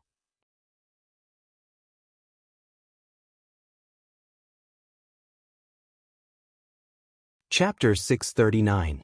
The early morning mist gradually dissipated, and the first rays of the morning sun shone on the northern city. This pearl of the north became very busy. Outside the city, the giant dragon bone water wheel kept turning, and the clear river water watered the newly planted farmland outside the city. Just half a month ago, the northern city had a big harvest again. Now, the main food crop in the northern city was no longer potatoes. In addition to potatoes, wheat, barley, soybeans, and other crops were widely planted here. There were also a lot of oats and corn.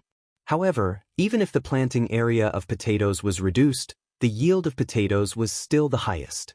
The land in the northern city was originally quite fertile, and with an abundant water source, the yield of food was quite good.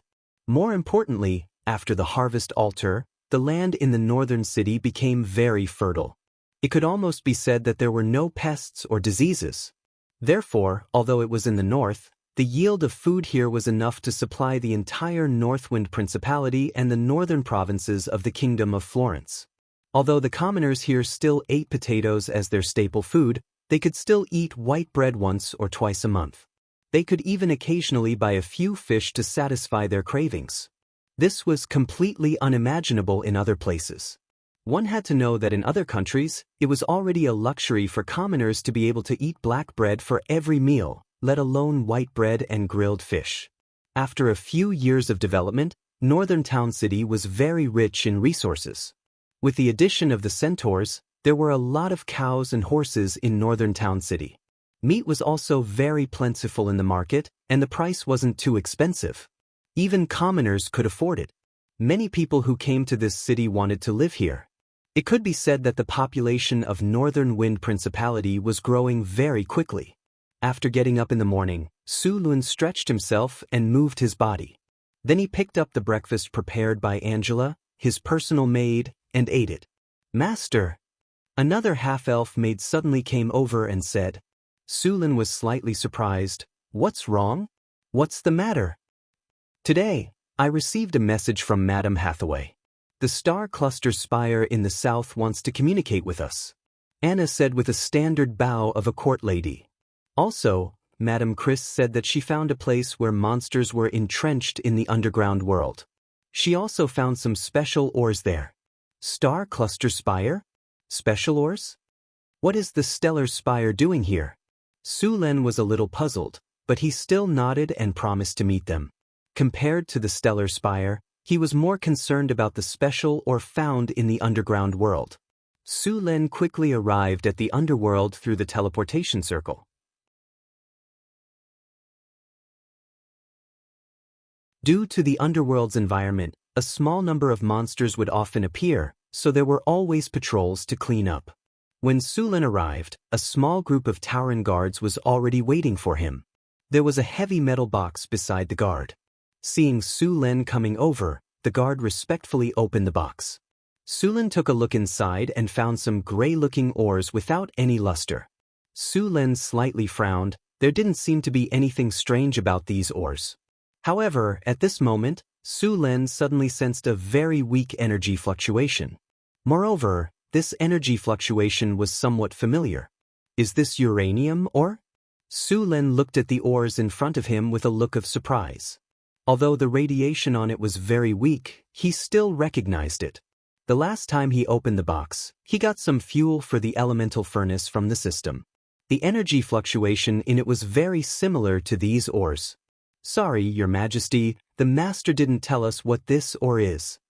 The Tauren shook his head in confusion. Su Lun didn't pay attention to him. He reached out and picked up the ore, then used identification on the ore. Soon, the identification result appeared in front of him. It was indeed uranium ore, but the content of uranium was very low. The raw material for the elemental furnace. It seems that my luck is really good. Su Lun thought for a moment. It was difficult to use elemental fuel of this concentration directly, but he could slowly purify it in the future. Isolate this mining area, and let people explore the reserves of the mine as soon as possible. After explaining the matters of the mine, Su Lun left the underground mining area and went to the Northwind Spire. Northern Citadel was now very prosperous. The manager of the city was Karina. Su Lun just realized that this drow was actually a management expert. She managed the whole city in good order. Hathaway had mainly focused on studying all kinds of wizardry knowledge. The core task of the Wizard Tower now was to build a floating city. After several years of development, the Northwind Spire had become a lot more popular. A large number of wizard apprentices were studying here. When they saw Su Len, they couldn't help but slightly bow to him and respectfully said, "Mr. Su Len." "Your Excellency." "Mr. Su Len." Su Luen nodded slightly to these wizard apprentices. These wizard apprentices were the best cheap labor force in the wizard tower. They were responsible for many things that the golems couldn't do. Su Luen gave them some encouragement and made them work harder. Soon, Su Luen arrived at the reception hall of the North Wind Spire. He saw a few wizards in purple robes sitting inside. They had a few shining stars on their badges, and there was even a faint starlight around them. Needless to say, Su Luen guessed that these were the wizards of the Starry Spire. As if sensing Sullen's gaze, the leading wizard turned his head. An old face appeared in front of Su Luen. Although he looked old, the energy waves on his body were very strong. There seemed to be stars in his eyes. The wizard nodded to Su Luen and showed a very friendly smile. There were a few other wizards around him, but their robes were not as luxurious as his. However, Su Luen found that the weakest among them was a high-grade wizard. The strongest old man was even a legendary wizard. Hathaway saw Su Luen come in and greeted him with a smile. "Su Luen, you're here." Su Luen nodded gently and followed Hathaway to the empty seat next to her. Hathaway nodded. "These are the visiting wizards of the Starry Spire?" Su Luen asked through the telepathic link. "They just came here to communicate?" "The wizards of the Starry Spire want to sign an alliance treaty with us." "An alliance treaty? Is there a war?" "No, it should be to deal with the elemental tide. After the appearance of the elemental tide, magical beasts have appeared everywhere. Even the demons in the lower planes have become restless. They want to unite more forces to fight against these enemies."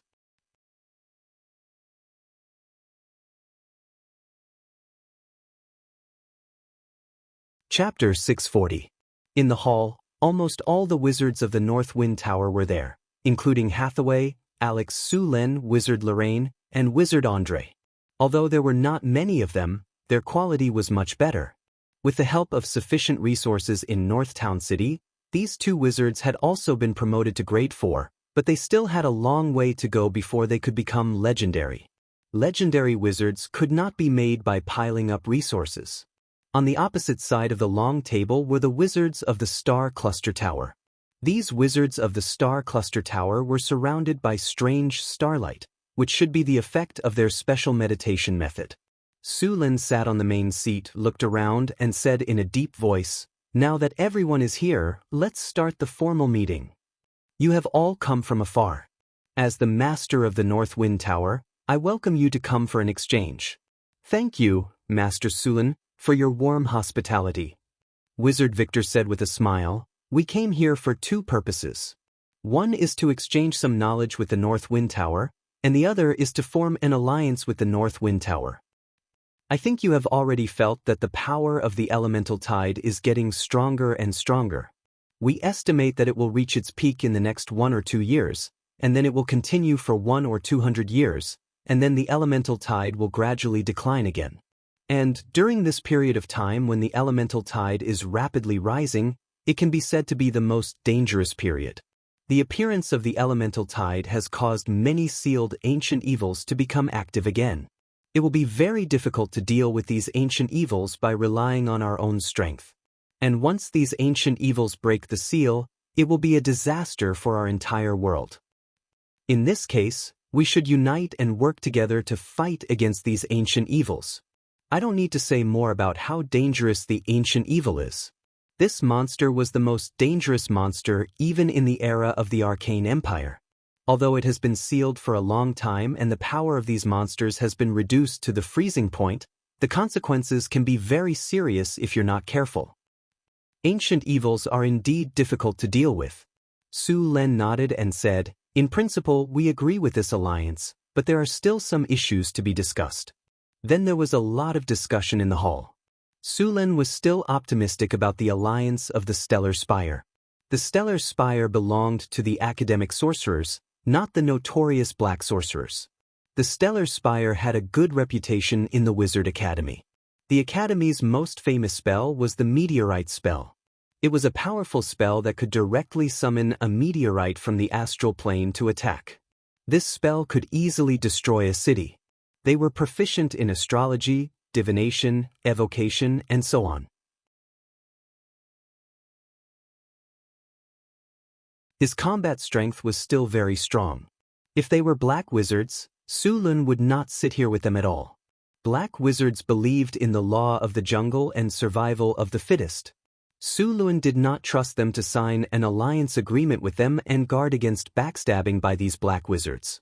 Next, the two sides began to discuss some specific details, mainly about the things that both sides needed to pay and the benefits that they would receive. It stipulated that both sides would not invade each other, and the two academies could trade with each other. During the trade, they would receive more favorable terms than others. If one side was attacked, they would need to send people to help. After some discussion, the two sides finally reached a cooperation agreement. Next, both sides signed the alliance agreement. The Northern Wind Spire and the Stellar Spire became allies.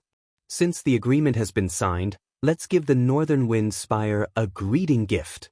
Wizard Victor let out a long sigh of relief after seeing the agreement was signed. Greeting gift? Su Lun was a little curious. Wizard Victor smiled and signaled to a wizard next to him. Afterward, that wizard gently waved his hand, and a ray of light flashed on his body. Afterward, a large amount of light quickly gathered into a 3D map that appeared on top of the hall. This 3D map is an ancient map collected by the Stellar Spire.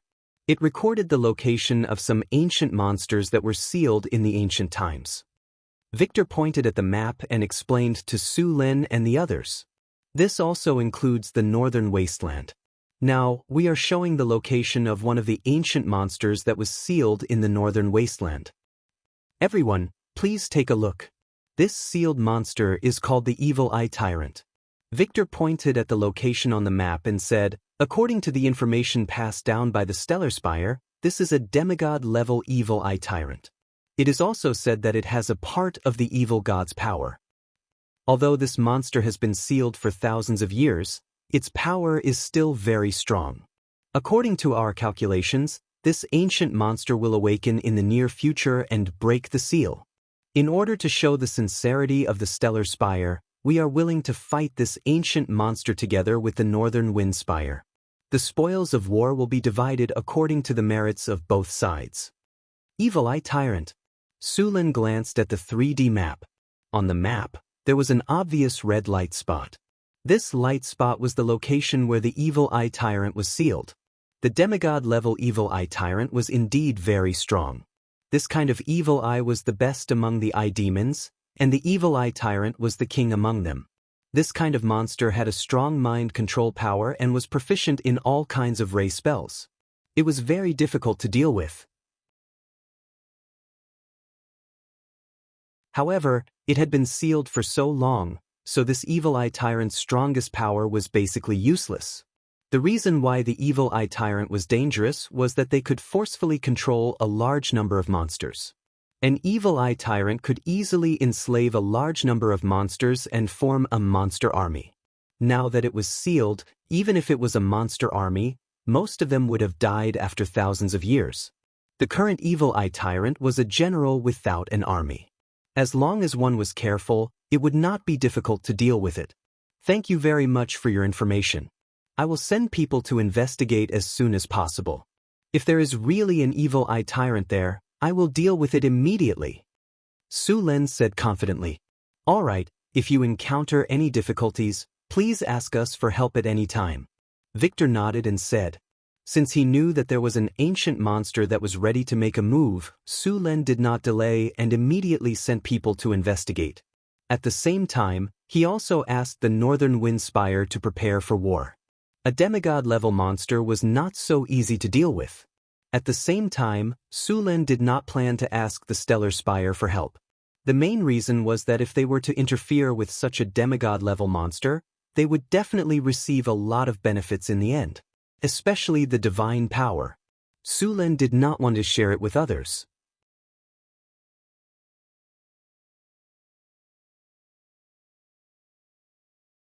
Chapter 641. All right. Victor wasn't surprised when he heard that Su Lin was going to deal with the evil-eye tyrant himself. After all, there were at least 3 legendary wizards in front of him.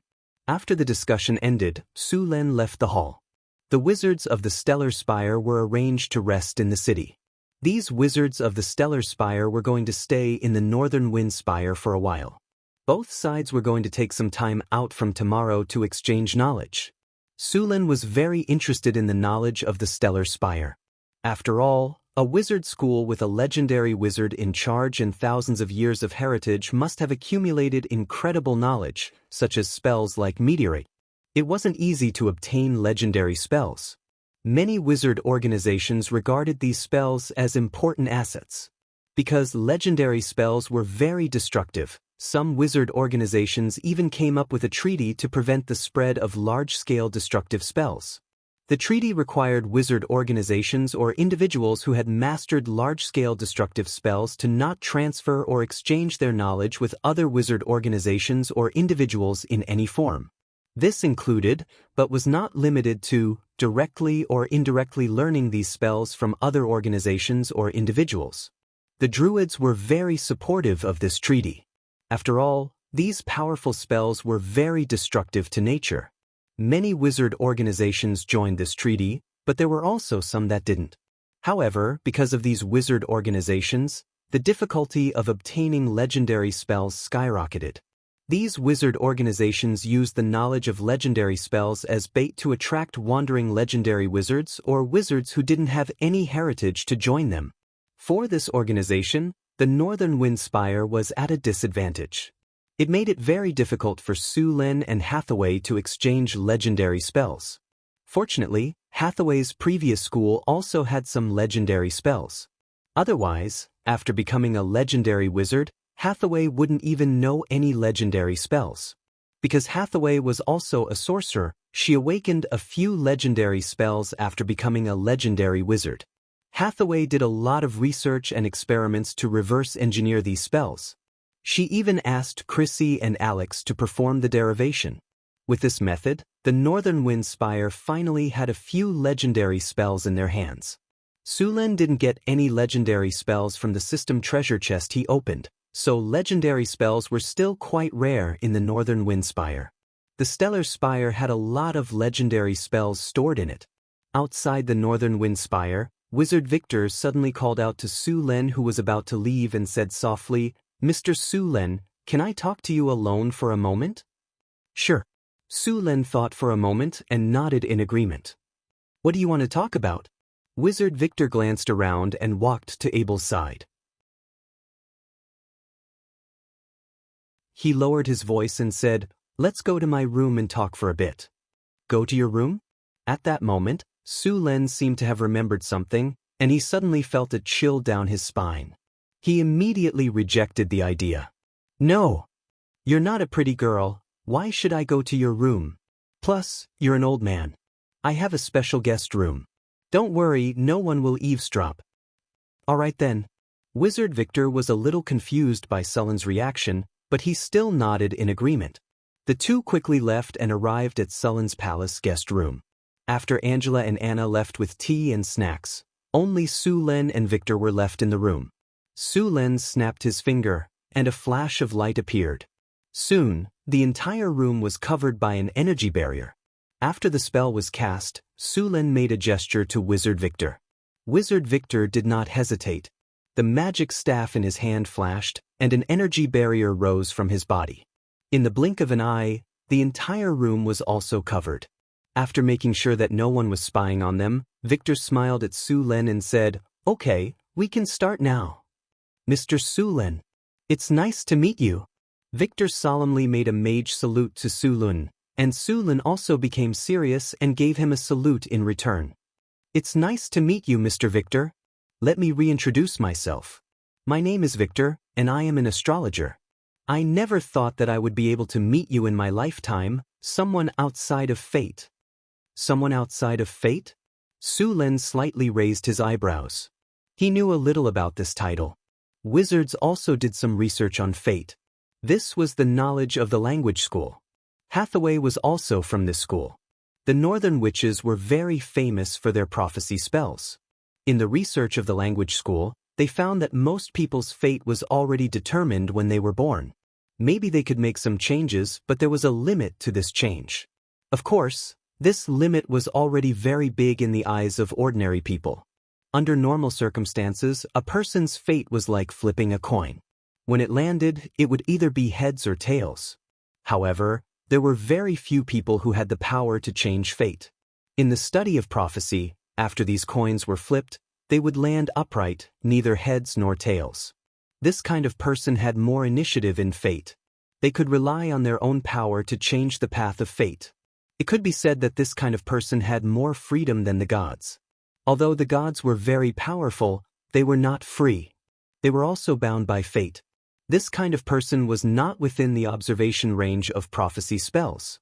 Strictly speaking, Su Len was indeed a person who was not within fate. After all, Su Len was a traveler. His soul was not a matter of this world. Therefore, he was not on the line of fate of this world.